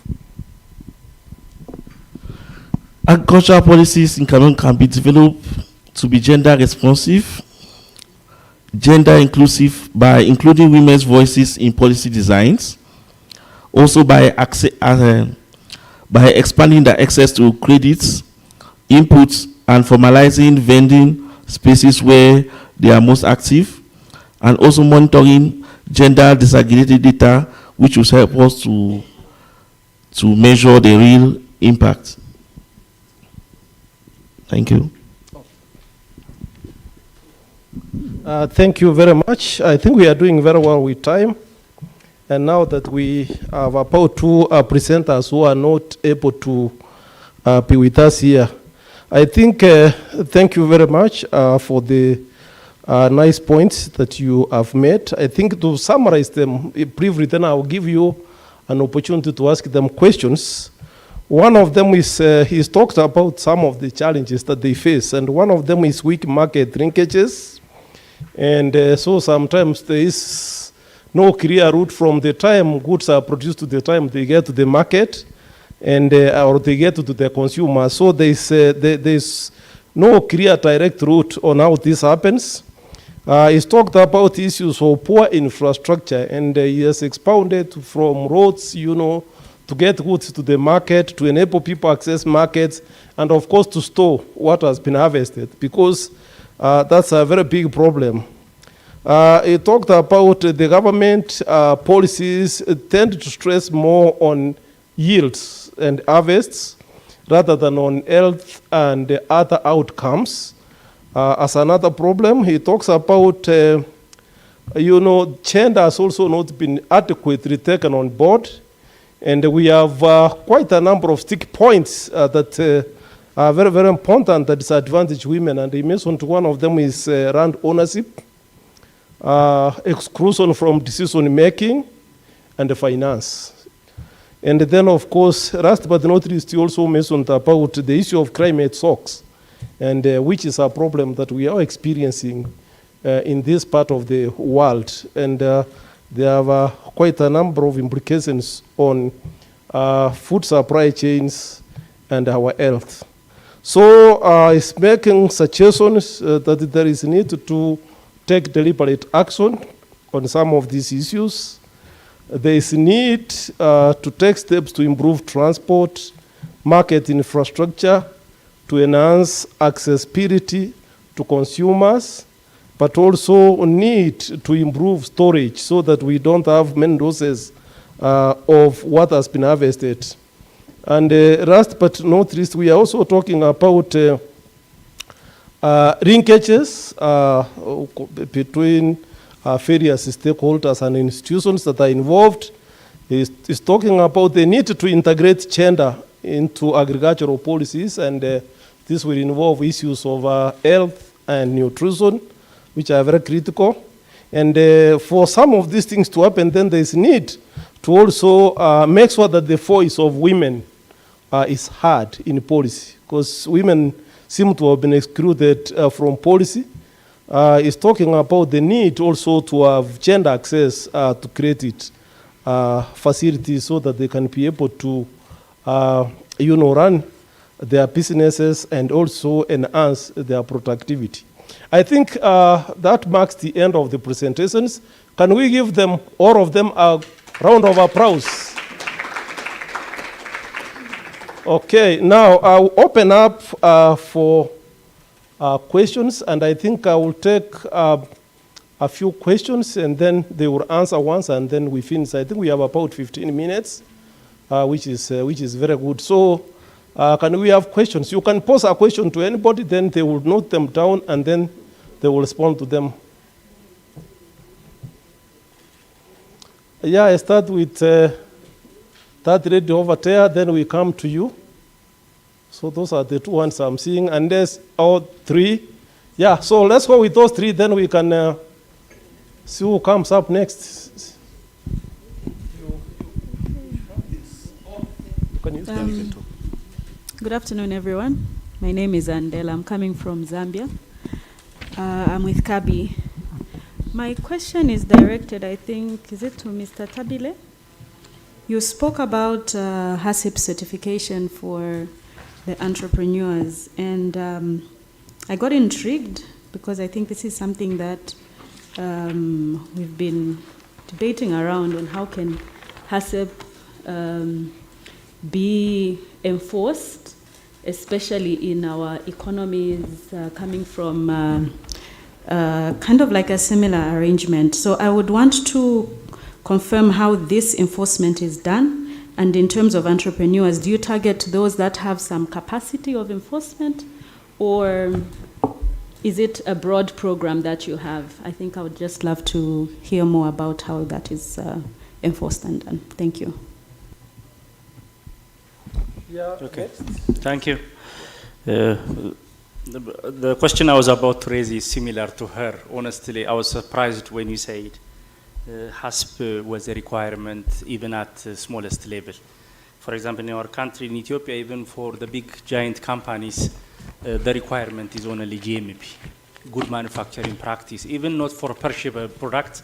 Me, at least, I'm advocating, at least for perishable products, the minimum requirement should be HACCP. But even at this level in Ethiopia, even big companies who can own, who can have the capacity to invest and implement, HACCP is a bit overstretched. So when you say even for the small ones, similar to what she raised, I'd like to know more how that's going to be feasible.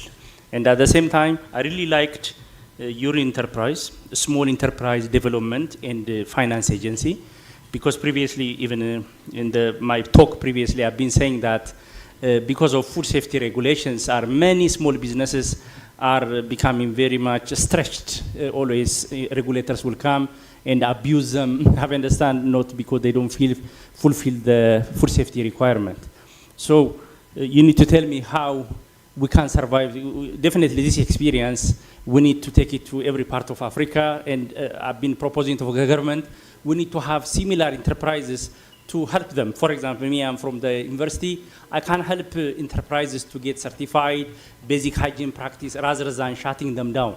So the finance is another issue, but I really like, so these institutions, I don't know if there is any other African countries who have this enterprise. There are, so definitely we should have that communication and design it like a project and design an experience sharing so that we can learn from you. So, but I really appreciate the work we are doing. Thank you very much. Thank you. Dr. Yes, thank you, Prof. So mine is directed to South Africa, even also the guys from Malawi. So over time, we've actually seen that many Zimbabwean traders, they're actually spilling over into the South African borders. And quite a number of them, they've been exposed to, they've been harassed by the South African police, and I think also it's the same with Malawi. So my question is, are there any specific policies that the South African government has implemented just to make sure that, you know, people are treated as humans in other countries? And I'm sure it's also a problem that we see here, even also in East Africa. I know we used to have some people coming from Rwanda, even into Kenya and, you know, other regions. So what sort of policies are being implemented just to make sure that, you know, these people, they are protected because they are humans, and so their rights ought to be upheld? Thank you. And other question? Anybody with a question? Okay, I'll start from Peter, then we come this way. Thank you very much for that observation. Indeed, particularly if I was to add the gender lens, I was saying some cross-border women traders have suffered a number of challenges because of doing business across our borders. Yet, when we meet at SADC, at AU, we meet at UN, we are promoting cross-border trade and also regional integration. Yeah, so like in Malawi, we have created what's known as Women Economic Empowerment strategy, which is also dealing with the same issues. And the strategy has recognized the role of our colleagues in immigration, and also we have using the same tool, we have lobbied for neighboring countries like Zambia, as well as Tanzania, and partly Mozambique. We are having what is known as the one border centers. So that that will also be, apart from being there to facilitate border activities, but also for trade information, and also information in terms of how best can our traders be able to move with proper papers, and also do trade which is safe, because sometimes they travel without the documentation, and you hear that Mr. So-so or Mrs. So-so is arrested in Zambia or Mozambique because they need not have border passes or passports. So we want to integrate trade mechanisms within our border institutions, but also within the government. In the governments, we are trying to settle services that should create information sharing amongst particularly those who have limited information, so that whenever they are going out there, they are prepared and they are well equipped with all like services or actually papers, so that they can be assisted. And also, we are promoting linkages amongst member states. Yeah, thanks so much. Thank you so much. Prof, I think I'm going to stand. When you speak about SMEs, then you speak my language, so I get very excited. With regards to HACCP, so remember I said earlier, South Africa about, let's say, 12 months ago, we had a huge issue with contaminated foods within especially our spaza shops. So I'm not going to say it was cooked foods or anything like that. It was a child goes, buys a packet of chips, the child comes home, consumes the chips, and then the child dies. We had quite a lot of those in the last 12 months. What then happened, the Department of Small Business Development then decided, you know what we need to do is we need to get all of these spaza shops as well as entrepreneurs working with food, they need to register so that we've got a database of all of these different businesses within the system. So we've got quite a lot of spaza shops or foreign-owned spaza shops, especially from Ethiopia as well as Pakistan. What we have done with that was we had allowed for those spaza shops to register. The only thing that the South African government then did was that if you want assistance in terms of HACCP, we will not necessarily pay for it, but we will make sure that you get the necessary training so that you are also trained and that you get the certification in terms of HACCP. It was important because one child was just one too many. So we didn't want any of those kind of things happening. I'm not saying all of them are HACCP certified at the moment, but that's what we are working towards. So every business that we are assisting as the Small Enterprise Development and Finance Agency, they must be HACCP, they must have HACCP certification. And that is because there's such a lot of different people, selling food, people consuming food. So we want to be able to trace that as we move along. I think that is how we've done that. That is why we're doing it, because, in a time span of about 2 months, there's about 6 to 8 children that died. So it was really a problem in South Africa at that point, and we needed to make sure that we curb that specific issue. SEDFA, the Small Enterprise Development and Finance Agency, does quite a lot of things within the South African ecosystem of small business. I think the one thing that I didn't speak about is the fact that we've got specific programs for female entrepreneurs or women entrepreneurship, where we look at how do we assist women entrepreneurs wherever they are at. So I'll give you an example. For people that's operating within, spaza shops, as well as on the street with cooked foods, etc., we've got, and I worked it out in dollars. So we've got a program called the Informal Micro Enterprise Development Program, which is really the guys that just want to sell fruits, bananas and apples. So government, through the Department of Small Business Development, will give them $1,500 US, and that is a grant. Then asset assist is where you are a little bit bigger and you want to buy that freezer so that you are able to store the stuff in the fridge. Government will assist you with a grant of about 14,600 USD. So there's quite a lot of government programs to ensure that we are able to take, these businesses from where they are at to where we want to see them.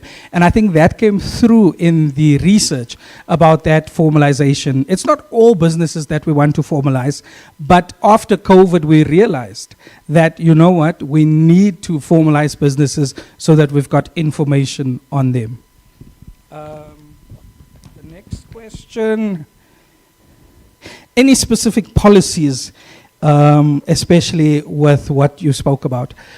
So we work very closely with the embassies within South Africa. There's not a specific policy at the moment, no. What we have also done was, it was important for us to say, we've got so many entrepreneurs that is operating within spaza shops, cooked food, etc., which was foreign-owned businesses. Ultimately, what the country is saying now is, we've allowed so many, let's see how many we can still allow. But it is ultimately, that would be for South Africans, because those are businesses that South Africans would be able to run. What we are saying is that we would love for, foreigners to come in and operate bigger businesses within the country where it is formal businesses, and they would be able to also pay taxes within the country. But yeah, we work with the embassies. There is definitely cross-border, trading that's happening. We do quite a lot of training with the embassies in the country as well, so that we just understand, how do we operate in South Africa and within the different countries. Anything you want to add? Good afternoon, everyone. Also, what I wanted to add was that from the Home Affairs, if you are trading in South Africa, what needs to be done or what they're looking for you to be accepted or maybe permitted to run your business, you've got to have legal documentation to South Africa. You've got to have the asylum visa. You've got to have any documentation that allows you, so that you are captured on the system. If anything happens to you on the database, you are there. If you happen to lose your life or maybe whatever, then the family they know where to find you. Or even on the database, then you are there. So those are the other documentations when we refer to Home Affairs for a non-South African to run the business. Thank you. I hope that answered the question. We can speak, so we've got an organization called the South African Bureau of Standards. We do quite a lot of different certifications through them, quality management systems, etc. So we could definitely speak about that later on and see if there's opportunities for them to work within your country. Thank you. Thank you very much. I think we have had more time because some panelists did not turn up. Just to wind up, because we want to stop at exactly 5. I know you are tired, you've been here for since morning, and many of you are not used to sitting up this long.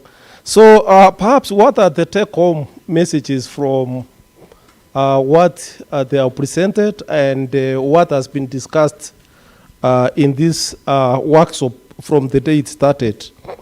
One of the things that I pick from the discussion is the need to improve access to finance for small and micro enterprises. Number 2 is the need to strengthen business development through programs such as incubation apps and innovation centers. So it's another take home. Number 3, I also take up something, these are issues that need to be taken up at policy level. The issue of training, capacity building, and mentorship. I don't think I need to explain it more than that, because that is also something that has come out very clearly that it is required. The other issue that has come up out clearly, and I think this started from when we had a presentation, I think about Zimbabwe, not Malawi. They need to improve the regulatory environment, and this is where you have a problem of registration. I think we discussed quite a bit, and you mentioned about certification. And so what the take-home message is, there is a need for governments to simplify the registration process and certification processes. Not only certification, but also licensing. There is a need to simplify them. There is a need to remove bureaucracy. Sometimes those licenses, it takes long before people get them, so there is a need to simplify that bureaucracy. And of course, we talked about the city council as carries, chasing people around. So there is a need, even if they are coming for official inspection, you know, so that you spread them over a period of time. No, they come in the morning, they come at 1, they come in the evening. So there is a need to spread it, you know, so that it is done at longer interviews than it is done. There is a need also to improve market access. I think that has also featured prominently in this discussion. And one of the things that comes clear is the need to use digital platforms. I think it was asked, and although it was not discussed exhaustively, but there is a need. We are living in a digital era, so there is a need to engage digital platforms. There is need to create what we call market linkages, which has featured prominently. I think everybody mentioned this, and these market linkages will require that sometimes they happen at different levels, you know, between, you know, people in different countries, and also with bigger businesses, with smaller businesses, with people of similar businesses, and so on. We have talked about people who are doing cross-border business, I think, which you have discussed, and you have given quite an elaborate answer on the system in South Africa. And I just want to say, I have 1 minute, that this is one area where I have our problems, complete problems, because I have a passport that says East African, which means that when I go to Uganda, that passport should enable me access, you know, without anything. But I can't that passport and I have to queue to be cleared with immigration and so on. So these bureaucracies, you know, we need to remove them so that people can do businesses. Last but not least, we need to invest in infrastructure. I think that has also featured prominent, and last but not least, we need to strengthen data and research, and that brings in academics and so on, so that there is a collaboration between the different stakeholders. I think there are many points I picked from that, but those are the main ones, and I want to take this opportunity to thank our panelists, to thank you all for your participation, and why don't we give them a round of applause, you know. Thank you very much. Thank you very much, and I wish you well. Thank you.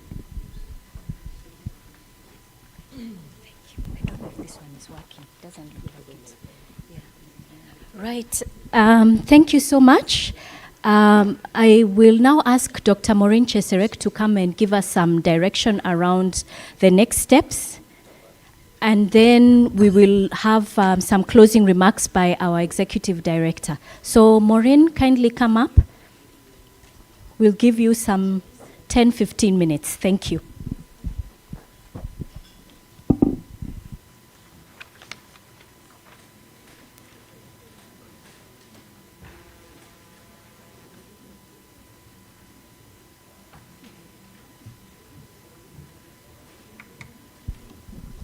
Okay, good evening, everyone.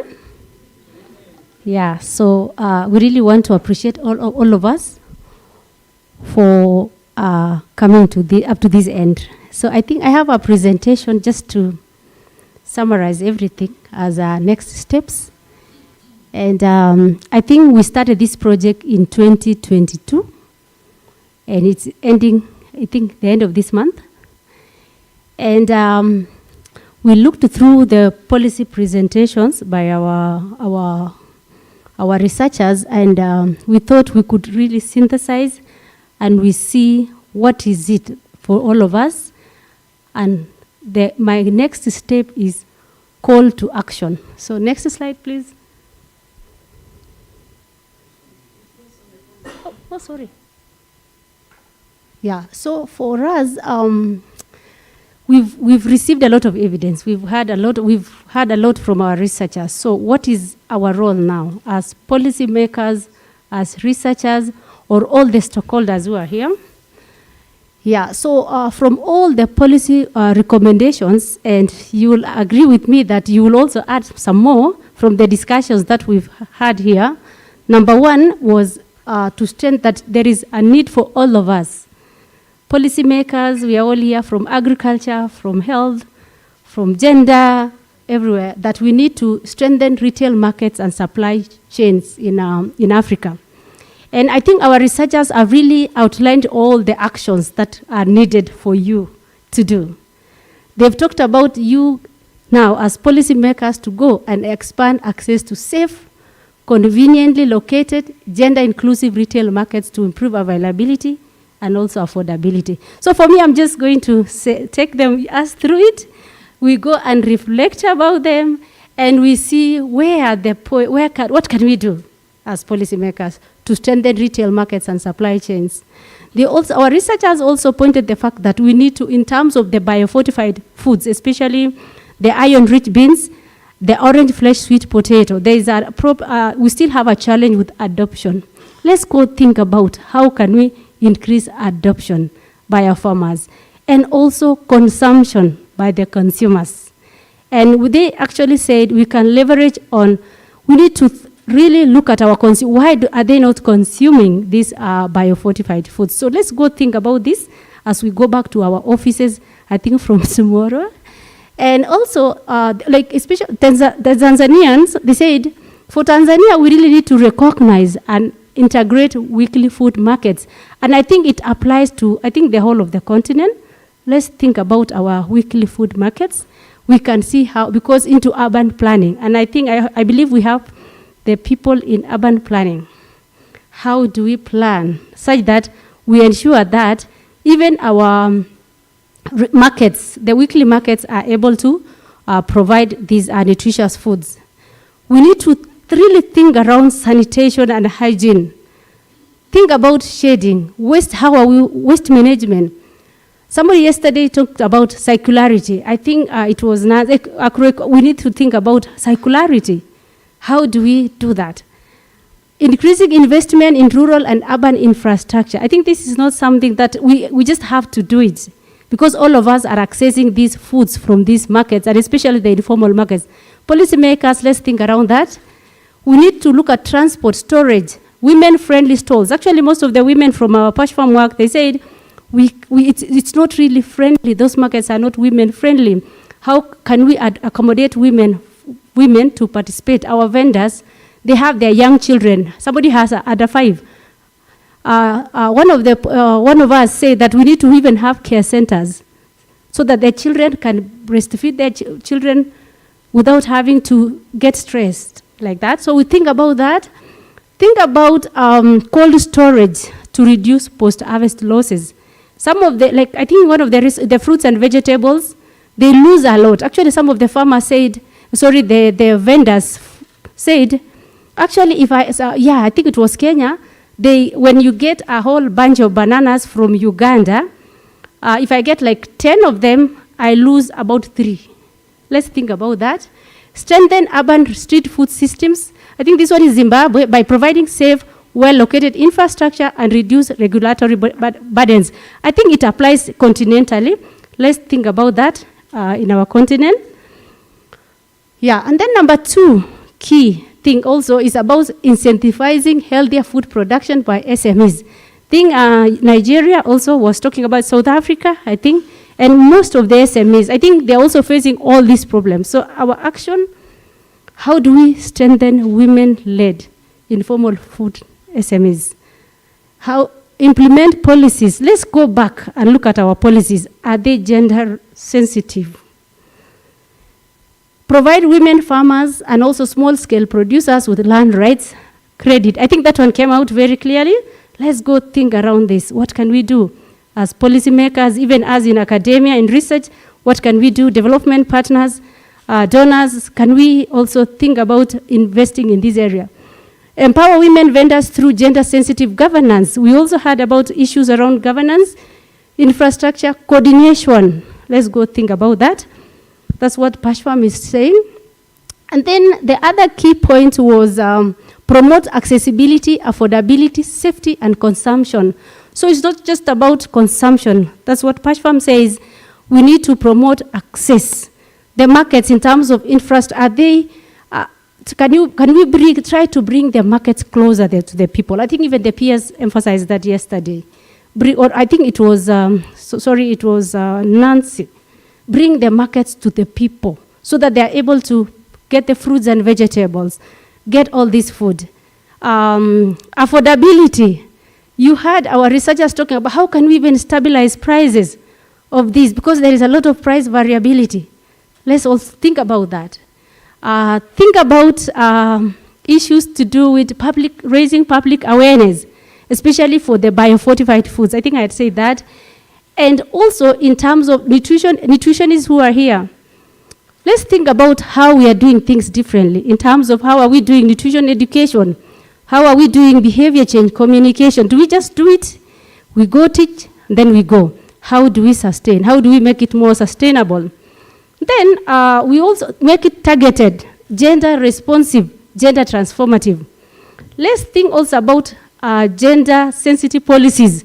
And I think this project was about ensuring that our food and nutrition policies and even retail market policies are gender responsive. And I think most of our research, everything, you've heard gender, everything.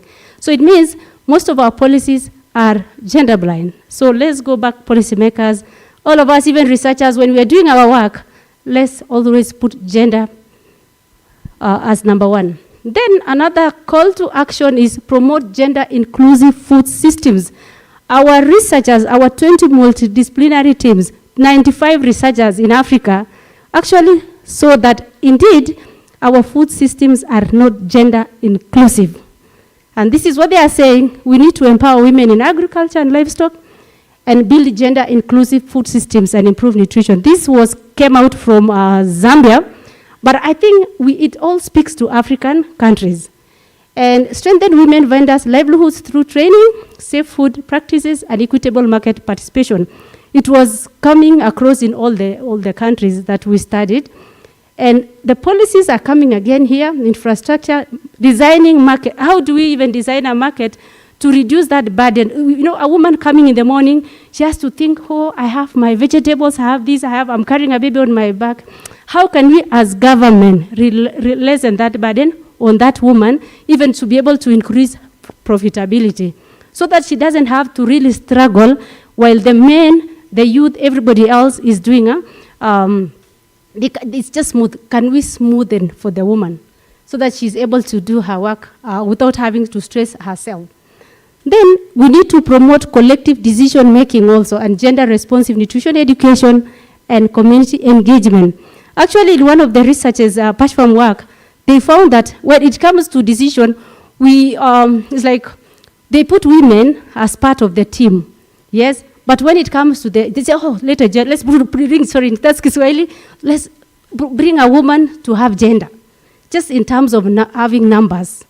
But are we involving them in the decision making? Let's think about that.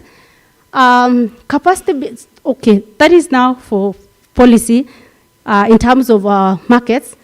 For us as researchers, being one of the researchers who was working with my colleagues, capacity development for evidence-based policy, it was coming out very strongly from our work in PASHFARM that we need to build capacity to collect and analyze multi-dimensional food systems research. You notice that we were working, economists, nutritionists, gender, all of us agribusiness, trying to just answer this question. How do we improve retail markets for improved nutrition and health? So we need to really continue investing in this in our researchers. We need to continue building their capacity so that they can provide you with evidence, and policymakers now, we translate that evidence into action. Then also, as we are doing this, you've heard that in our work, we're talking about gender. We need to desegregate this work by age, gender, location, and even income to really give us better or deeper insights. And I'm really very excited when somebody yesterday was asking what was the reason of separating the work by gender and even by age. It means that we are really starting to appreciate that we really need to separate this work in terms of those variables so that we better understand how we can improve nutrition in Africa. Then, with the data also, we also need to establish, if we've not yet established, we can strengthen our evidence. Yeah, how do we put this evidence together? Think about that. I think Professor Kimoto today talked about the dashboards that are present. Let's think around that. How do we do that so that, and to guide now this targeted, we want to go targeted way. Yeah. Then this data now, we use this data now to promote nutritious food consumption and support a healthier and more equitable diets. And lastly, we see we are all coming from different sectors. How do we need to think about how improving policy coherence and multi-sector collaborations. Let's work together in this thing. We do not work separately. I'm doing this, nutrition, agriculture, trade, planning. Let's all work together. If we really want to improve nutrition and health in Africa, we really have to work together. Let's not have like, oh, this is our policy for agriculture. This is our policy. And I've seen this thing in Kenya, and I can see Florence is smiling. Yeah, this is our document. No, this is ours. Let's see how we can work together as policymakers to improve to accelerate transformation of food systems in Africa. And I've given some action points. I think it's a continuous discussion that we can always discuss. And so how do we sustain this momentum for PASHFARM? Because our project is ending this December. So how do we sustain this momentum? Because it should not just end here. What is our call as PASHFARM researchers to you, policymakers, is that please use this evidence to guide policy. Think about, and I'm happy some policymakers yesterday, I think was in Gishu, they said we are going to, this policy brief is really good. It is very timely for us. We are going to include it in our market policy. I think they are developing a market policy. And we would really appreciate if you think our work has informed some decisions in your where you are free to send a letter to our ED and tell him this is what we really appreciate your work and this is how it is helping us in where you are. We really appreciate that. Future initiatives should also continue embedding nutrition and gender perspectives. PASHFARM, you notice we are working in an economic space. Lanoi and I and my team of nutritionists and gender, we were working with economists. What we are saying is, call to action, if you really want to improve nutrition and health, we really need to embed those perspectives from nutrition, gender into economic analysis. And this is a call to action for economists. Let's work together in this so that we are able to improve nutrition and gender, nutrition and health. Then prioritize gender-sensitive and equity-focused nutrition and retail market interventions. As we think about all the interventions in the retail, at the market level, even at the community level, or even at the household level, let's think about gender sensitivity and also equity-focused interventions. That's what we saw in our work in PASHFARM for the past 3 years. Then, of course, the issues of fostering multidisciplinarity, collaboration. Let's work together in this. Strengthen capacity of our researchers. They really need to be continued. For us in PASHFARM, we had a training, and it wasn't really enough, but we think we need more training for our researchers. And especially for PASHFARM, we were using new tools, like gender analytical tools from Lanoi. We learned, all of us, and we really want our researchers to continue learning so that they can continue using these tools. New nutrition metrics. Our researchers were also using new tools and metrics for nutrition. We really want them to really continue learning more about this, and even policymakers and practitioners also. Issue of translating evidence to action and even acting again. So the call is that let's all do this, work together, and be able to translate evidence to action. And I have some future focus areas for research. And it's not just for my fellow researchers. I believe our researchers are working with you. And I just have suggestions, but my fellow researchers can also from there, we're going to build on these slides together. If you think I've left out something, you're free to send me an email, and we see where can we go to. if we were to get another PASHFARM, which are the research points that we can do? And even for policymakers, I'm requesting that if you, from your interactions with our researchers, which are the areas do you really want us as ARC to focus on? We will appreciate that. So some of the areas that we thought that could be really, we need to, as we want to accelerate evidence, transform food systems in Africa, I thought we need to increase demand for these nutritious foods. And here we are talking about the biofortified foods. For us in PASHFARM, we looked at three. We looked at iron-rich beans, we looked at orange flesh sweet potato, and we also looked at yellow maize in Malawi.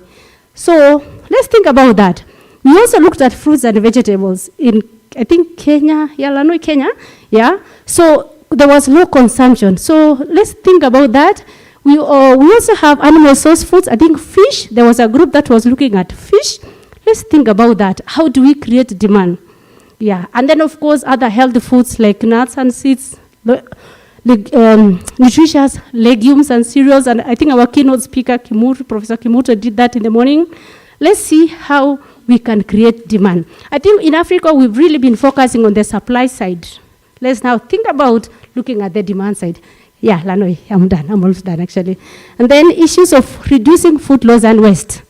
Let's think about research around this area, advancing gender-responsive and sustainable retail practices, leveraging technology. I think it came out also from the discussions this afternoon, and of course, strengthening the policy and regulatory frameworks. Because even if us researchers, we do everything, and we say, Edward and I say, we need to do this and that, and the policymakers are not helping us with ensuring that the regulatory frameworks are not tightened, nothing will work for us.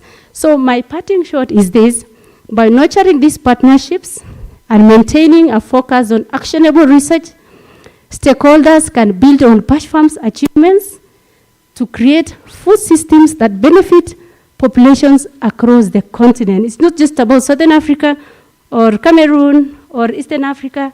We also have Western Africa, North Africa, and everywhere. And I believe if we do that, we're going to transform our food systems in Africa. So allow just me to share some photos, just a few of them. This is where we started. We started with launching PASHFARM in Malawi. Lanoi, I didn't know I was not able to get this quickly. But this was our first training, the first training we did with our researchers in Southern Africa. Selma hosted us. And we also had another team presenting their work in ANH. There is a big conference. We were really privileged to work there. Agriculture, Nutrition, and Health conferences last time.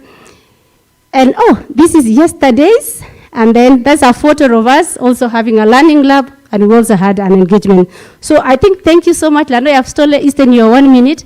And we really appreciate everyone who has participated in PASHFARM. Thank you very much.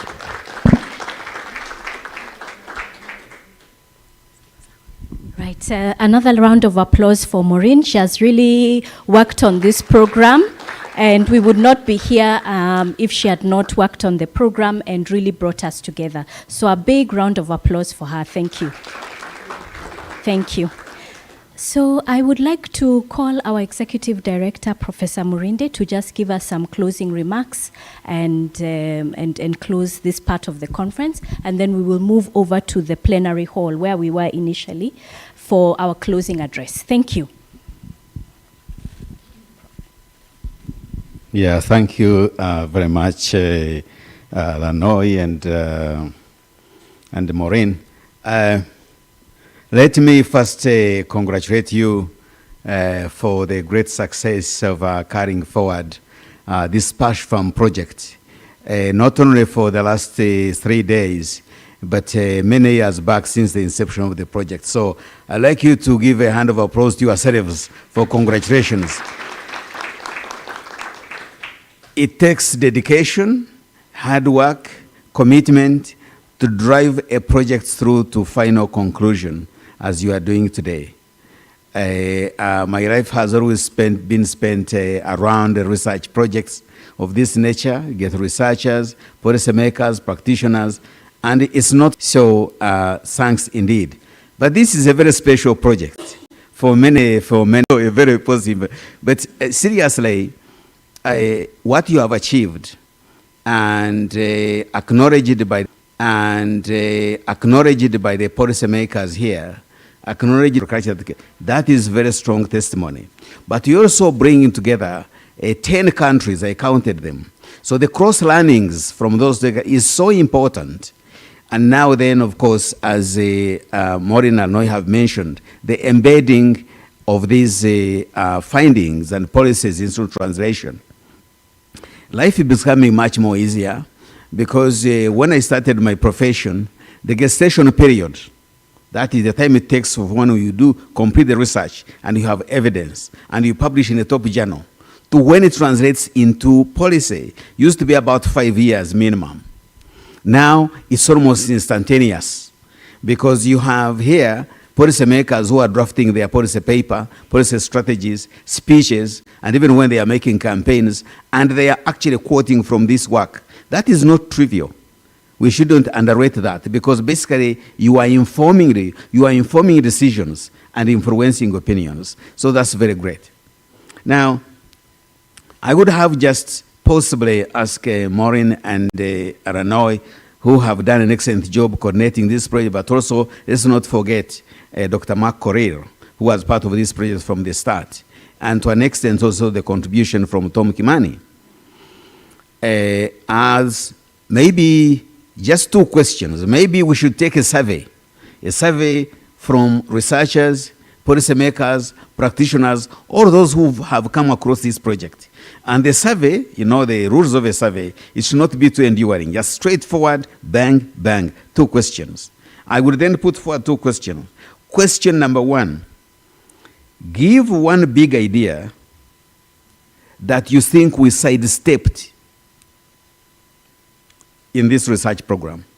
Something so big, the big elephant in the room that we didn't see as we look at some of this PASHFARM. And maybe you can come one, maybe there isn't, but if you can think of one, please, let's put it on the table.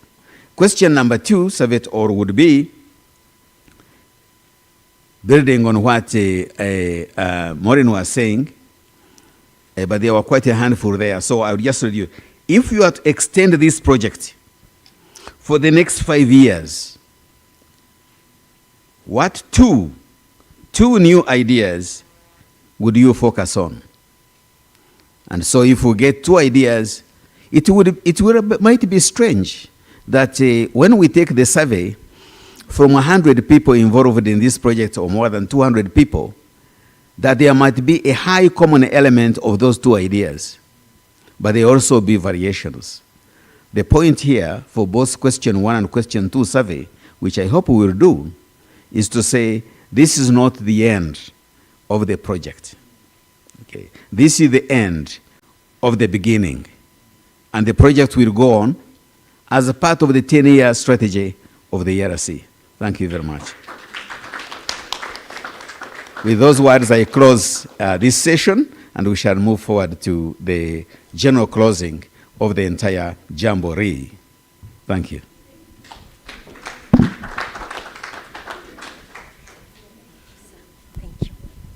Okay, thank you. I think we can begin to move to the next room. Thank you, and we can continue with the conversations.